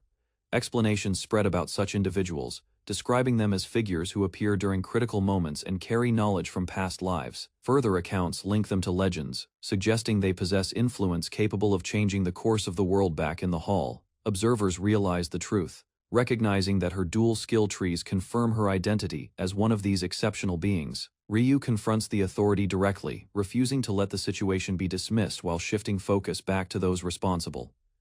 Standing beside the injured boy, she exposes the wrongdoing committed under their control, demanding accountability for the harm caused. The room falls quiet as others hesitate, unsure how to respond while Ryu maintains control of the scene. Nearby, a wounded figure struggles and pleads weakly, drawing attention to the consequences of the conflict. At last, the boy begs for help, asking for his sister to be healed, while Ryu listens, the tension easing into a moment of concern. The girl drops several stones onto the floor, presenting them as payment earned through the boy's desperate efforts to save his sister. She remains composed while silencing the cardinal, refusing to let him interrupt as she takes control of the situation. Moving forward, she kneels beside the injured boy, shifting attention away from the authorities and toward his condition. Carefully, she checks his state, ensuring he can still respond while observing the extent of his injuries. Finally, she presents a difficult choice, forcing him to consider what truly matters as the weight of the moment settles in. The boy hesitates, struggling to answer as the weight of the choice overwhelms him. While Ryu watches closely, tears fall as he questions the unfairness of the situation. Unable to accept a world that excludes his sister, Ryu observes his response, recognizing his resolve, though she remains outwardly composed and distant. Suddenly, a massive creature crashes into the hall, shattering the moment and sending debris across the floor. Panic spreads as the unleashed test subject charges forward, forcing everyone to react as danger returns, without warning. Ryu studies the creature calmly, recognizing it as the core body of the golems and noting its unnatural structure. The monster advances, revealing that a demonic skill tree has been implanted within it, twisting its form beyond control. Its hunger drives it to attack everything nearby, spreading chaos while Ryu observes similarities to other corrupted growths. Meanwhile, the cardinal is consumed by the creature's power, losing control as the experiment turns against its creator. Amid the destruction, Ryu acts quickly, pulling the boy away as the monster continues rampaging, ensuring their escape from the collapsing hall. The monster clings to Ryu, its distorted body reaching out as if seeking salvation, while she remains steady under its weight. Those nearby watch in shock as fragments of the creature reveal traces of a former human within its corrupted form. Later, the scene shifts to a quiet room where the injured children rest, finally removed from the chaos. Memories surface of how these children were gathered and used, their suffering tied to experiments meant to strengthen power. In the aftermath, resolve forms as the truth is acknowledged, and the cruelty behind the system is firmly rejected. A terrified boy watches as a grotesque creature opens its jaws, revealing a trapped human form inside its body. Ryu moves swiftly, intercepting the attack and shielding the children, while striking the creature back with force. The clash intensifies as she launches a direct counterattack, pushing the monster away from the group. After gaining ground, Ryu steadies herself and stands firm, keeping the enemy at bay while protecting those behind her. Ryu moves swiftly among scattered petals, her body turning with controlled force. Each motion drives forward like a strike. Nearby, a small figure watches from the flowers, noticing the unusual presence. The scene feels tense as movement continues within the blooming field. Ryu rises into a fluid motion, her dance becoming more intense. The creature before her looms, yet her posture remains steady, as if leading the flow of battle. A sharp impact follows. The opponent recoils under her advance while another observer realizes the situation. Ryu presses forward without hesitation. Anger surfaces as she closes in, determined to end the struggle and restore order through sheer force. Ryu drives a powerful strike into the creature's head, forcing its massive body backward. Momentum carries her forward, but she is thrown aside. Regaining balance quickly, she shows no sign of slowing, ready to continue the fight. A nearby ally reacts as Ryu pushes ahead again. Something unusual affects the ally's arm, weakening their defense while the battle intensifies. The creature retaliates, releasing a heavy force that disrupts the surroundings. The ally falters, sensing danger as their strength begins to fail. A sudden shift occurs as freezing energy erupts, sealing the creature within solid ice and bringing the violent struggle to a halt. Ryu observes the frozen mass as cracks spread across its surface. The scale of the ice formation becomes clear, while the creature remains trapped inside. Without pause, she launches forward and strikes again, shattering part of the frozen body. The impact sends fragments flying across the chamber. An ally charges in next, breaking through remaining sections with force. The creature's form weakens as its structure collapses. Under repeated blows, Ryu steps closer, studying the damaged body. The condition suggests prolonged suffering rather than a natural transformation. Standing atop the remains, she concludes the creature endured severe torment, recognizing signs that point to deliberate and cruel alteration. Ryu faces the weakened figure, recognizing the loss of reason behind its actions. The creature's condition reflects deep mental collapse rather than simple aggression. As she prepares to finish it, an ally rushes forward and blocks her path. The sudden intervention halts her movement at the last moment. The ally struggles to explain, showing distress while standing between Ryu and the target. The tension rises as both sides remain fixed in place. The truth becomes clear as the creature's state is linked to past suffering. Ryu listens, understanding the weight behind the plea. She lowers her intent slightly, accepting the situation while still holding control over the battlefield. The creature lashes out again, extending its body across the chamber. Ryu remains in place as others witness the sudden expansion. Its form continues to grow, resisting the earlier freezing by multiplying from within. The mass spreads wider, breaking apart the surroundings. Allies begin to retreat, escorting others to safety. The situation shifts from direct combat to urgent withdrawal as the threat escalates. The creature mutates further, swelling into a chaotic structure. Its unstable body pulses as it consumes power and grows uncontrollably. Tendrils extend through the walls, reaching deeper into the structure. The danger increases as it advances toward a critical location. Far from the chamber, the threat is assessed as it approaches the city. The risk grows as dense residential areas lie directly in its path. A massive structure connected to the creature emerges from the ground, advancing steadily. Its movement signals an imminent large-scale disaster. Inside, systems begin to fail as the creature invades critical mechanisms. Defenders struggle to respond while the structure loses control. The city above shows signs of instability. Buildings shift as the damage spreads from within. Panic erupts among civilians as parts of the ground collapse. The expanding force reaches the streets, turning the situation into a widespread crisis. Chaos spreads through the city as the creature's mass rises and civilians struggle to escape the collapsing streets. Inside, a decisive order is made to abandon the city, acknowledging that saving it is no longer possible under the current threat. Attention turns to a sacred power source, believed capable of disrupting the system controlling the massive structure. The risks are explained, as using that power would destabilize the entire foundation supporting the region, leading to further destruction. A final plan forms to force the system beyond its limits, separating the critical structure while racing against time to prevent total collapse. The creature breaches the church interior, forcing defenders back as its mass pushes through barriers and closes the distance. Ryu steps forward alone, facing the towering form without retreat. Her stance remains steady as the threat looms directly ahead. Those nearby panic at the creature's sudden size, unable to comprehend how quickly it has grown within the confined space. Ryu focuses calmly, locking onto the core of the mass, Others watch, uncertain as she prepares her next move. She strikes decisively, releasing a freezing force that spreads across the creature's body, halting its advance once more. The creature erupts violently, its core destabilizing as energy bursts outward. Ryu stands firm below, observing the reaction spreading through its body. After the strike, she lowers herself, showing signs of strain. The effect of her action begins to reveal its impact on the creature's structure. Observers watch from above, realizing something has changed. The situation shifts as the creature's movement becomes erratic. Analysis follows as the cause is understood, linking the reaction to a foreign element disrupting the creature from within. The massive body collapses onto the ground, losing cohesion as the internal imbalance finally overwhelms it. A weakened figure warns others as danger closes in. An ally rushes up the stairs, drawn by urgency and concern for someone ahead. The creature rises again, extending its limbs across the corridor. Despite the threat, the ally advances. Instead of retreating, Ryu reappears, positioning herself between the creature and the others. Her resolve prevents anyone from facing the danger alone. She prepares a final attack, gathering freezing energy while ordering others to move away from the area. With control secured, she commits to sealing the creature completely, intending to end the threat through permanent containment. Ryu is suddenly pulled back as an ally intervenes, preventing her from advancing further. The barrier around them trembles under pressure. She steadies herself and reflects on what she sensed within the creature. Its actions no longer appear purely hostile. A sudden strike pierces the creature's core from within.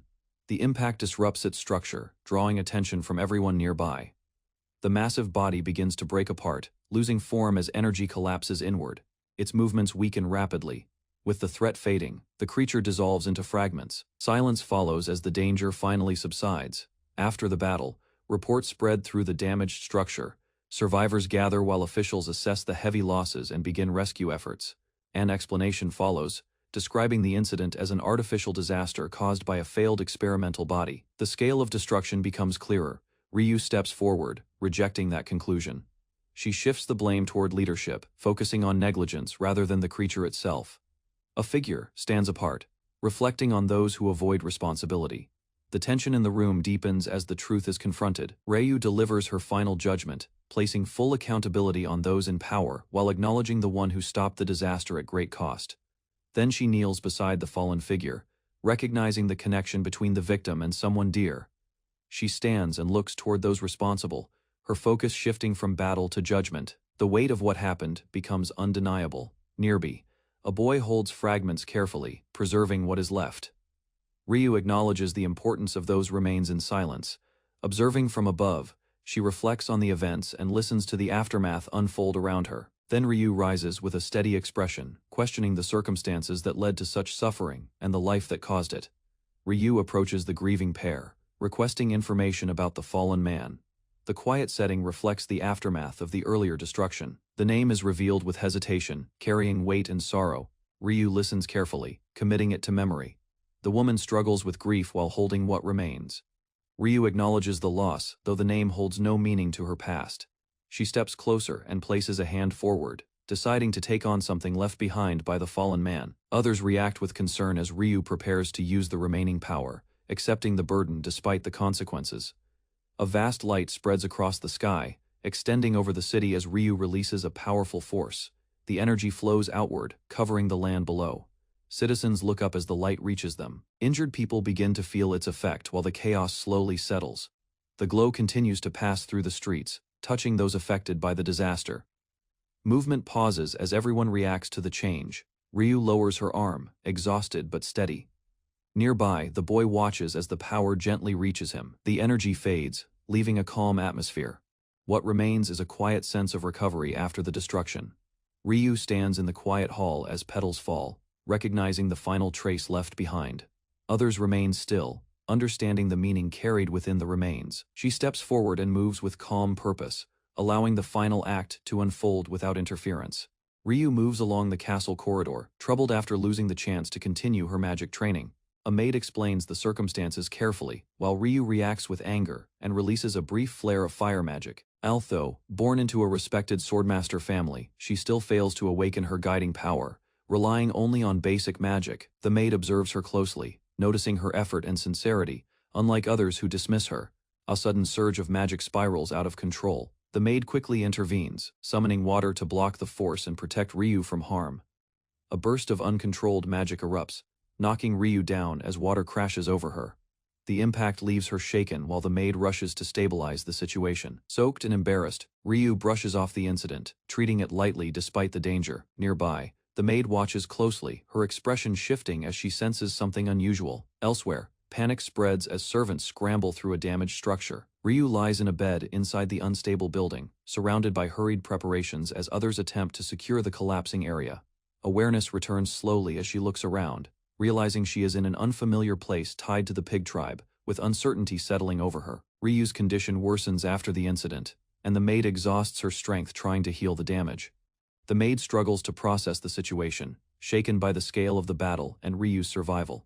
A young girl stays by Ryu's side, recalling how they were once saved together in a harsh land, strengthening their bond. Time passes as Ryu remains unconscious, her body still recovering while others insist she stay still, to avoid further harm. A physician arrives to take charge, ensuring proper care while observing Ryu's reckless nature, hinting at the risks she continues to carry. The physician stands confidently, revealing her personal life while observing Ryu's condition with unusual interest, causing Ryu to react with confusion. Embarrassment overwhelms Ryu as she struggles to respond, while the physician treats the moment lightly and maintains control of the situation. Attention shifts as the physician explains Ryu's reckless actions, describing a dangerous attack launched without regard for the risks involved. Shock spreads across Ryu's face as the truth of her actions becomes clear, leaving her unsettled by the consequences.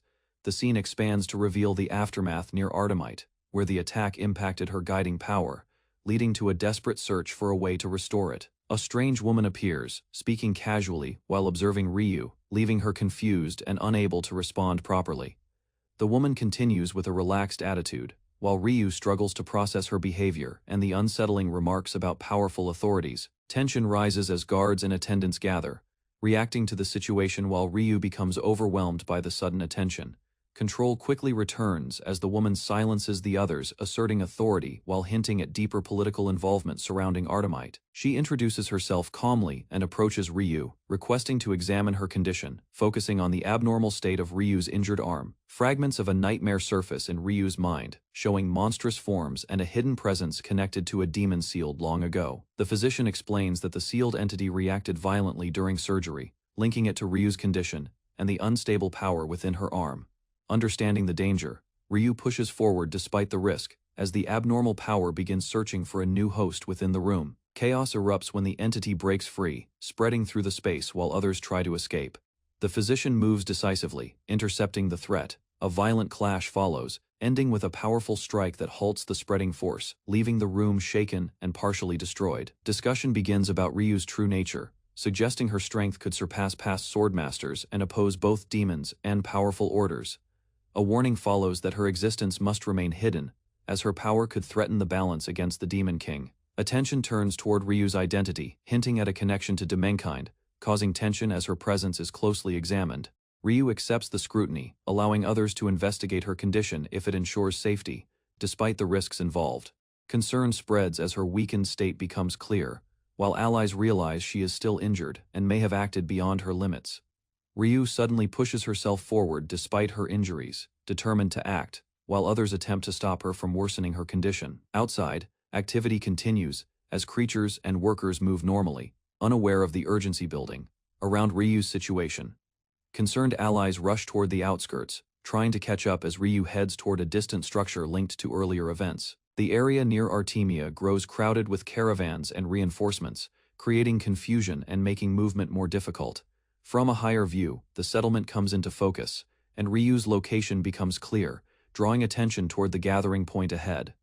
Ryu rushes through the crowded market despite her condition, drawing attention as people call out while she pushes forward with urgency. Suddenly, a massive creature crashes into the area, sending debris flying and knocking people aside, forcing Ryu to react quickly. Amid the chaos, she regains her footing and is caught by an ally who steadies her, while the towering structure behind them looms over the market. The surroundings reveal a disorderly trading zone filled with desperate merchants, where conflict and survival blur together.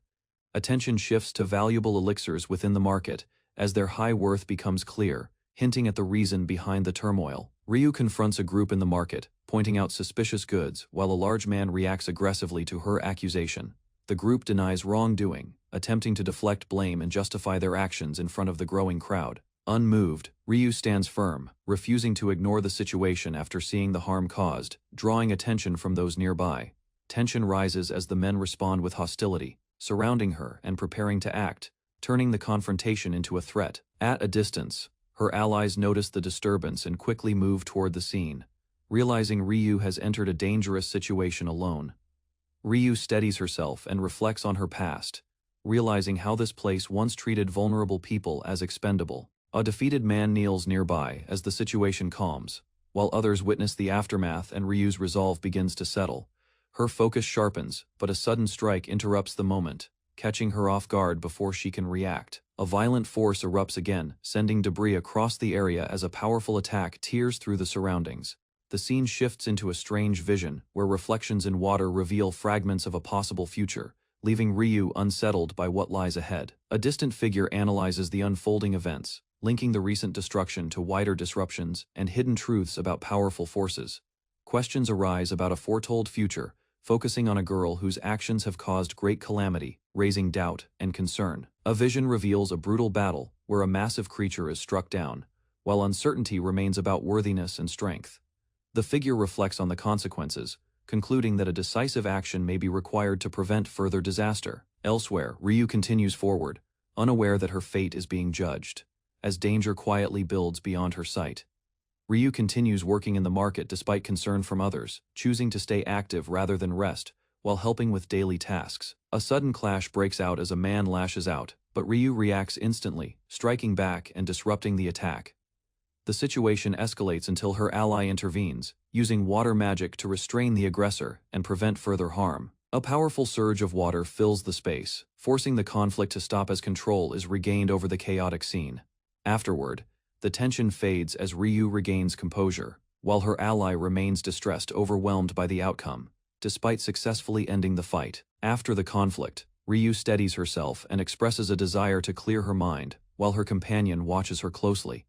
The tension eases as others joke and recover, shifting the mood away from danger and back to normal activity. A small moment of relief appears when Ryu finally smiles, showing a brief return to calm after the chaos. Suddenly, noise spreads through the market as people gather, drawn by something unusual arriving nearby. A large traveling group enters, presenting itself boldly, turning the area into a lively spectacle that captures everyone's attention. A noisy district fills with a strange parade, as chained Cyclops twins drag a massive structure through the streets. Ryu observes from the side while townspeople identify the laboring figures. Attention shifts toward the unusual display, raising concern about its purpose. An enormous hourglass reveals a trapped songstress, surrounded by powerful beings, including a magical creature and an orc king, signaling a dangerous gathering. A muscular fighter appears among the crowd, known for her strength and status. Ryu watches carefully, noting the growing presence of formidable individuals. The leader emerges atop the caravan, an undead figure commanding hybrids. The procession declares its arrival, marking the beginning of an ominous event. Ryu walks with her companions through the crowd as the mention of the hybrid caravan draws attention. An explanation unfolds about performers who travel between places, earning money through unusual acts. The surrounding crowd reacts to their rare and distinct abilities. More details reveal an organized trade built on performances, sometimes serving important figures. Ryu listens while comparing it to familiar experiences from her past. A sudden misunderstanding causes a brief commotion, drawing stares from nearby people. The awkward moment breaks the tension among the group. Excitement rises as the market area comes into view, filled with stalls and movement. Ryu's presence attracts concern, yet she continues forward with curiosity. Ryu sits calmly above the busy market, watching the crowd admire her refined appearance. Attention gathers around her as people continue moving through the lively stalls. Soon she tastes freshly bought strawberries, showing quiet satisfaction. The moment softens her usual stern presence. Observing her reaction, others reflect on her fondness for sweets. The atmosphere grows lighter as the group remains within the bustling area. A sudden shift draws their focus toward a large arena where a performance is about to begin. The crowd settles, anticipating the event. Under bright lights, a performer steps forward and begins a striking act. The leader introduces the show, marking the start of a revealing spectacle. Inside the arena, A large brute raises a massive hammer toward a small performer. The crowd watches as tension builds across the stage. The creature suddenly lunges forward with speed, causing panic among the audience. The announcer tries to maintain control as fear spreads. Despite the chaos, the performer continues moving in rhythm. The act proceeds, leaving spectators confused by the contrast. A shocking moment follows as the performer's head disappears. The reveal exposes a disturbing truth behind his condition. Reactions ripple through the audience as people struggle to understand the hybrid's nature. Ryu observes quietly while others panic around her. The announcer regains control, introducing the tranquil songstress as the crowd grows restless. Attention shifts toward the stage once more. A figure rests inside a large hourglass under bright light, her presence quiet yet unsettling. The arena falls into silence as the act begins. A low vibration spreads through the air, affecting the audience. Many begin to lose focus, their senses dulling. As drowsiness sets in, Ryu remains alert while others struggle, recognizing the effect as a form of hypnotism. Her gaze sharpens as she studies the performer. Meanwhile, creatures from the caravan are identified one by one, revealing the nature of hybrid beings. The situation grows more suspicious. Ryu reflects on the origin of demons and their descendants, realizing these hybrids come from a long and troubled past. She watches the crowd and the performers, recognizing how this place treats them as spectacles. A quiet discomfort settles over the scene. A different perspective forms, as she considers how surviving through performance could be a form of strength. The thought changes her view of the event. The announcer calls for attention, signaling the main event. The crowd focuses as anticipation rises across the arena. A powerful fighter steps forward to represent the next act, but an unexpected issue disrupts the plan. The situation shifts as uncertainty spreads. The rules are declared as the powerful fighter stands ready, explaining that victory comes by forcing the spirit from the arena. The crowd watches with rising tension. A call for volunteers echoes, yet hesitation spreads among the audience. No one steps forward, despite the growing pressure. Ryu suddenly enters the arena, drawing shock from her companions.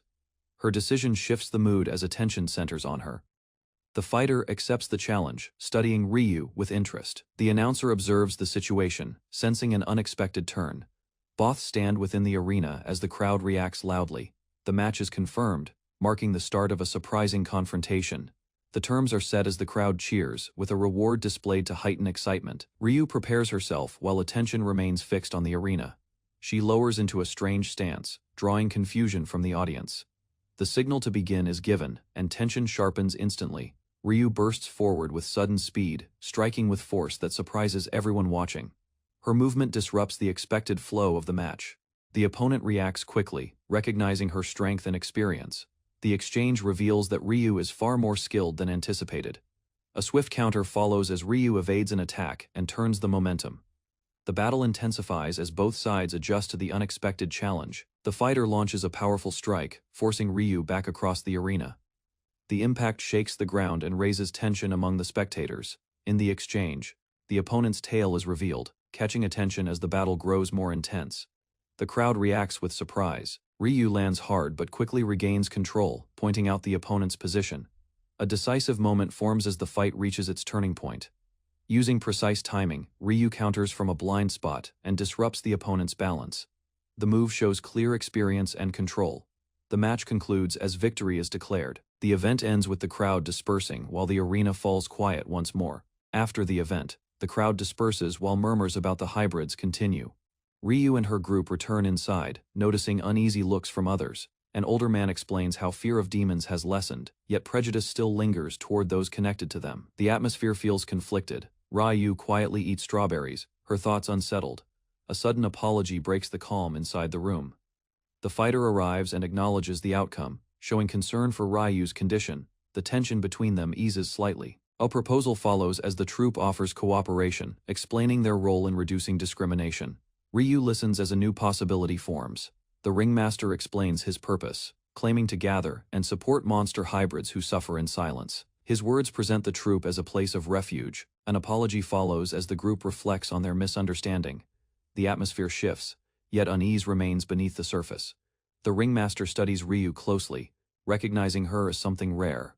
His interest deepens, giving the moment a sharper edge. A troubling suggestion emerges as he considers taking them in. The intent behind his offer becomes increasingly unclear. Tension rises as reactions spread through the room. The situation turns uncertain, hinting at conflict beneath the calm exchange. Behind the scenes, the restrained songstress appears outside her stage, drawing alarm. The situation no longer matches the controlled performance seen earlier. Attention shifts to the ringmaster near the confined figure, raising suspicion about his actions. The calm explanation contrasts with the unsettling scene. His expression reveals a darker intent as he claims to bring others into his group. The meaning behind his words becomes more disturbing. Those nearby begin to realize the truth. Noticing how the victims are subdued and controlled, doubt turns into clear concern. A past connection is mentioned, adding weight to the situation. The tension deepens as hidden motives begin to surface. The fighter confronts the situation, realizing the ringmaster's methods have not changed. The controlled songstress stands nearby, revealing the ongoing manipulation.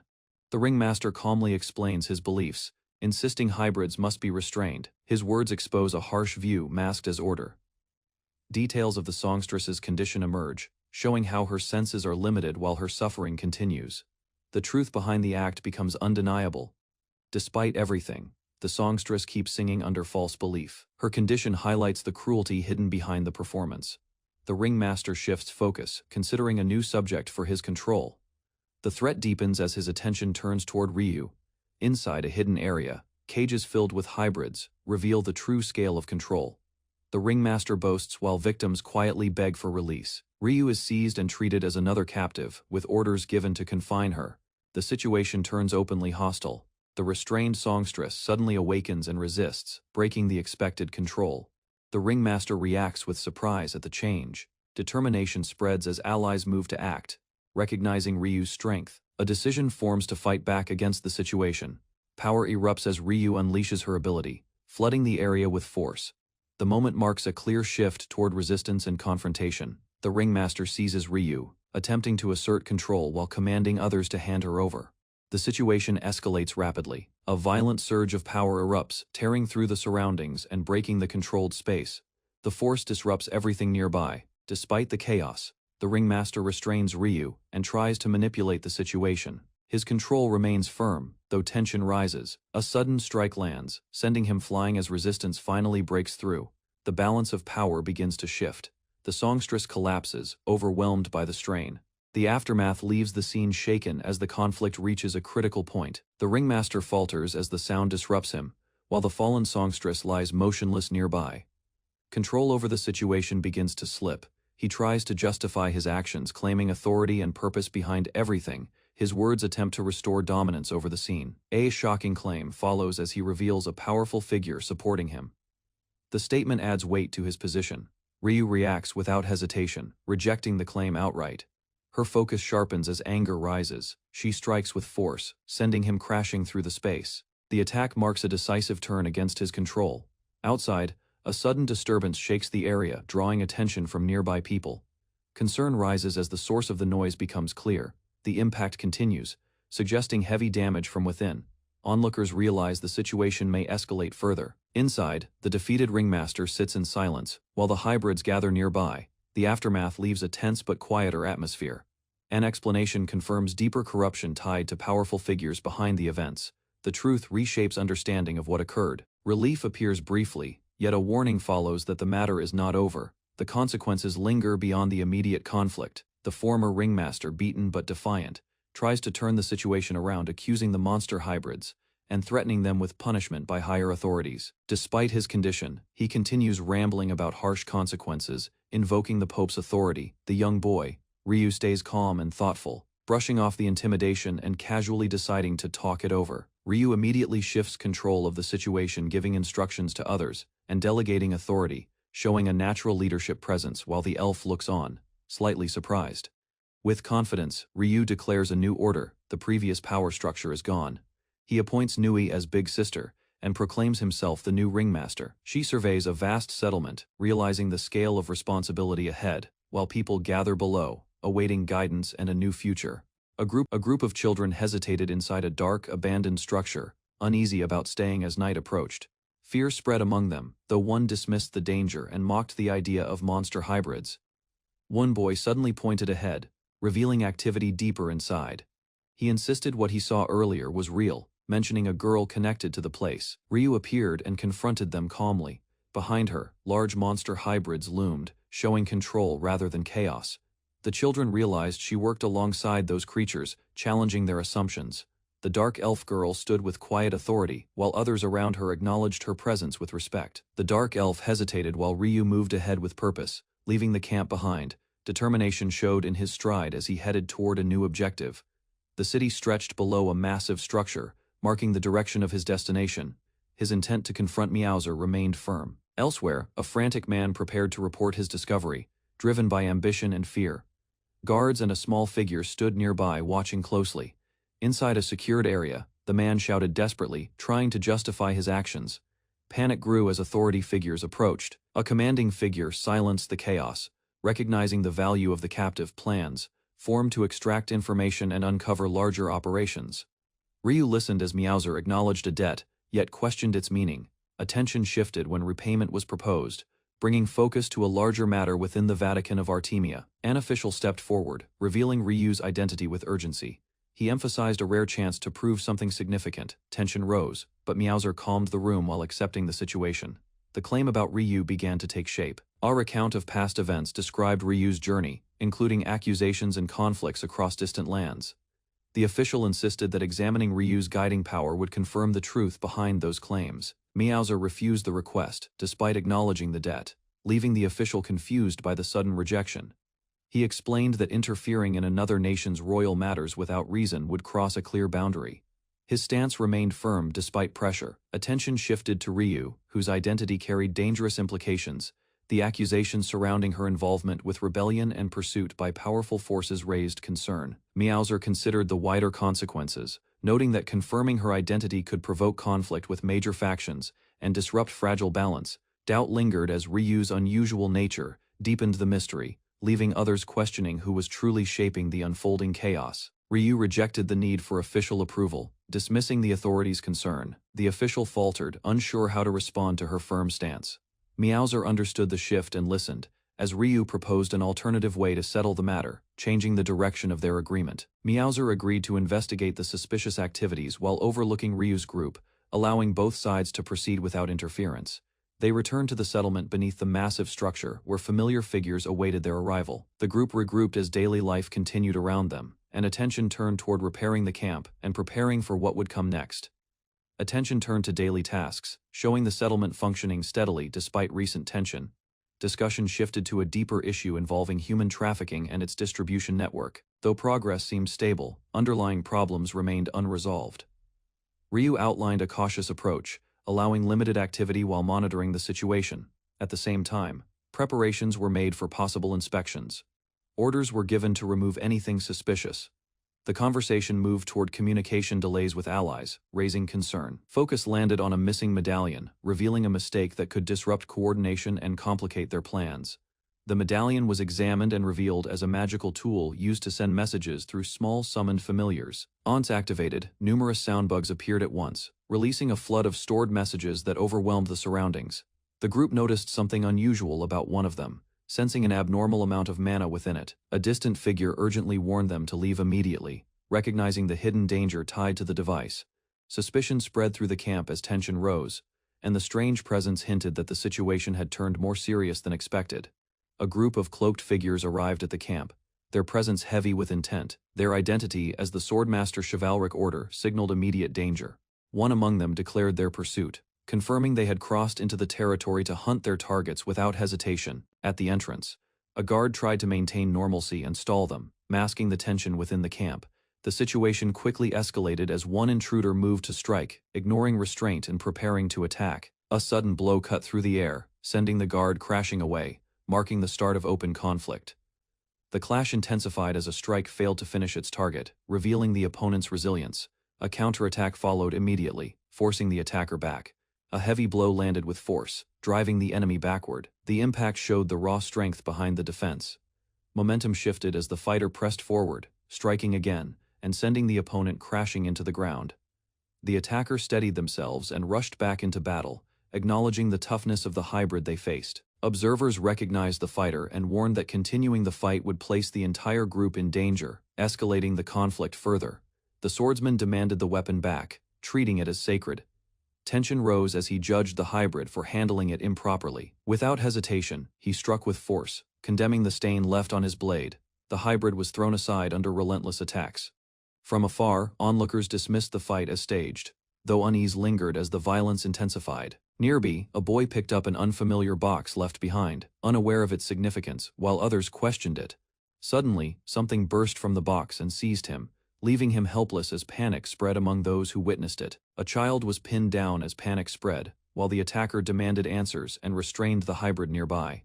The opened box revealed its true form, unleashing a grotesque creature that engulfed the children, exposing a hidden threat. A swordsman stepped forward and prepared his weapon, declaring the situation part of a demon hunt. The terrified children believed help had arrived, unaware of the true intent behind the rescue. The swordsman revealed his purpose, aiming to eliminate both the creature and the children, turning hope into despair. The hybrid endured another brutal strike, yet refused to fall, forcing the attacker to halt momentarily. He surged forward and grabbed the creature, pulling its focus away while declaring his intent to save the children. Realizing the creature targeted his mixed blood, he chose to act as bait, drawing it toward himself to create an opening. Despite his injuries, he held his ground and urged others to take the children to safety, prioritizing their escape over himself. Suddenly, the creature detached and lunged elsewhere, leaving him stunned as the situation shifted unpredictably. Nui stepped forward as the demonic mass spread, drawing attention to herself while ordering others to keep their distance. She released a powerful spell, forming a barrier that restrained the creature temporarily, though its strength strained the defense. Ryu suddenly entered the battlefield and struck through the mass, disrupting it with overwhelming force. The creature weakened as fragments scattered, leaving the onlookers stunned by the sudden turn of events. Afterward, concern replaced tension as Nui questioned Ryu's reckless actions, while Ryu remained focused on what truly mattered. The swordsman identified Ryu and stepped forward with clear intent, marking her as his target while others nearby remained unaware of the threat. Without delay, he launched an attack, forcing Ryu into motion as she avoided the strike and prepared to counter. As they clashed, Ryu questioned the meaning behind the label given to hybrids, showing doubt toward the accusations surrounding them. Her thoughts turned to their history, realizing they were outcasts shaped by past conflicts, rather than true criminals. Continuing the fight, Ryu pressed forward, rejecting the imposed label and challenging the justification behind their persecution. Ryu pressed the attack and confronted the swordsman directly, rejecting his claim that past events justified present actions. Her strikes carried both force and conviction. Anger rose as she questioned the idea of inherited guilt, refusing to accept that anyone should bear a crime forever. The clash continued while the camp remained in the background, showing how the conflict threatened everything around them. From afar, Meowser observed calmly, recognizing that the situation had grown beyond a simple pursuit. He reflected on unfamiliar concepts behind Ryu's actions, realizing her power and beliefs challenged the world's accepted order. Meowser chose to observe rather than intervene, sensing something unusual about Ryu's presence and power. Nearby, Ryu remained composed after the clash. The defeated scouts retreated quickly, confirming they had only tested the situation. Their withdrawal signaled a larger threat yet to come. Attention turned to the camp as it resumed movement, while warnings spread that a stronger force would soon follow after assessing Ryu's strength.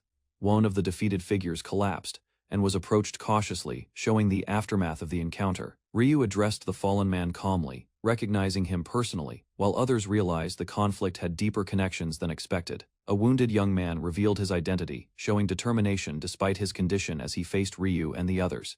He explained his purpose, having infiltrated as a spy to deliver an important message directly to them. The message carried grave news, revealing that a powerful figure connected to the conflict was critically ill, shifting the situation's urgency. Ryu crouched in a quiet alley, absorbing news of her father's fatal illness. The weight of the message settled heavily, yet her expression remained controlled and firm. Inside a crowded camp, tension spread, as people reacted in shock. Urgency grew, pushing the group to prepare for immediate departure, while Ryu stayed still, watching accusations surfaced against Ryu and her ally, marking them as traitors. She turned sharply, processing the claim while maintaining a guarded stance. Plans unfolded elsewhere, as power shifted toward another heir. Ryu's absence threatened her place, distancing her from the throne. Alone, she reflected on the situation, realizing her return to Lundberg might no longer be possible.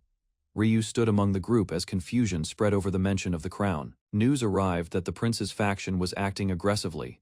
A heavy realization settled within her. The struggle for power moved swiftly, indifferent to family bonds or timing. Others observed her quietly, sensing a presence unlike before. Her calm intensity created unease, hinting at unseen experience. The group hesitated, weighing escape against the danger ahead. Pursuit had already reached them, limiting their options. Suddenly, conflict erupted nearby as allies moved to confront incoming threats, urging Ryu to withdraw while they held the line. A group of monster hybrids gathered, rallying themselves to delay the pursuers. Determination spread among them as they prepared to protect Ryu's escape. Doubt surfaced briefly about Ryu's identity, yet the urgency of the situation pushed them forward. They chose to act, despite the risks surrounding her. Calm words eased tension as one among them rejected harmful labels. A quiet understanding formed, strengthening their resolve before parting. Far away, a lone figure observed the city below, analyzing the shifting balance of power and the prince's growing influence. Back at the camp, farewells unfolded. Support was offered in silence, and Ryu moved on as others remained behind, holding their ground. Ryu gathered the group around a table, laying out a map with urgency. Plans formed quickly as they prepared a route to reach Lord Bear before time ran out. The path led to a vast canyon known as the Tear of the World. Its immense depth and harsh terrain made the journey dangerous and uncertain. Doubt spread among the group as they assessed the crossing.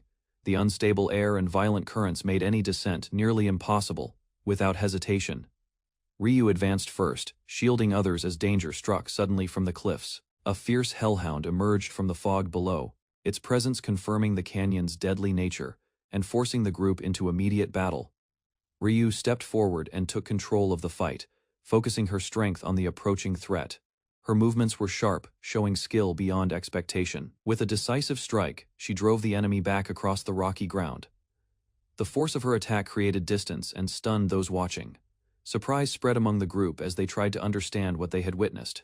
Even Ryu seemed uncertain about the power she had just used. An elder recognized the technique, recalling a rare title given only to the greatest swordsman across generations. The moment shifted abruptly as the elder collapsed, his frail body unable to keep up, breaking the tension with an unexpected fall. The elder recovered while recalling familiar names tied to swift creatures.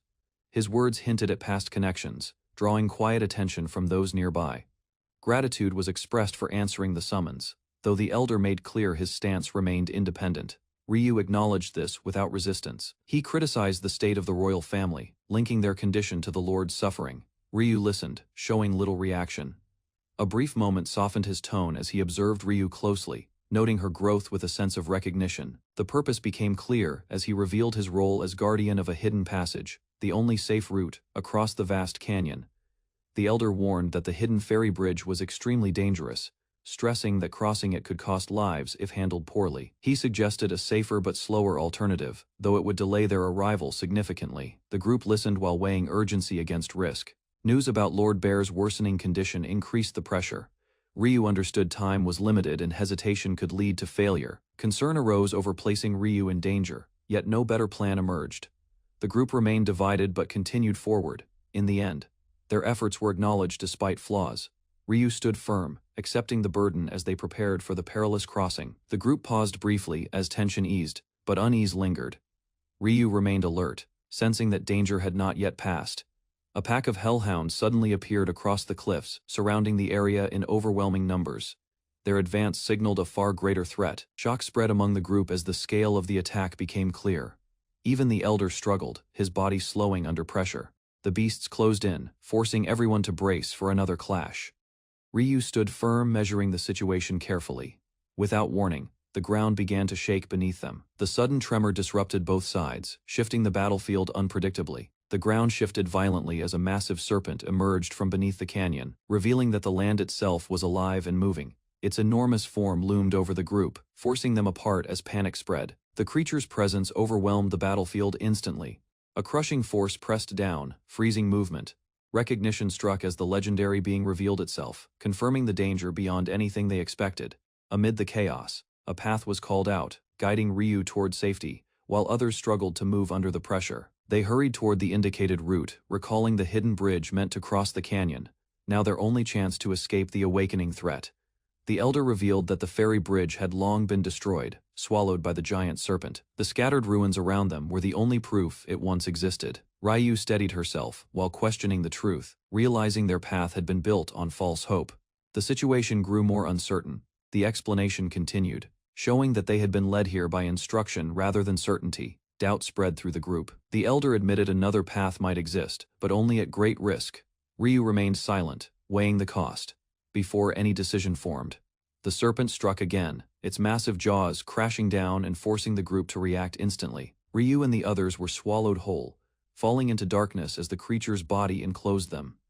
Vision faded, leaving only confusion and disorientation. Inside, they struggled to stay together while unstable currents pulled at them. Efforts were made to force an escape, but control was limited. Attempts to call upon outside aid failed, revealing they were trapped deep within the creature's body. Realization spread that normal methods would not work. The environment worsened as heat and fluids built around them. Weakness began to take hold, threatening to overwhelm the group. One by one, their strength faded, bodies collapsing in the suffocating space as silence slowly replaced the struggle. Inside the creature, the group lay weakened, their bodies barely moving. Ryu sensed the worsening state, realizing they were close to losing consciousness. Her mind drifted into a distant memory where she stood in a quiet field and heard of her mother's death. The moment felt calm yet heavy. Details of that loss resurfaced, revealing the harsh circumstances that prevented even a proper farewell.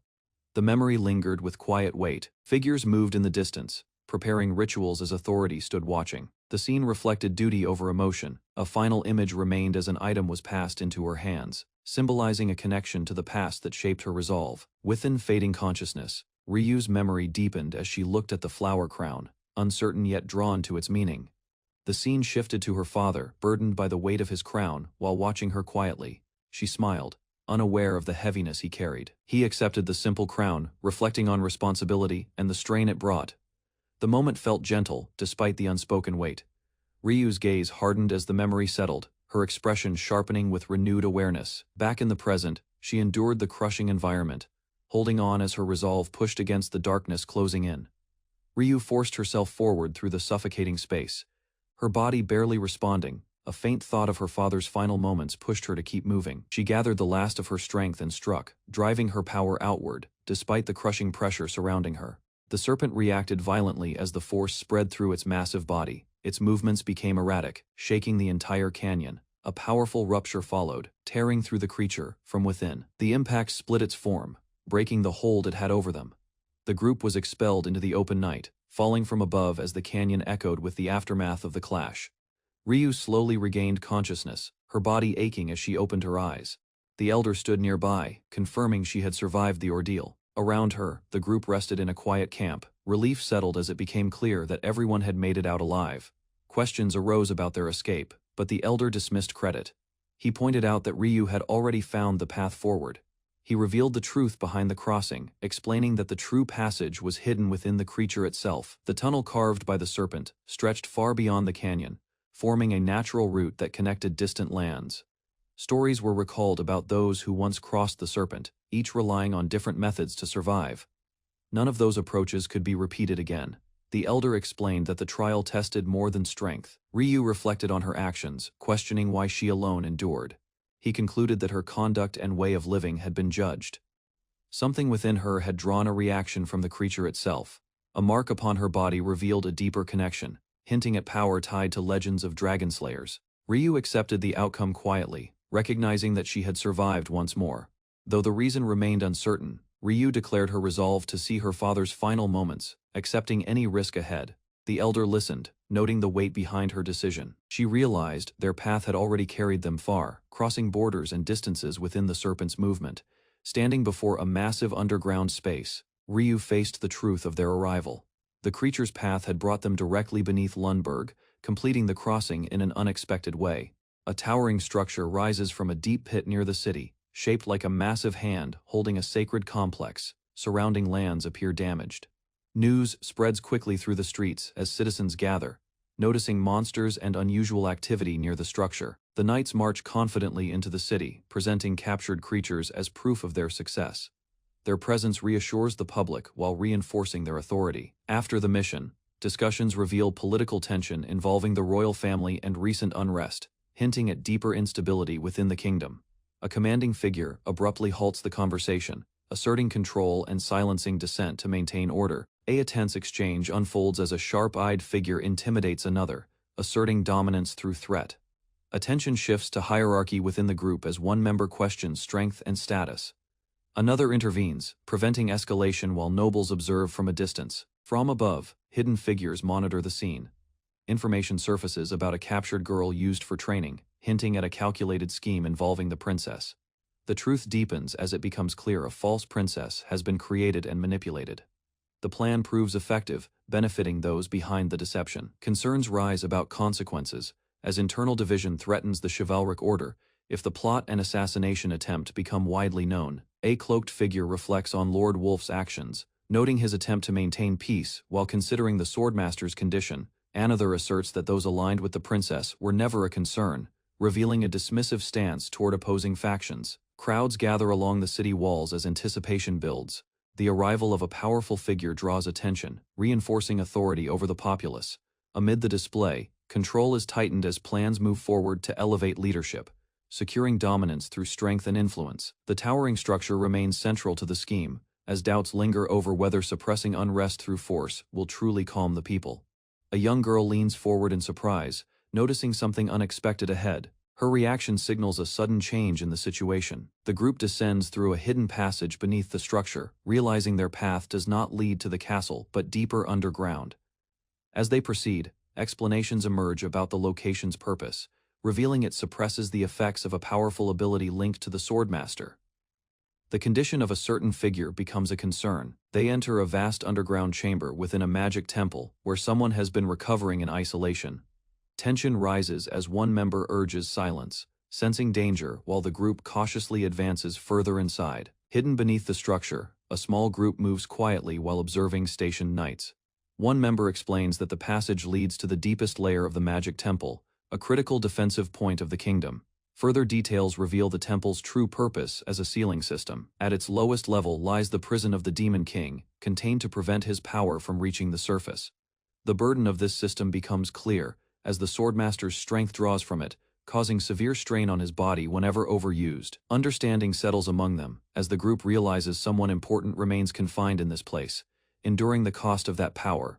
At the guarded entrance, a man claims to be a messenger seeking an audience with the king. Armed guards block the way, maintaining strict control over access. As tension rises, the group pushes forward despite resistance. Their goal becomes clear as they attempt to secure the king's authority through a crucial letter. The document is revealed to oppose a false decree that would shift royal power. Meanwhile, Ryu remains focused on a personal objective, separate from political conflict. They advance inside, opening the sealed chamber while suspicion grows that the king is being confined within. Concerns deepen as the environment's demonic influence threatens the king's fragile condition, complicating any attempt to help him. Ryu moves forward with determination, aware that Lord Bear has been waiting despite his worsening condition. The urgency of the situation grows as time runs short. As others call out, a large hand presses against the door from inside. The sudden movement halts everyone, forcing silence as tension rises. Ryu reacts instantly, sensing the presence beyond the door. Focus sharpens as the moment becomes critical. Inside, a weakened yet imposing man stands with a sword, surrounded by equipment meant to sustain him. His condition appears fragile but controlled. The atmosphere shifts as his presence fills the room. Ryu stares ahead, realizing the long-awaited encounter has finally begun. Inside the chamber, the weakened king struggles to remain standing as attendants urge him to rest. His condition appears unstable, yet he refuses to yield. He steps forward toward Ryu, extending a trembling hand. The gesture carries weight, drawing her full attention as the moment intensifies, despite doubts about her ability. The king insists, placing something unseen into her grasp. The act signals a deliberate transfer of responsibility. He reveals that fate has chosen her, linking her to a greater power tied to a dragon. The declaration shifts the room's atmosphere.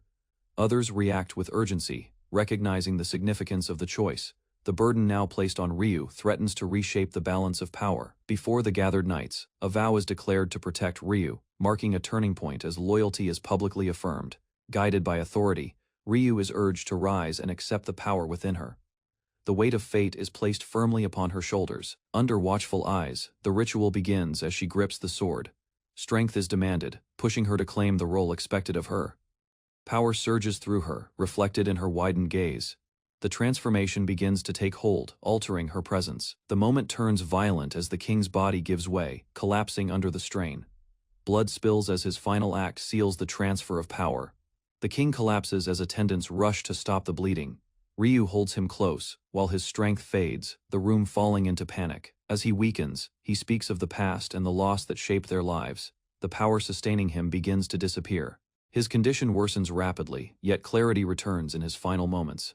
He reflects on what was lost and what remains before him. Ryu grips him tightly, unable to look away. The bond between them becomes undeniable as the end approaches. With his last strength, he acknowledges her fully and entrusts everything to her. His life fades, leaving Ryu alone with the weight he passed on. Amid falling petals, the king lies beside Ryu, urging her to live freely. The moment feels distant, as if time has slowed around them. Their hands meet weakly, stained with blood, as he senses a change within her. A faint sign of growth begins to emerge. With fading vision, he recognizes the awakening power, comparing it to something precious from the past. Relief appears in his final expression. His strength finally gives out, and his body collapses completely. The quiet aftermath settles over the scene. Ryu rises slowly. Her expression hardened, though others call out, she turns away, carrying the weight of what has just ended. She stands quietly, her face stained with tears, as someone gently questions her. She shows no clear response, holding her emotions inside. Behind her, others notice the king's lifeless state. Shock spreads, as the reality of his death becomes undeniable. The room falls into chaos as attendants rush toward the body. Confusion and fear grow among those present. Ryu walks away from the scene, her clothes marked with blood. The silence around her contrasts with the disorder behind. Suddenly, armed knights surround her and declare judgment. Without hesitation, she is accused and condemned for the king's death. Ryu stands before armored figures as a sentence is declared for the king's murder. Blood stains her dress while confusion spreads through the hall. A noble forcefully accuses her, linking her to the crime and a failed petition over succession. The charge is presented as deliberate betrayal. Nearby, an ally realizes their actions were anticipated. The fallen body on the floor confirms the situation has been carefully arranged. Attention shifts to an aged man, identified as a former master swordsman, now weakened yet still significant. The scheme is revealed as an attempt to control the kingdom by elevating Ryu, exposing a deeper conspiracy behind the accusation. The aged swordsman calmly observes Lord Wolf, noting the presence of suspicious retainers while maintaining a composed stance. Bodies lie scattered across the hall as the old man questions Ryu's maturity, suggesting she has not truly grown despite appearances. Examining the corpse, he identifies unnatural blood and signs of corruption, concluding the victim suffered a distorted end. He deduces demonic influence and reveals the scheme, exposing Wolf's actions as a calculated attempt to frame Ryu by killing his own father. Tension breaks as a sudden strike erupts, catching those nearby off guard and pushing the confrontation toward open conflict. The elderly swordsman launches forward, intercepting an attack aimed at shifting blame, stopping the assault before it reaches its target. Impact spreads across the hall as his strike shatters the floor, forcing opponents back and disrupting their formation. Unshaken, he dismisses the knight's efforts as insignificant, maintaining control despite their numbers. Ryu steps forward through the chaos, calm and steady, while one attacker struggles to recover nearby. In a swift motion, another enemy restrains her from behind, attempting to limit her movement and regain advantage. An attacker restrains Ryu, threatening her life while asserting control, confident that her capture will secure the execution. He presses her down near the fallen body, showing no concern, using the situation to reinforce his authority. Ryu's expression sharpens as realization sets in, understanding the depth of the betrayal surrounding her. Anger replaces hesitation, her gaze turning intense as she confronts the cruelty of the act. A strange power begins to manifest along her arm, stretching outward, signaling a sudden change that disrupts the balance of the conflict.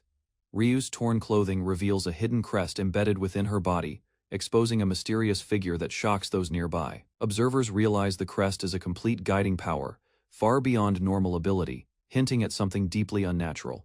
Energy surges outward as Ryu moves, striking an opponent with overwhelming force and breaking through resistance. The impact escalates, unleashing a violent manifestation that tears through the hall, sending debris and enemies flying. Amid the chaos, her power takes a darker form, overwhelming the battlefield, while the elderly swordsman is struck, showing the uncontrollable nature of her awakening. A knight charges forward, slamming his weapon into the structure, sending fragments flying as he pushes through the collapsing interior.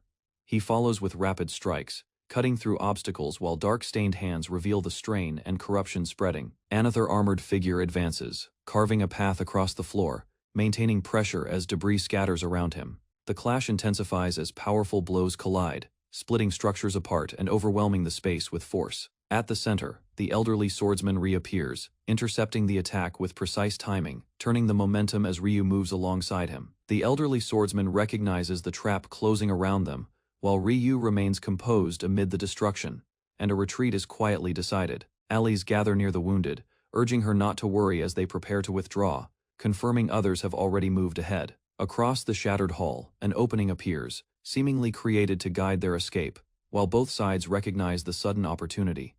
Enemies react immediately, rushing toward the gap as Ryu turns away, choosing to move rather than continue the fight. During the escape, the old swordsman strikes the surroundings, collapsing debris to block pursuit, ensuring their path closes behind them as they withdraw. Ryu moves away from the fallen king as conspirators decide to use his death and her presence to shape a false narrative. A figure orders the king's body to be taken, securing evidence that will support their version of events. Across the city, news spreads rapidly, blaming Ryu for the murder while citizens react with confusion and fear. Witnesses attempt to object, but their words are dismissed as the accusation gains authority and control. The claim is reinforced as officials frame the incident as negligence or betrayal, ensuring the conspiracy replaces the truth. Inside, a crowded room, tension rises as Ryu's allies defend her actions, while others question the situation and place blame on those connected to her. Attention shifts to the broader consequences, showing how responsibility has fallen on her family, while suspicion spreads toward missing figures tied to the incident. A separate location offers brief safety, where Ryu is reassured as stronger authority protects the area from immediate threat. The elderly swordsman arrives and exchanges measured acknowledgement with those present, indicating awareness of the unfolding situation. Another figure appears, confronting him directly, signaling the start of a deeper conflict between powerful individuals behind the conspiracy. Within a guarded residence, a high official returns with a child, acknowledging the aftermath, while noting the fall of Lord Bear and the unexpected survival of the old swordsman. The elderly swordsman reflects on the king's death, observing the body and realizing events unfolded differently than expected. Ryu stands quietly as responsibility is discussed, while the official admits misjudgment and proposes that she leave the kingdom to recover and reorganize. Attention shifts to the city, where mourning for the king will place the capital under strict control, creating a narrow window for future action. Meanwhile, injuries caused by demonic power prove difficult to heal, forcing allies to rest while the looming execution remains an unavoidable threat. Ryu confronts the officials inside the residence, questioning the situation as Cohen kneels, and promises to restore order while urging patience. Outside, a public execution platform is prepared, where authorities plan to punish an alleged imposter while guards secure the area.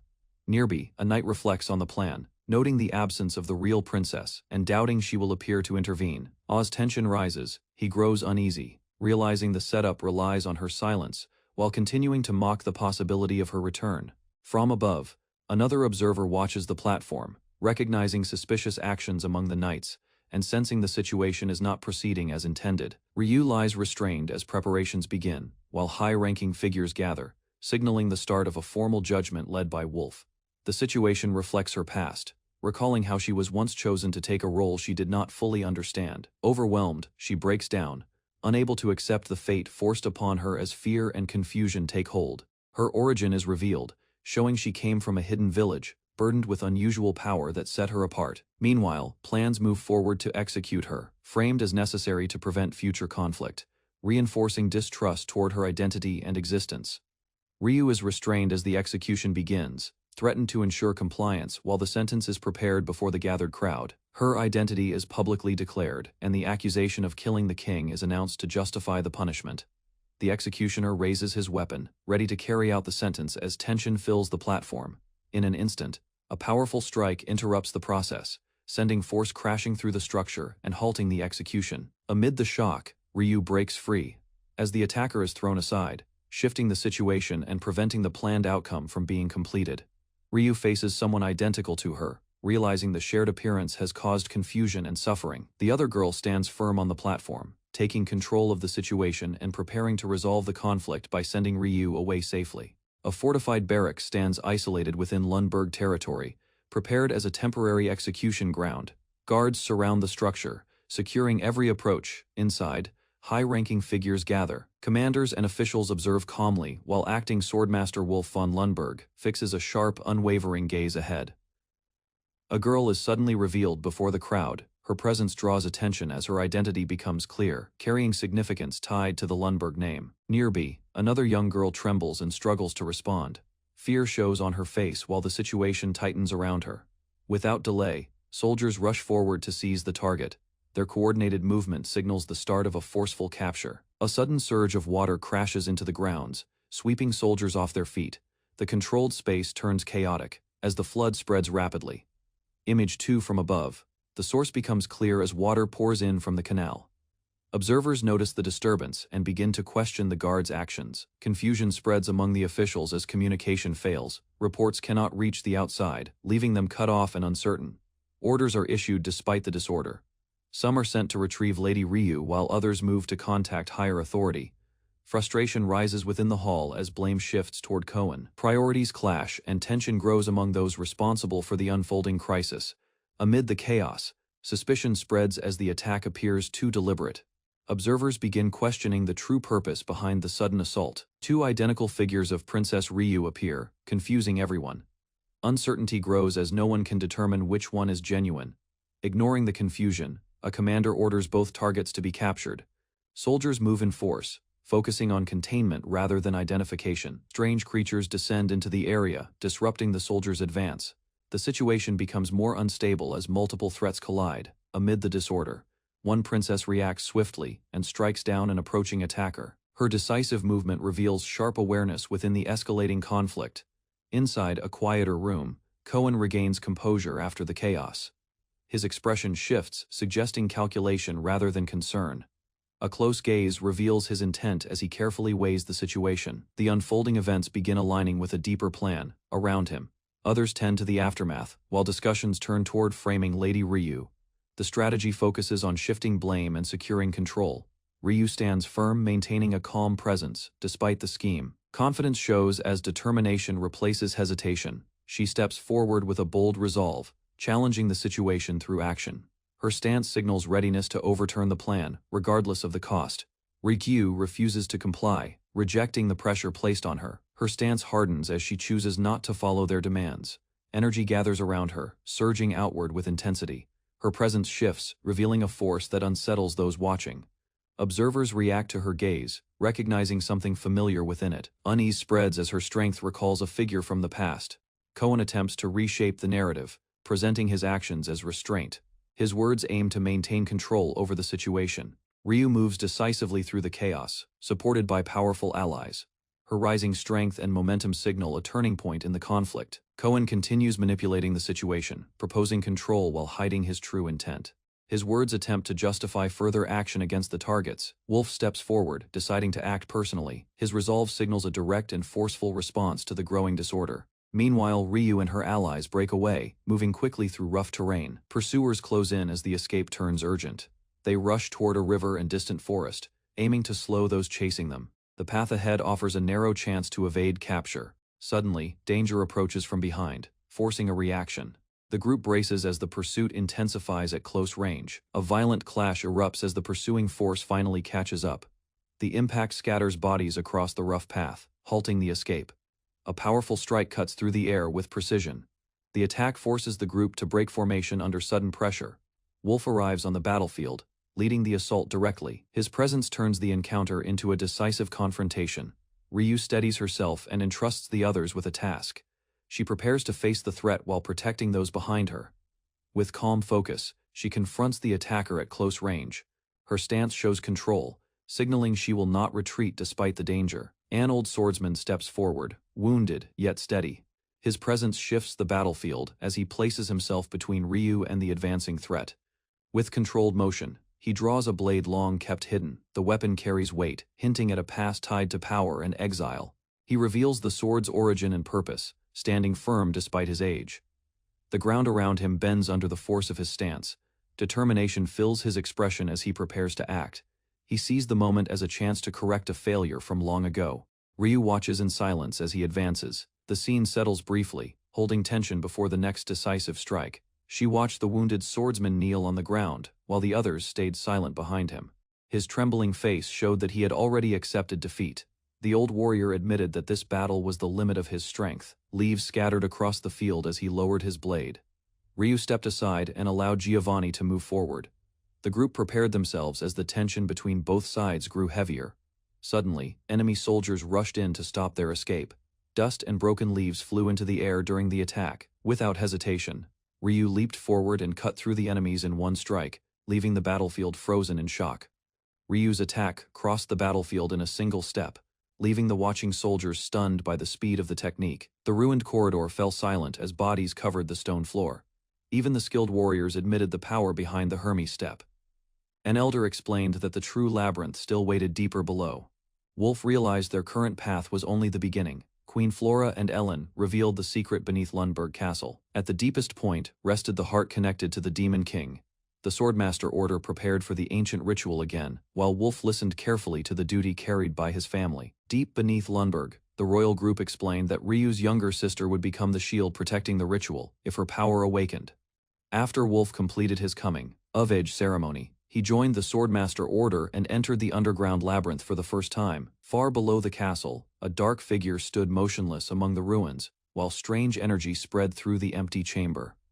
The monstrous creature hidden inside the labyrinth revealed the true danger guarding the deepest layer of the Demon King's resting place. Countless soldiers charged into battle against the creature, but thousands never returned from the underground war.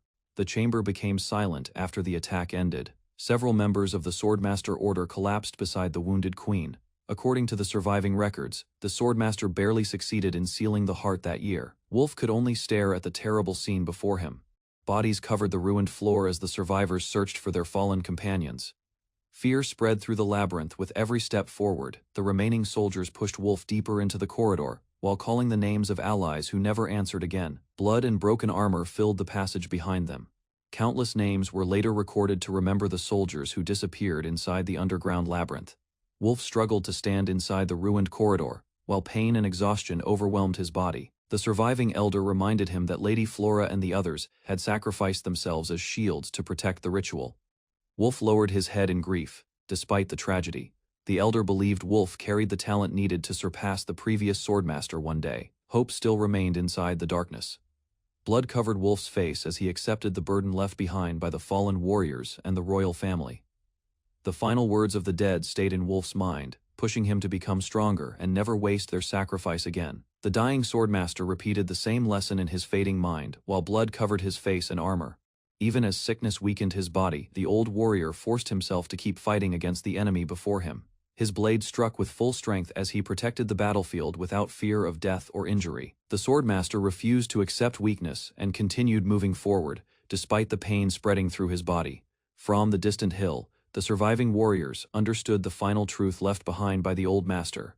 Strength alone decided the fate of a swordsman. The wounded Swordmaster tightened his grip on the weapon while staring at the enemy standing across the ruined bridge. Death Trail charged forward and struck with overwhelming force, shaking the entire battlefield with a single attack. The old master answered the attack directly, refusing to retreat even as his body reached its limit. Memories of the fallen warriors and the duty of protecting others filled the Swordmaster's mind during the clash. With his final strength, the old warrior rushed through the storm of attacks and continued fighting without hesitation. A violent explosion shattered the bridge as smoke and debris spread across the battlefield. The collapsing structure forced the warriors to retreat while the enemy continued attacking through the destruction. Wolf and the others watched the chaos in shock, realizing that a force powerful enough to stop them had appeared. Ryu silently observed the scene beside them. When the dust settled, the enemy still stood on the ruined bridge, while the surviving soldiers feared Wolf had fallen during the attack.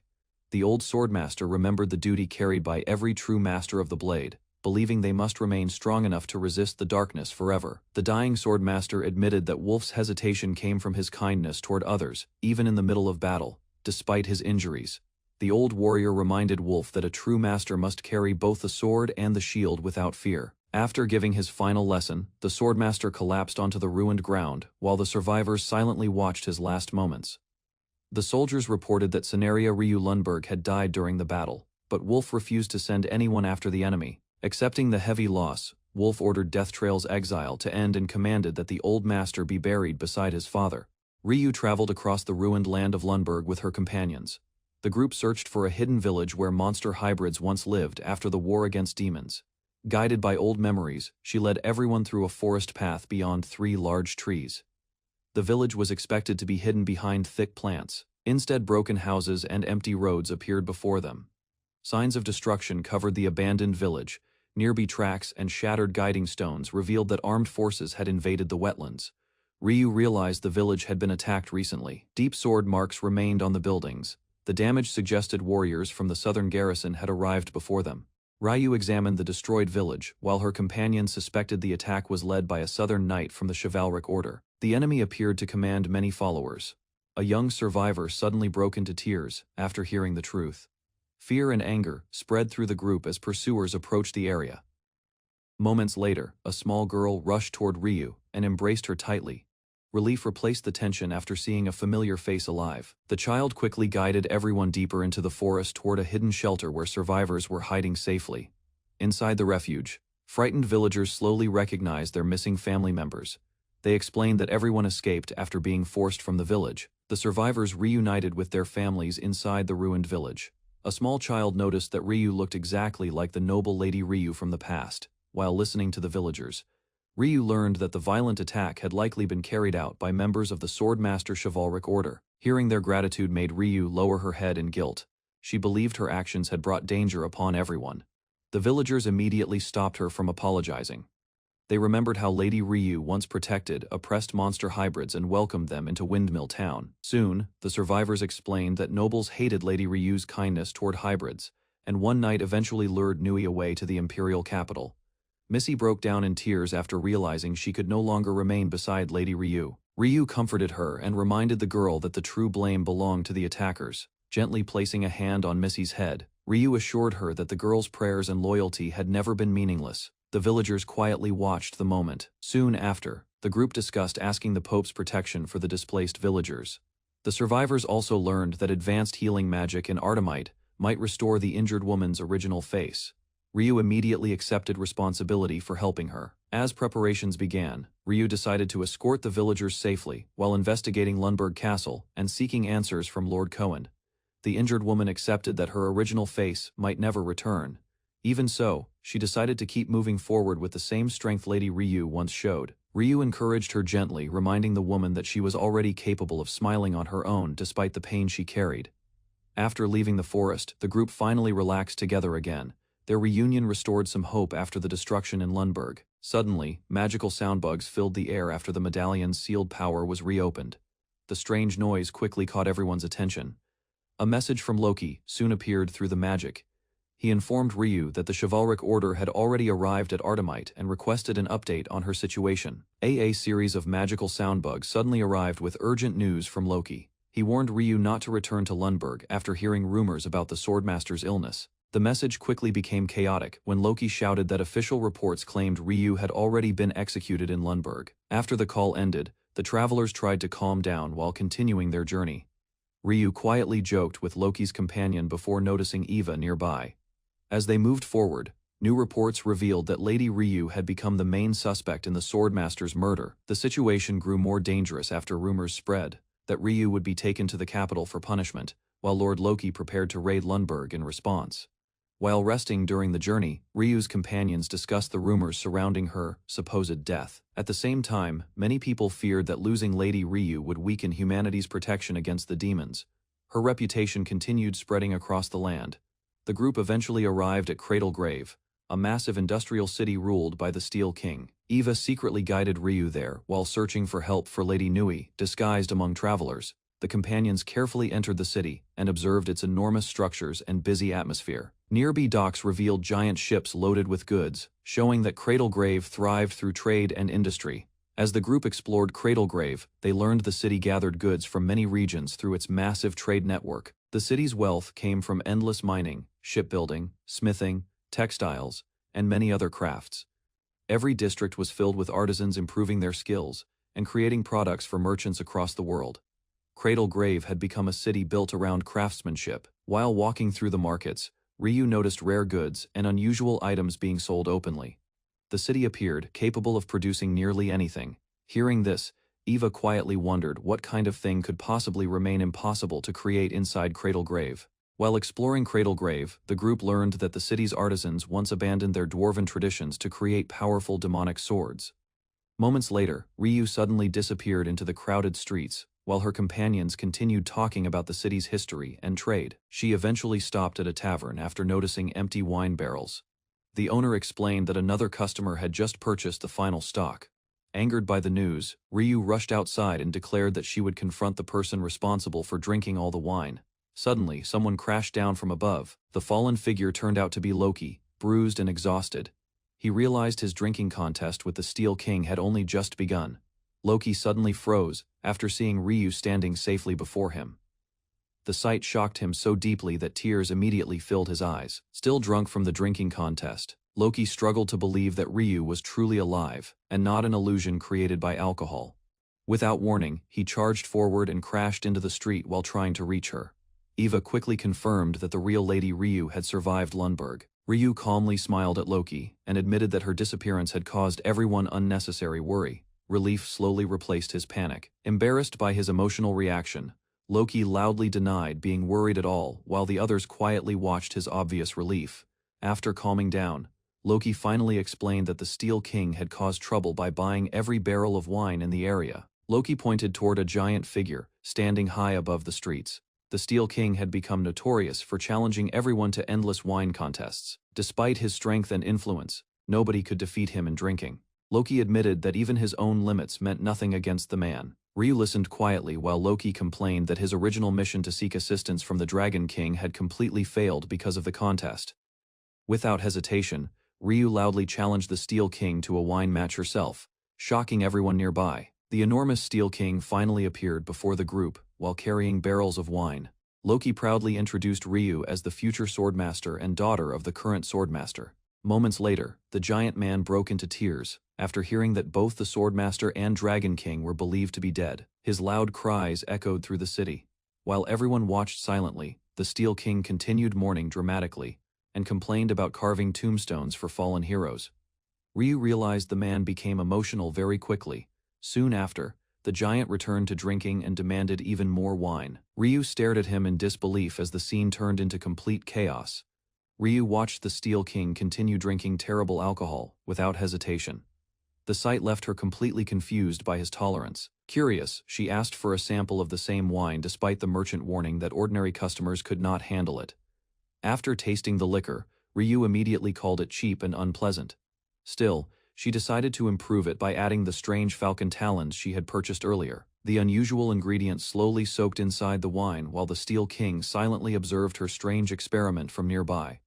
Once the smell changed, Ryu smiled with satisfaction and explained that nostalgia arrived before the harsh taste. Ryu offered the strange wine mixture to the Steel King after warning him not to spit it out. After drinking it, the Steel King praised the flavor and claimed the wine carried the strength of a great warrior. Despite Ryu's small appearance, the unusual taste reminded him of an old companion from the past. Ryu quietly listened while he reflected on the kind of man the swordmaster once was.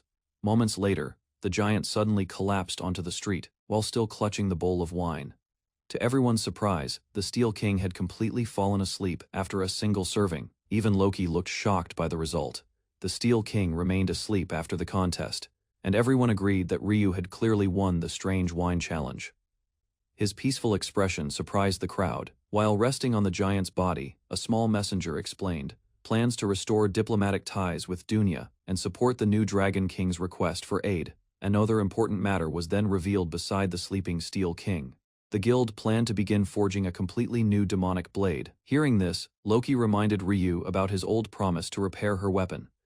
The others gathered around while discussing the dangerous project. In the end, Loki decided that if they were creating a weapon again, it should become a powerful demonic blade. Ryu calmly accepted the plan to forge a legendary demonic sword powerful enough to defeat the Demon King. After the Demon King fell, 6 demonic swords remained to seal his scattered body parts across the world. Ancient forging techniques were hidden by the dwarves because their power threatened the balance of every kingdom. One dwarf faction abandoned Cradlegrave and built a new land far from their homeland. Under a secret oath with the Dragon King, the group vanished from history and settled in Dunya. Meanwhile, the furious king of Cradlegrave refused to support Dunya's forbidden demonic sword forging and declared the practice a betrayal of dwarf honor. A starving dwarf wandered through the workshop, while the others noticed his strange behavior after the previous night's drinking. Workers rushed around the sacred Kamado stove, as heated milk replaced the alcohol meant for shipment. Disappointment spread across the room after the drunken dwarf accidentally ruined the entire alcohol supply. Meanwhile, a calm woman offered another drink beside stacked barrels, while the exhausted dwarf rested near her. The strong liquor from Dunya finally restored the dwarf's memory, allowing him to recognize the woman as the daughter of the swordmaster, while his companions watched his reckless drinking continue. The dwarf quietly ate beside a barrel while the swordmaster's daughter listened to his serious explanation about demonic swords. A grim warning followed, as he revealed that forging a new demonic sword demanded the blacksmith's own life. Confusion spread among the group, because the girl still failed to remember the events connected to Evo and the distant battle. Another dwarf recalled the previous night, and explained that demonic sword forging was necessary to rebuild Dunya after its destruction. Later, the swordmaster's daughter understood that the mediation between the two dwarf families was meant to give their new leader another chance to guide the clan forward. The swordmaster's daughter quietly admitted her resolve while recalling a drunken conversation about sacrifice and loyalty. A calm smile crossed her face as she accepted the possibility of giving everything for the person she cared about. Meanwhile, the others slowly realized her determination was connected to Ryu and the future of their clan. Madlock finally accepted the proposal, and the daughter of the swordmaster formally submitted herself beside the Dragon King's descendant. Soon after, the hall erupted with excitement as Steel King Madlock ordered every dwarf in Cradlegrave to stop their duties and unite for the forging of a new demonic sword. Preparations for forging the new demonic sword spread through Cradlegrave as the people gathered in excitement for the rare event. Meanwhile, Madlock proudly acknowledged that the Dragon King's descendant had convinced the isolated Dunya dwarves to cooperate at last. Soon after, the completed demonic sword was presented before the crowd, and its flawless blade shocked every witness in the hall. Several veteran blacksmiths carefully inspected the weapon and admitted that even Dunya's finest swords could not compare to its craftsmanship. At last, Ryu understood the secret behind the weapon's power when Madlock revealed that the sword had been forged using primordial dragonfire instead of ordinary flames. The dwarves explained that Dunya's demonic swords only appeared to be made from orichalcum, because dragonfire strengthened ordinary steel beyond normal limits. Meanwhile, Madlock revealed that true orichalcum weapons existed only among the 6 primordial demonic swords, while the mysterious blunt blade remained different. Ancient forging methods from Dunya were then connected with dragonfire, creating the possibility of surpassing the legendary swords of the founder. However, Ryu admitted that his current strength still fell far below the power once possessed by his predecessor. Even so, he prepared to overcome that weakness by relying on the enormous furnace of Cradlegrave to replace the power he lacked himself. Ryu calmly admitted his lack of strength, while Lord Loki and the other dwarves listened carefully to his determination. Although Loki denied it directly, the atmosphere revealed that the old dwarf had begun respecting Ryu's resolve and ambition.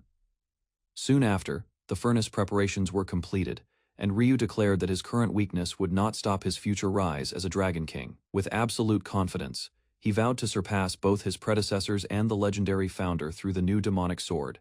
The massive furnace then erupted with overwhelming heat, instantly consuming the firewood as the dwarves hurried to maintain the flames for the forging process. As the furnace roared, the ancient orichalcum finally awakened inside the unfinished demonic sword, while the dwarves watched Ryu's power closely. The swordmaster's daughter then poured the dangerous mineral into her veins, allowing the sword to synchronize with her skill and grow stronger.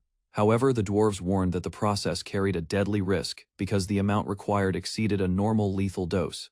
Even after hearing the danger, Ryu refused to stop, while the others explained that the mineral now connected directly to her consciousness and life force.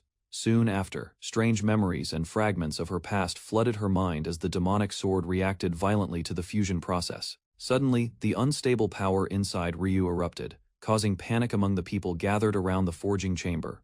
Moments later, her body weakened from the violent synchronization process, and the others rushed to support her before she collapsed completely. After regaining consciousness, Ryu learned that she had remained asleep for 3 entire days while the forging continued nearby. Although the demonic sword itself was progressing successfully, the attendants worried about the damage the orichalcum had caused to her condition. Even in her weakened state, Ryu tried to stand and check the situation outside, forcing the others to stop her before she pushed herself too far again. As Ryu prepared to move again, the dwarves warned that her reckless actions could ruin the entire forging process. An attendant then explained that Cradlegrave inherited techniques from the ancient temple built to seal the former Demon King. Meanwhile, Ryu learned that the kingdom's defensive barrier was once considered strong enough to stop any demonic invasion. However, the massive protection collapsed almost instantly when only 2 demons attacked the region. The survivors later admitted that those demons were far beyond ordinary monsters, leading Ryu to realize that far more dangerous creatures were now roaming freely outside the kingdom. Despite the warnings, Ryu tried to leave the chamber while the dwarves begged her not to interrupt the unfinished demonic sword. At the same time, the unstable orichalcum reacted violently as Ryu forced more power from it during the forging process. The Steel King then ordered everyone to endure for only 3 more days so the weapon could finally be completed.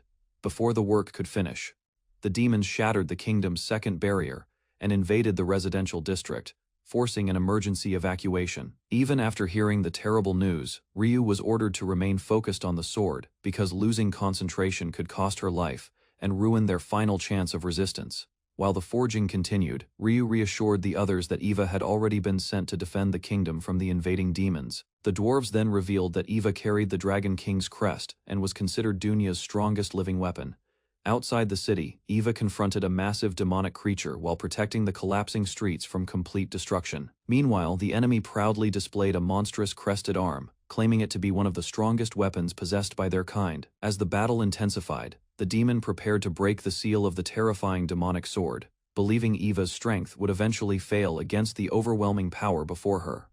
As the battle spread across the ruined streets, the demons searched for stronger veins that could support their terrifying power. One creature then captured Eva and prepared to offer her body to Lord Eye as a sacrifice for their plans. Meanwhile, the giant eye hidden among the ruins demanded information about Lunaria Ryu Lundberg and her current condition. Lord Loki quickly realized that the enemy intended to use the Eye of the 6 body parts to confirm whether Ryu could truly threaten the Demon King before the ritual could continue. A violent strike suddenly crashed into the enemy and interrupted the demon's attempt to control Eva completely. Seeing EVA collapse before the enemy, Lord Loki immediately rushed forward in panic and called out to her. Without hesitation, he launched a powerful attack that shattered the ground and forced the surrounding demons away from Eva. The surviving civilians watched in confusion as Loki appeared on the battlefield, despite the unfinished demonic sword still inside Cradle Grave. Meanwhile, the massive creature attempted to overwhelm Loki by sending countless twisted bodies toward him at once. Even so, Loki stood his ground and destroyed the incoming swarm with a violent counterattack while continuing to shield EVV from further harm. After enduring the dangerous forging process, Ryu finally completed the new demonic sword before the exhausted dwarves. The finished weapon revealed overwhelming power because Ryu had poured the remainder of her veins and magical energy into its creation. Soon after, she carried the demonic sword onto the battlefield and calmly prepared to face the invading demons threatening the kingdom. As the demons invaded Cradle Grave, the Steel King ordered the dwarves to retreat while he moved toward the battlefield himself. Meanwhile, the newly forged demonic sword revealed that it was far more than a simple masterpiece created by ordinary craftsmanship. Ryu then entered the battlefield and cut through the monstrous enemies with a single overwhelming strike from the completed blade. After defeating the creatures, she calmly recovered Eva's stolen arm while the remaining demons collapsed around her. The Steel King watched the destruction in disbelief and finally understood the terrifying power hidden within the new demonic sword. After defeating the monsters, Ryu reassured the frightened civilians while mocking the creature's growing mass of useless arms. Meanwhile, she comforted the children by promising that their boss would prepare food once the battle finally ended. Another demon suddenly attacked from behind, but Ryu stopped it before the terrified crowd could be harmed again. The wounded creature collapsed as Ryu warned it not to frighten the children any further. Soon after, Ryu's body weakened from a rising fever, and the others realized the demonic sword was slowly trying to possess her through its overwhelming power. As Ryu's condition worsened, the dwarves realized the demonic sword was draining her veins and behaving like a demon's cursed skill tree. Soon after, messengers reported that the barriers had not collapsed from ordinary damage, but from a strange form of corrosion spreading through them. The Steel King concluded that the enemy carried a cursed erosion capable of turning even minerals into rotting flesh. Meanwhile, the enormous holy crystal containing the demonic eye and the sword dais continued spreading corruption across the battlefield. After discovering the crystal's true role, the dwarves urgently ordered the reactivation of the demonic sword dais before the corruption consumed everything nearby. The dwarves explained that the holy crystal had sealed the demonic eye for thousands of years by spreading and weakening its terrifying power. However, history revealed that even a slight delay in maintaining the crystal once caused half of Cradlegrave's population to lose their eyes. Determined to stop another disaster, the Steel King ordered everyone to pour their veins into the demonic sword dais, causing the eye to disappear temporarily. Moments later, panic spread as the dwarves warned the civilians not to look directly at the eye and hurried to evacuate the children. Soon after, the massive eye emerged again above the kingdom. covering the land in fear, as the people realized their doom was approaching. As panic spread through the kingdom, Ryu leapt toward the gigantic eye, while carrying the completed demonic sword. Without hesitation, she drew the blade, and accelerated across the battlefield, with overwhelming speed and focus. Moments later, Ryu launched herself high into the sky, and prepared a direct attack against the enormous demonic eye. The impact shook the entire area as the massive eye trembled under the force of her strike. Meanwhile, the civilians screamed in fear after the eye's influence spread further, causing terrible damage to the people's eyesight across the kingdom. After Ryu struck the giant eye, its massive body twisted violently above the kingdom, and began collapsing across the sky. A huge wave of corrupted flesh then surged through the city, forcing the dwarves to shield the terrified civilians from the spreading destruction. Meanwhile, the people desperately held onto each other while watching the eye's remains continue moving after the attack. Confusion spread across the battlefield, as everyone questioned whether Ryu had truly destroyed the demonic eye, or only wounded it. Soon after, a monstrous black creature covered with countless eyes emerged from the remains, proving that the eye had transformed into an even more dangerous form. Instead of dying, the corrupted creature began targeting the children, forcing Ryu and the others to realize the eye intended to steal their veins next. Without hesitation, the Steel King stepped forward and ordered the terrified civilians to move away from the approaching monster. Meanwhile, one of the children nearly became trapped by the spreading corruption before the dwarves rushed to protect them. Ryu then launched a fierce counterattack and drove her demonic sword directly through the creature's massive body. After the strike landed, the monster's twisted form started collapsing while Ryu prepared herself for the next attack from the surviving corruption. Ryu stood protectively before the wounded civilians, while the corrupted creature slowly rose again from the ruined ground. The monster attempted to control her through its terrifying eyes, but Ryu avoided direct contact and resisted the curse. Even the Steel King was shocked after witnessing her withstand the eye's overwhelming influence without losing herself. Meanwhile, Ryu calmly faced the creature and showed complete confidence in her swordsmanship despite the growing danger around her. She then cut through the attacking monster with a decisive strike, proving that her skill with the demonic sword was far beyond ordinary combat ability. As the battle continued, the dwarves noticed strange flower-like patterns spreading from Ryu's demonic sword across her guiding skill tree.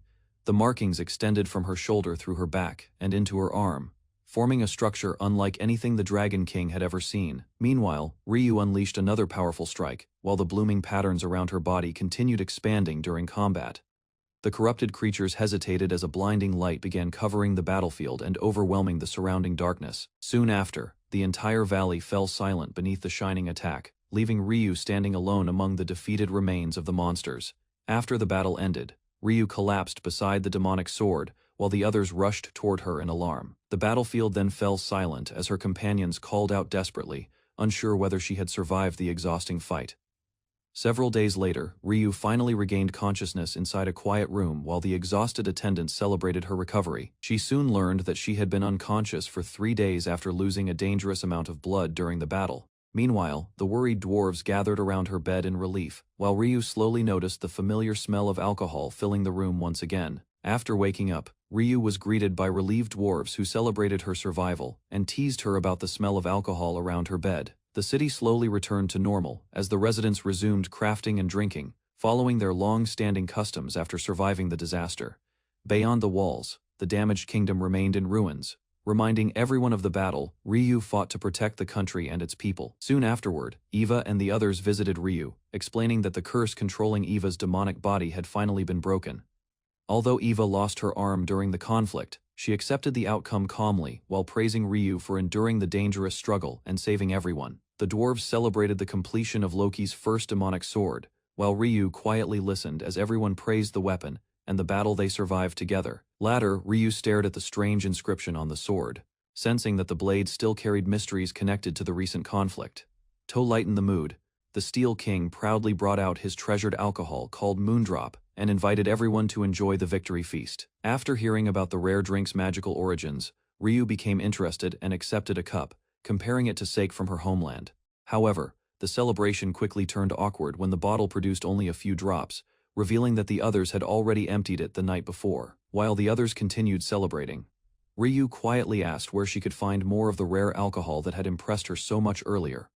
Far away, the remaining demons learned that Lord Ai had disappeared, leaving the group shocked and uncertain about what had happened. Soon afterward, the demons discovered that Lord Ai no longer responded to any signal, confirming that something unusual had taken place during the battle.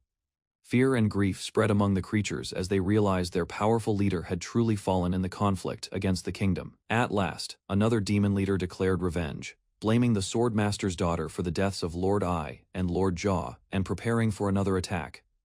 The demons gathered under the moonlight and prepared 3 trained elves for a strange ritual connected to their dark power. Black liquid spread across the ground while the demons prayed to the moon, believing the goddess's star would guide their revenge. Soon tears flowed from the Demon King's remains, causing confusion among the creatures as an unexpected reaction began to form. Moments later, a human-shaped figure emerged from the dark substance, leaving the demons shocked by the sudden birth. After examining the figure closely, the demons realized the being resembled the Swordmaster's daughter, confirming that a dangerous new existence had been created. The newly created woman suddenly attacked one of the demons, spreading fear across the chamber as the creatures stepped back in confusion. Several demons observed her carefully and realized she lacked normal human features, making her existence even more disturbing to them. Soon, the group declared that the woman embodied the Demon King's hatred and believed she had been born to guide their revenge. The strange figure slowly rose from the dark liquid, while the demons praised her as their new leader and symbol of destruction. At last, another demon forced the woman to speak, hoping to awaken her mind and confirm that the Demon Kings will truly lived inside her body. The mysterious woman reminded the demons how humans stole the world from them 3,000 years earlier, and blamed the goddess power for their suffering. She continued describing how demons lost control of the night, forcing weaker creatures to live under fear and endless restriction. Suddenly, the woman shouted in anger, refusing to let the Demon King remain trapped in such a miserable existence any longer. After calming herself, she declared a new objective: destroy the goddess's moon and reclaim the darkness that once belonged to demonkind. Meanwhile, Ryu became obsessed with finding more Japanese-style alcohol and rushed toward the moonlit spring, unaware that the demons planned to stain the land with blood. Ryu stood alone on the river ship while several rough passengers watched her from behind. The quiet trip slowly turned tense as the vessel neared the harbor. A group of men approached and tried to corner Ryu near the deck. Their careless behavior disturbed the calm atmosphere around her.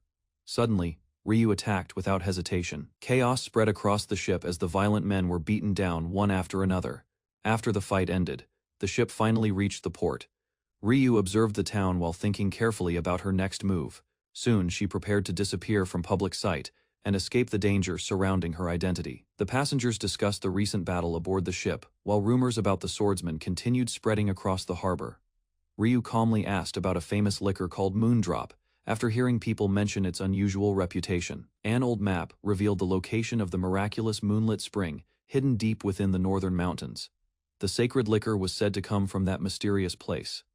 Later, Ryu listened to an ancient story about the goddess creating the spring to protect humanity from demons. Long ago, the journey eventually led toward the divine land where the legendary spring continued flowing beneath a massive ancient mark. A horned warrior explained that the sacred land would become the safest place for Ryu to stay hidden from danger. Soon after Ryu nearly collapsed from exhaustion caused by the demonic sword, the warrior prepared a special scabbard to reduce its burden. While holding the weapon, Ryu remembered the weight of protecting personal honor whenever the blade was drawn in battle. Later, the warrior suggested traveling together despite the risks surrounding their journey and unfinished business. Before leaving the harbor, Ryu promised to share rare liquor someday, while the others focused on restoring the damaged barriers around Cradle Grave. The warriors decided to keep recent events hidden while the world slowly moved toward major change after the Demon King's defeat. Instead of interfering with Ryu's actions, the group agreed to let her continue following her own path. Ryu later arrived at the industrial town near the miraculous moonlit spring and quietly observed the smoke filling the streets. Soon, one of the townspeople happily brought strawberries to her, while the others watched the unusual scene. Ryu calmly enjoyed the fruit without concern, and the cheerful atmosphere briefly replaced the tension surrounding the journey. She learned about a strange strawberry milk made from the sacred spring water. The locals also explained that many people visited the area to bathe in the hot waters. Curious about the place, Ryu followed the others toward the steaming springs, flowing beside the town. The rising heat quickly caught her attention. After seeing the enormous steam vents across the mountains, Ryu finally realized the legendary spring was actually a giant hot spring. Ancient stories described the land as a massive handprint left behind by the goddess long ago. Different streams flowed from each finger-shaped area, The townspeople believed every spring carried special effects that protected the body from sickness and restored human strength. Ryu finally understood that the legendary spring was simply a massive hot spring used throughout the town for daily life and rest. After walking through the busy district, she noticed countless bathhouses and realized why everyone kept telling her to recover there. Soon, the locals explained the tradition of visiting the springs to heal exhaustion and spend peaceful time with family. Ryu later reached a huge pond connected to the sacred spring and watched preparations for an important ritual performance. As the ceremony began, dancers honored the goddess who once purified the land through the power of the miraculous moonlit spring. During the sacred performance, one of the dancers suddenly stopped moving and quietly stared toward Ryu and the others from the stage. The strange reaction caught everyone's attention. While the ceremony continued, Ryu decided to leave the area and move closer to the shrine grounds. Soon after, Ryu announced her intention to purify both body and soul before continuing the dangerous journey ahead. However, her real interest focused on satisfying her curiosity about the famous local drinks connected to the hot spring district. Moments later, the pleasant mood disappeared when Ryu discovered a terrible taste hidden inside one of the beverages served nearby. Inside the liquor shop, several men angrily mocked the famous aged drink after tasting its unpleasant smell and flavor. The shop owner defended the sacred moondrop liquor and argued that outsiders could never understand its traditional brewing methods. Soon after, a masked man revealed knowledge about the hidden manufacturing secret and accused the sellers of deceiving their customers for years. Tension quickly rose when one of the workers reacted violently, but the masked stranger stopped the attack with little effort. Despite the chaos inside the shop, the mysterious visitor calmly claimed that the purpose of the meeting was only to discuss business and profit. The masked merchant argued that quick decisions were necessary in business, and claimed the current season was perfect for selling liquor. At that moment, Ryu entered the store with her companions and unexpectedly became involved in the ongoing dispute over the drink. After tasting the newly made moondrop liquor, Ryu calmly described its flavor while the merchant waited confidently for approval. Instead, Ryu bluntly declared the liquor weak and accused the shop of watering it down like a cheap diluted drink. The insult immediately enraged the workers, and one furious man rushed forward while Ryu remained completely unfazed by the threat. Ryu coldly warned the furious worker to stay away from her precious liquor before the situation completely lost control. A violent impact suddenly destroyed part of the shop as the attacking man was sent crashing through the building. Nearby customers froze in shock. Outside the store, the masked merchant calmly pointed out that the injured worker had underestimated the person standing before him. Soon after, the group carried the wounded man away while Ryu quietly noticed that the mysterious merchant seemed different from ordinary townspeople. Before leaving, Ryu ignored the frightened warnings around her and instead asked the old shopkeeper for stronger Daginjo sake hidden inside the store. After leaving the liquor shop, Ryu purchased a huge supply of sake while the others questioned why she needed such a large amount. Soon afterward, the group finally headed toward the famous hot spring area to rest from the exhausting journey. Warm water surrounded Ryu as she relaxed comfortably inside the natural spring, hidden among the rocks and steam. The peaceful bath quickly restored her energy, and the tension from earlier conflicts gradually faded from her mind. While resting in the hot spring, Ryu dismissed concerns about her injuries and quietly enjoyed the rare moment of calm with the others nearby. Ryu loudly demanded a male attendant to wash her back, leaving the others completely embarrassed. The elf beside her quickly refused the request, although she still tried to assist Ryu while avoiding further awkwardness. Instead of arguing, Ryu casually asked for sake to be served directly inside the bath so she could relax properly. Soon, the two calmly floated drinks across the water on a tray while discussing how unusual the custom seemed in the hot spring town. Even after hearing warnings about drinking too much in heated water, Ryu ignored the concern and continued enjoying the bath and liquor in moderation. While quietly drinking beneath the moonlit sky, Ryu relaxed in the sacred spring and enjoyed the peaceful atmosphere around her. Suddenly, a massive mythical beast appeared near the water, startling the elf beside Ryu and breaking the calm silence of the bath. Instead of panicking, Ryu casually offered the creature a drink and treated it as if it were an ordinary guest. Moments later, a dark-haired shrine maiden arrived and angrily declared that the spring was forbidden because it belonged to sacred rituals. Ryu quickly realized the girl was the same dancer from the earlier ceremony and understood that the reserved spring had been prepared specifically for her arrival. The shrine maiden suddenly rushed forward and tightly embraced Ryu inside the sacred spring, shocking everyone nearby. Meanwhile, Ryu calmly continued drinking sake despite the confusion, while the elf beside her reacted with complete embarrassment. Inside the sacred spring, the shrine maiden suddenly embraced Ryu and called her a goddess, leaving the others confused by the unexpected reaction.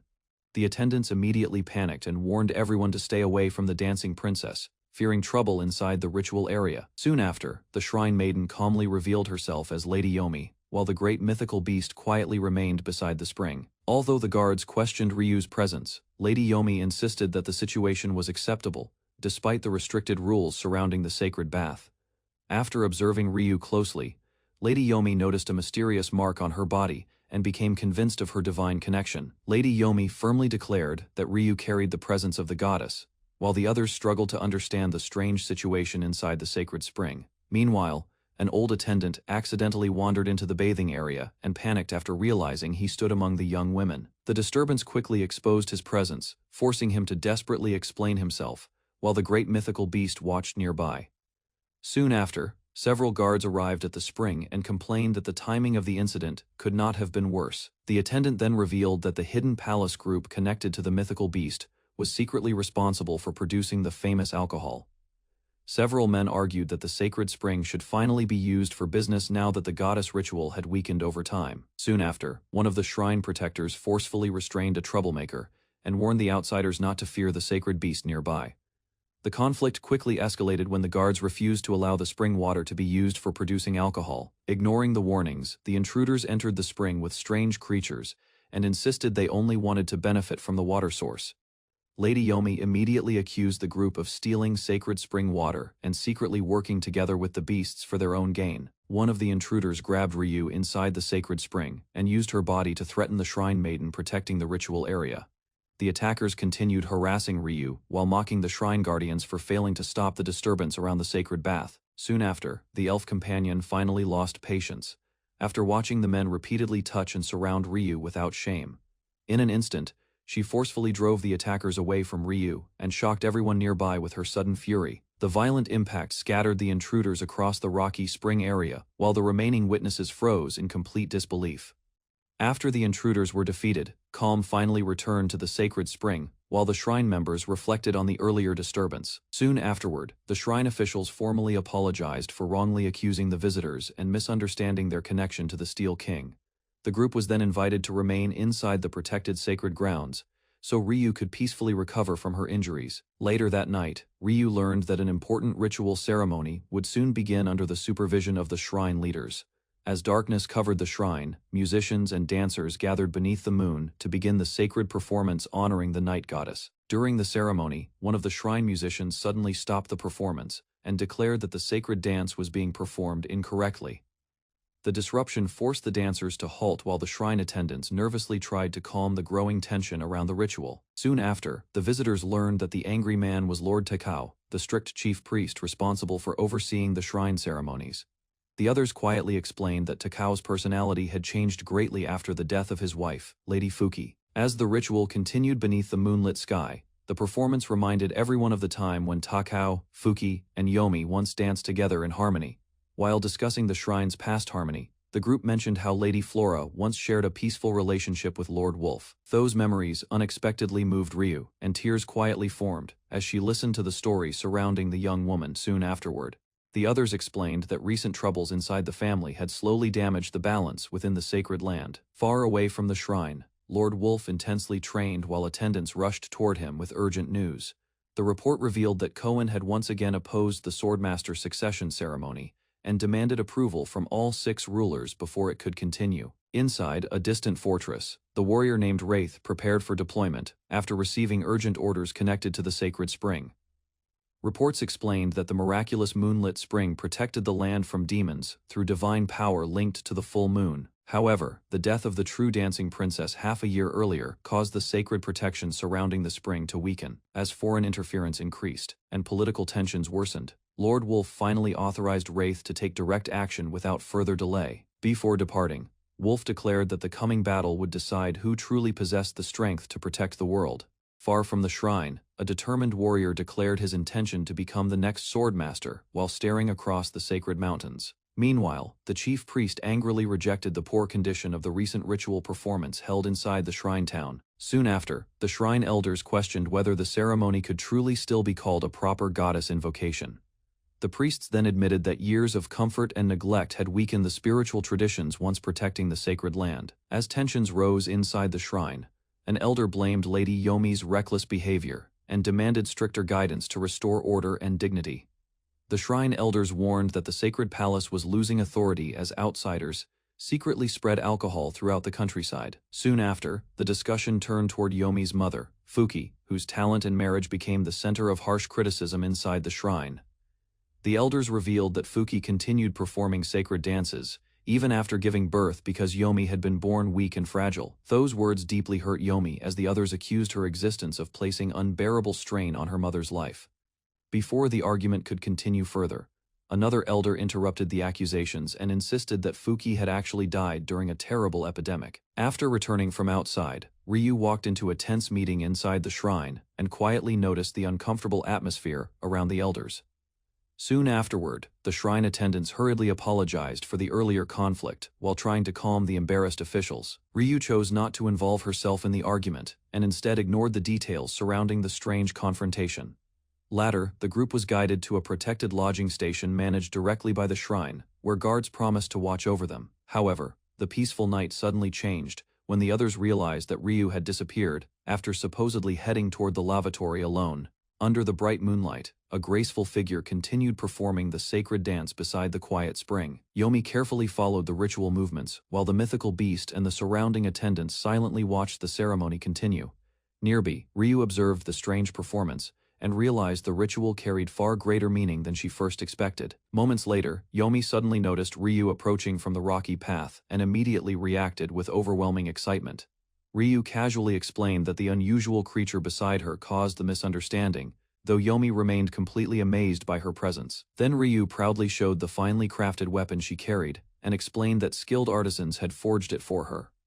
After wandering through the springs, Ryu admitted she accidentally arrived at Yomi's sacred bathing area while searching nearby. Yomi happily shared her love for dancing in the hot spring, while Ryu listened with growing curiosity about the ritual soon. Yomi described the miraculous spring as a place where spirits, nature, and divine voices could be felt together. While floating peacefully in the water, Yomi invited Ryu to join the sacred dance and experience the goddess's blessing herself.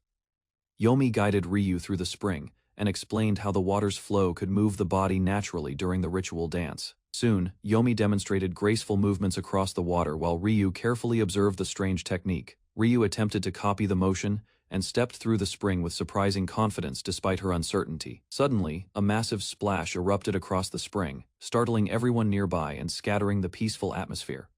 After the chaos settled, Yomi laughed beside Ryu and admitted she had not enjoyed herself that much since losing her mother. Yomi quietly realized that Ryu had also lost her mother and carried painful memories from her homeland.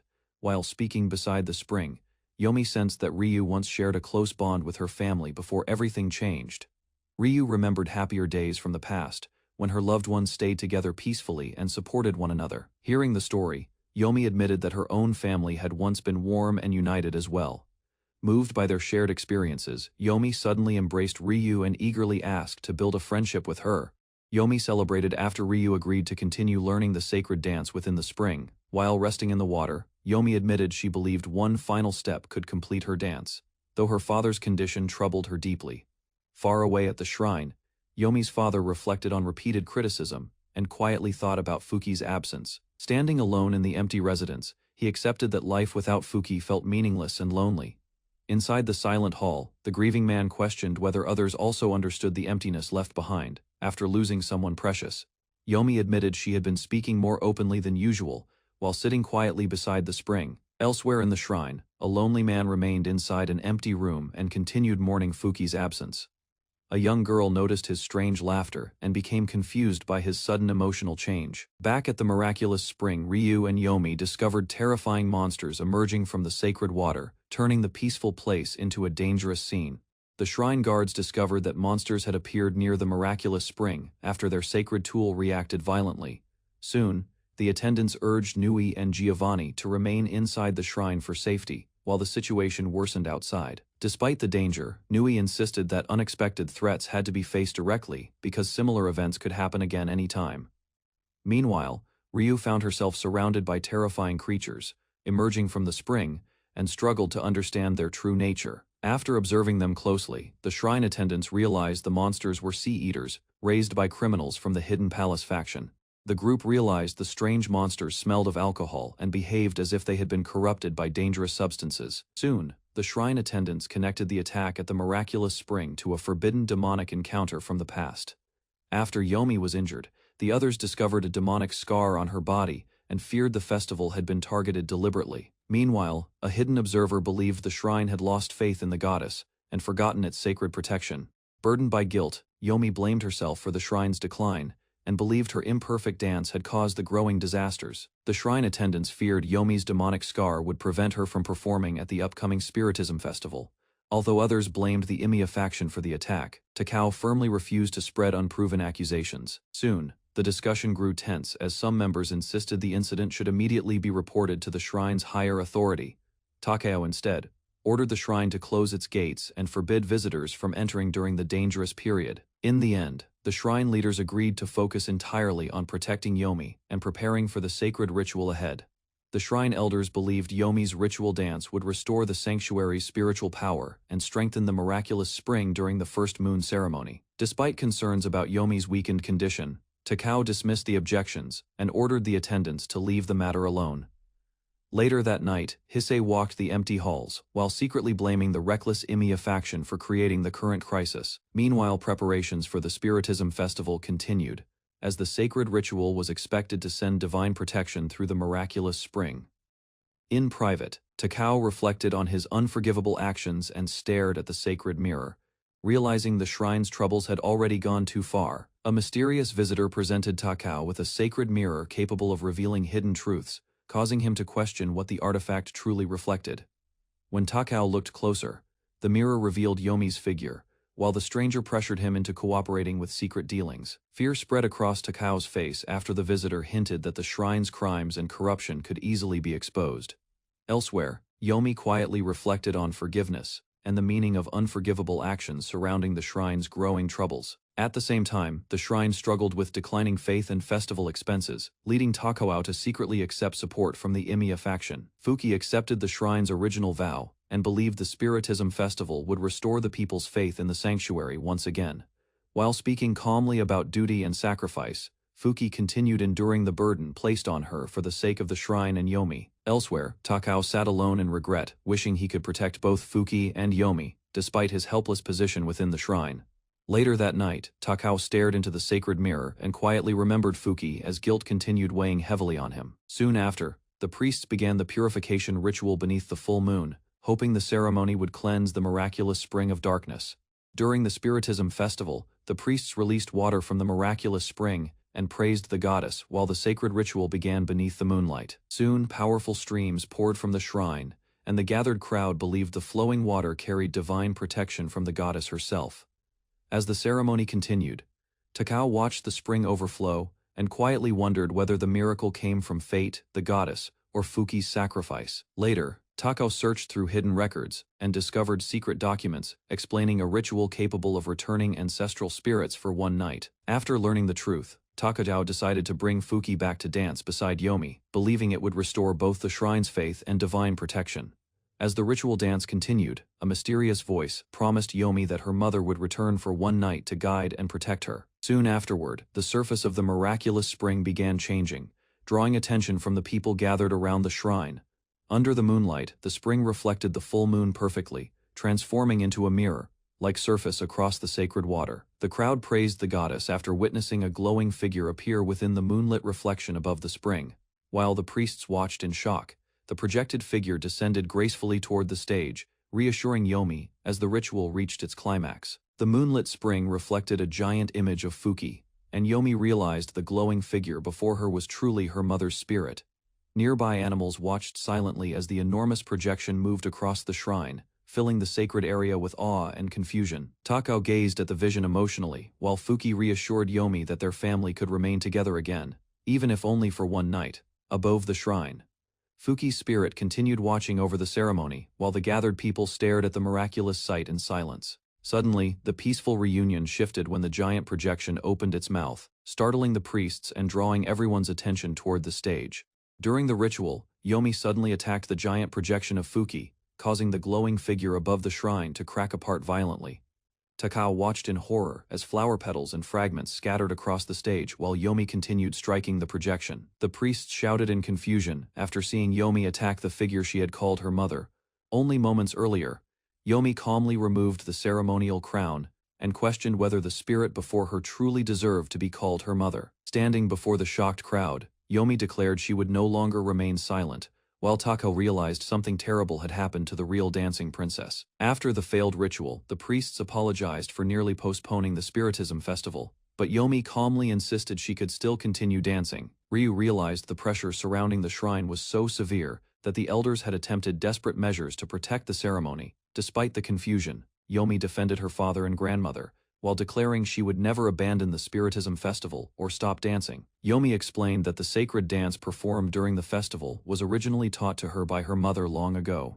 Holding her hand against her face, Yomi quietly reflected on the dance that her mother treasured more than anything within the shrine. Yomi quietly accepted Ryu's offer to help her, while the others worried about the burden she continued carrying alone. Under the moonlight, Ryu revealed that she had taken Yomi's place in the ritual dance after enduring painful training to master it. The priest became shocked after noticing the sacred crest on Ryu's body.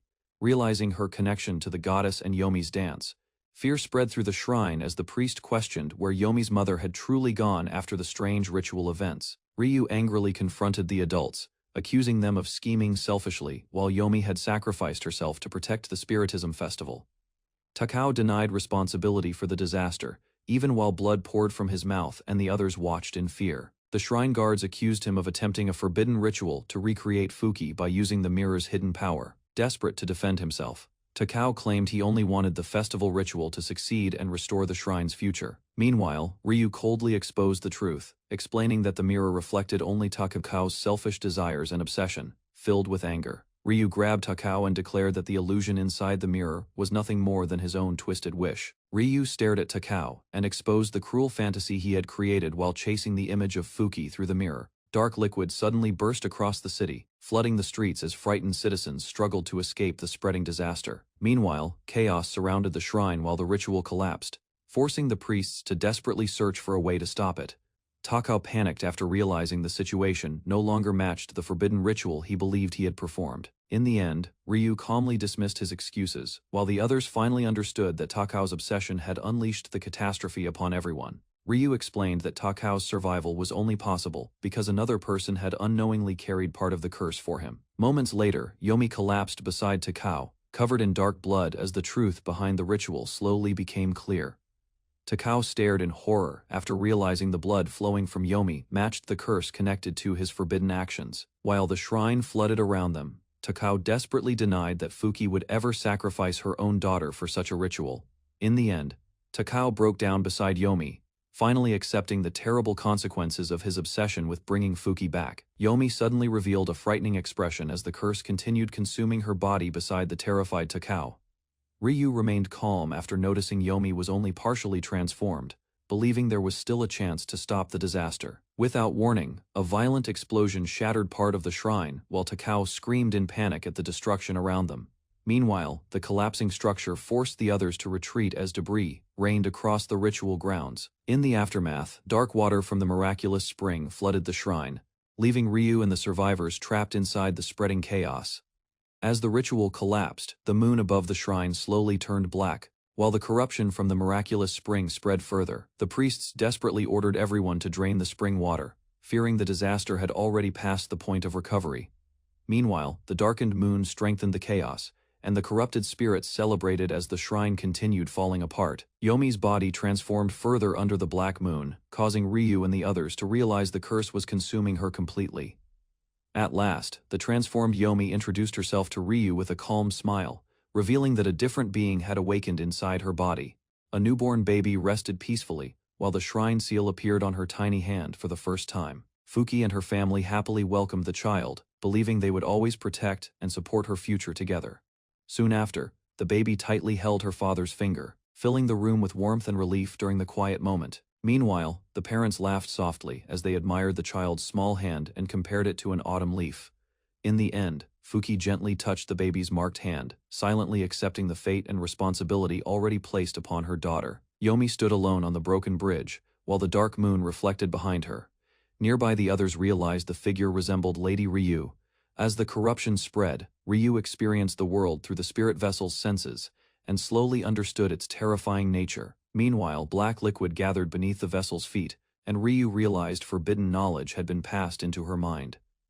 Soon after, the darkness consumed the sacred bridge and destroyed the wooden structures around the shrine, trapping everyone in fear. In the end, Yomi fell from the collapsing beams while the priest watched helplessly. Finally understanding the demonic power behind the disaster, Yomi continued moving through the collapsing shrine, while the miraculous spring turned dark red and froze around the broken platform. Soon after, a strange figure stepped onto the ruined floor and praised the chaos spreading across the sanctuary. Meanwhile, the black flood expanded through the spring as survivors struggled to escape the growing corruption around the shrine. From above, the entire spring transformed into a massive dark pit, revealing that the hidden barrier protecting the underworld had disappeared.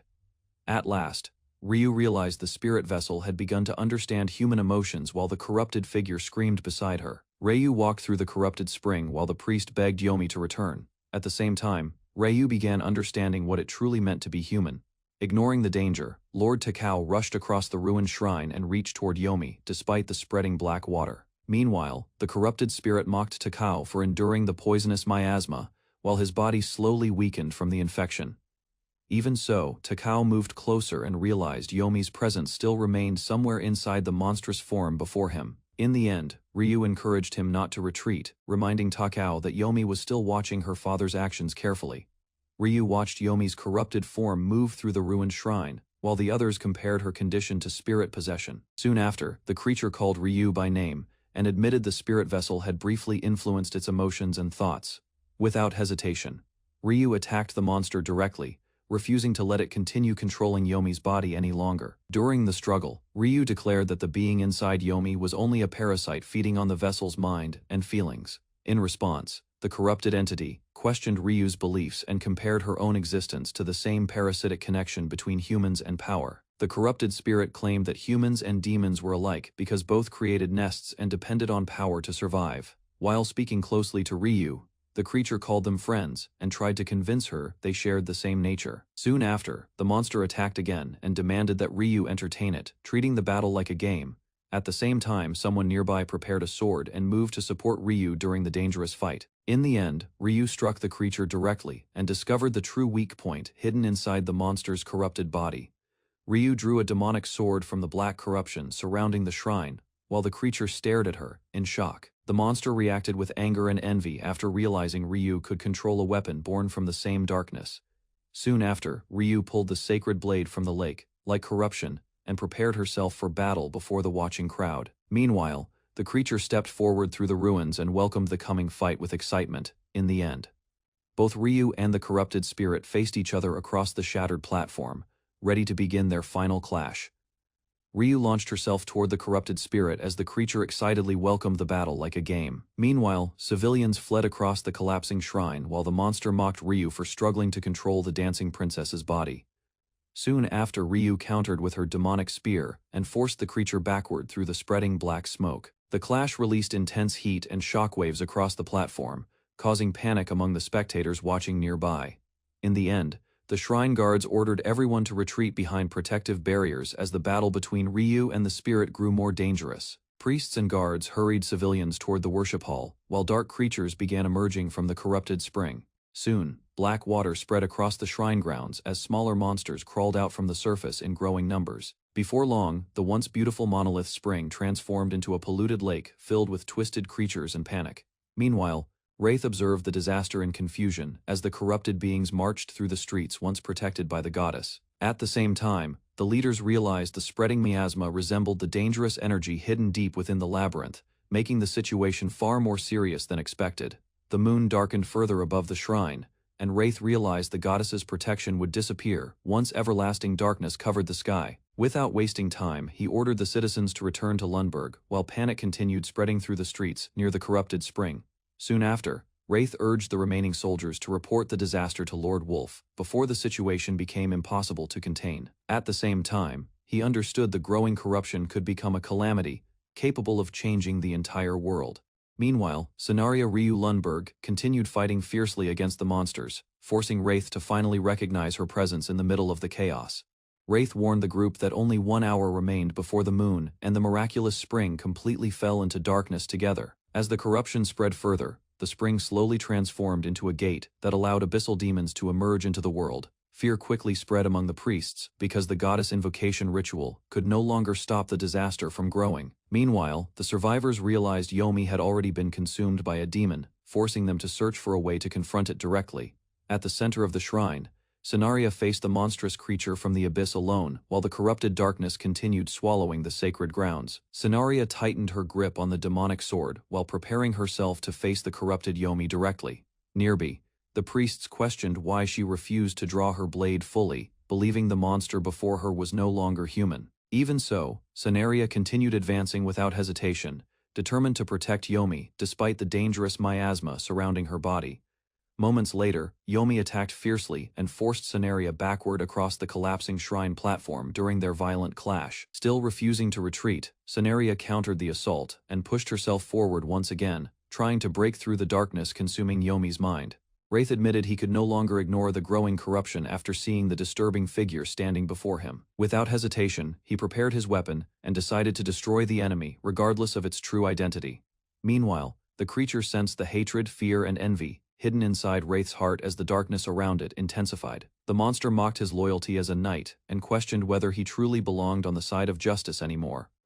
Soon after, the creature restrained Wraith with black tendrils, but he continued resisting fiercely and refused to betray Lord Wolf. Despite the overwhelming corruption, the demon sensed hidden darkness within Wraith and mocked him while tightening its control during the encounter. Soon after, the creature offered Cenaria a final wish before suddenly launching a violent attack toward her position. Despite the danger, Cenaria faced the corrupted being directly and refused to retreat from the battle. Moments later, both fighters clashed in midair, as explosions of dark energy shattered the remains of the shrine around them. During the struggle, Cenaria lost her footing and fell into the demonic spring, while the shocked witnesses watched helplessly from above. A mass of corrupted creatures gathered across the ruined ground, while dark energy continued spreading through the shrine. Soon after, Yomi emerged from the demonic spring carrying a sword, though her body was still consumed by corruption. Lord Takao rushed forward and embraced Yomi tightly, refusing to abandon her despite the danger surrounding them. While the others watched in shock, Takao desperately begged Yomi to return to her senses and become herself again. However, the demon mocked the humans for trying to deny reality, claiming Yomi had already changed beyond recognition. Takao apologized to Yomi, while the dark corruption continued spreading around her weakened body. Even as the deadly miasma consumed him, Takao stayed beside Yomi and remembered the moment she held his finger as a baby. That memory slowly reached Yomi, and for a brief moment, her expression softened while recalling her childhood. Meanwhile, the demon mocked Takao for clinging to hope, questioning why he still searched for the daughter he once knew.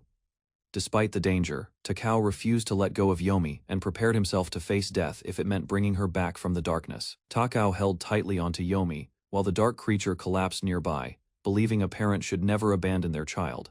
At the same time, a giant sacred beast burst through the chaos and carried Lady Ryu across the ruined battlefield as the crowd watched in shock. Soon after, Lady Ryu reached Takao and Yomi, realizing the fight had pushed everyone beyond their limits. Although exhausted and covered in corruption, Takao continued supporting Yomi's weakened body while trying to protect her from the spreading darkness. Before leaving, Lady Ryu reminded Takao to never release Yomi's hand again, knowing their bond was the only thing still keeping her connected to humanity. Lady Ryu struck the corrupted spirit directly, forcing dark blood and petals to scatter across the battlefield. Meanwhile, Takao collapsed beside Yomi after enduring the spreading corruption for too long during the fight. Despite the chaos, Takao continued holding Yomi's marked hand tightly, refusing to abandon her even as his strength faded. Soon after, Lady Ryu unleashed another powerful attack that shattered the remaining darkness and destroyed the corrupted mass around them. As the battle ended, Lady Ryu looked down at Yomi's weakened body while Takao rested beside her, finally believing the nightmare was close to ending. Takao tightly held Yomi's marked hand, hoping their bond would guide her back from the spreading darkness.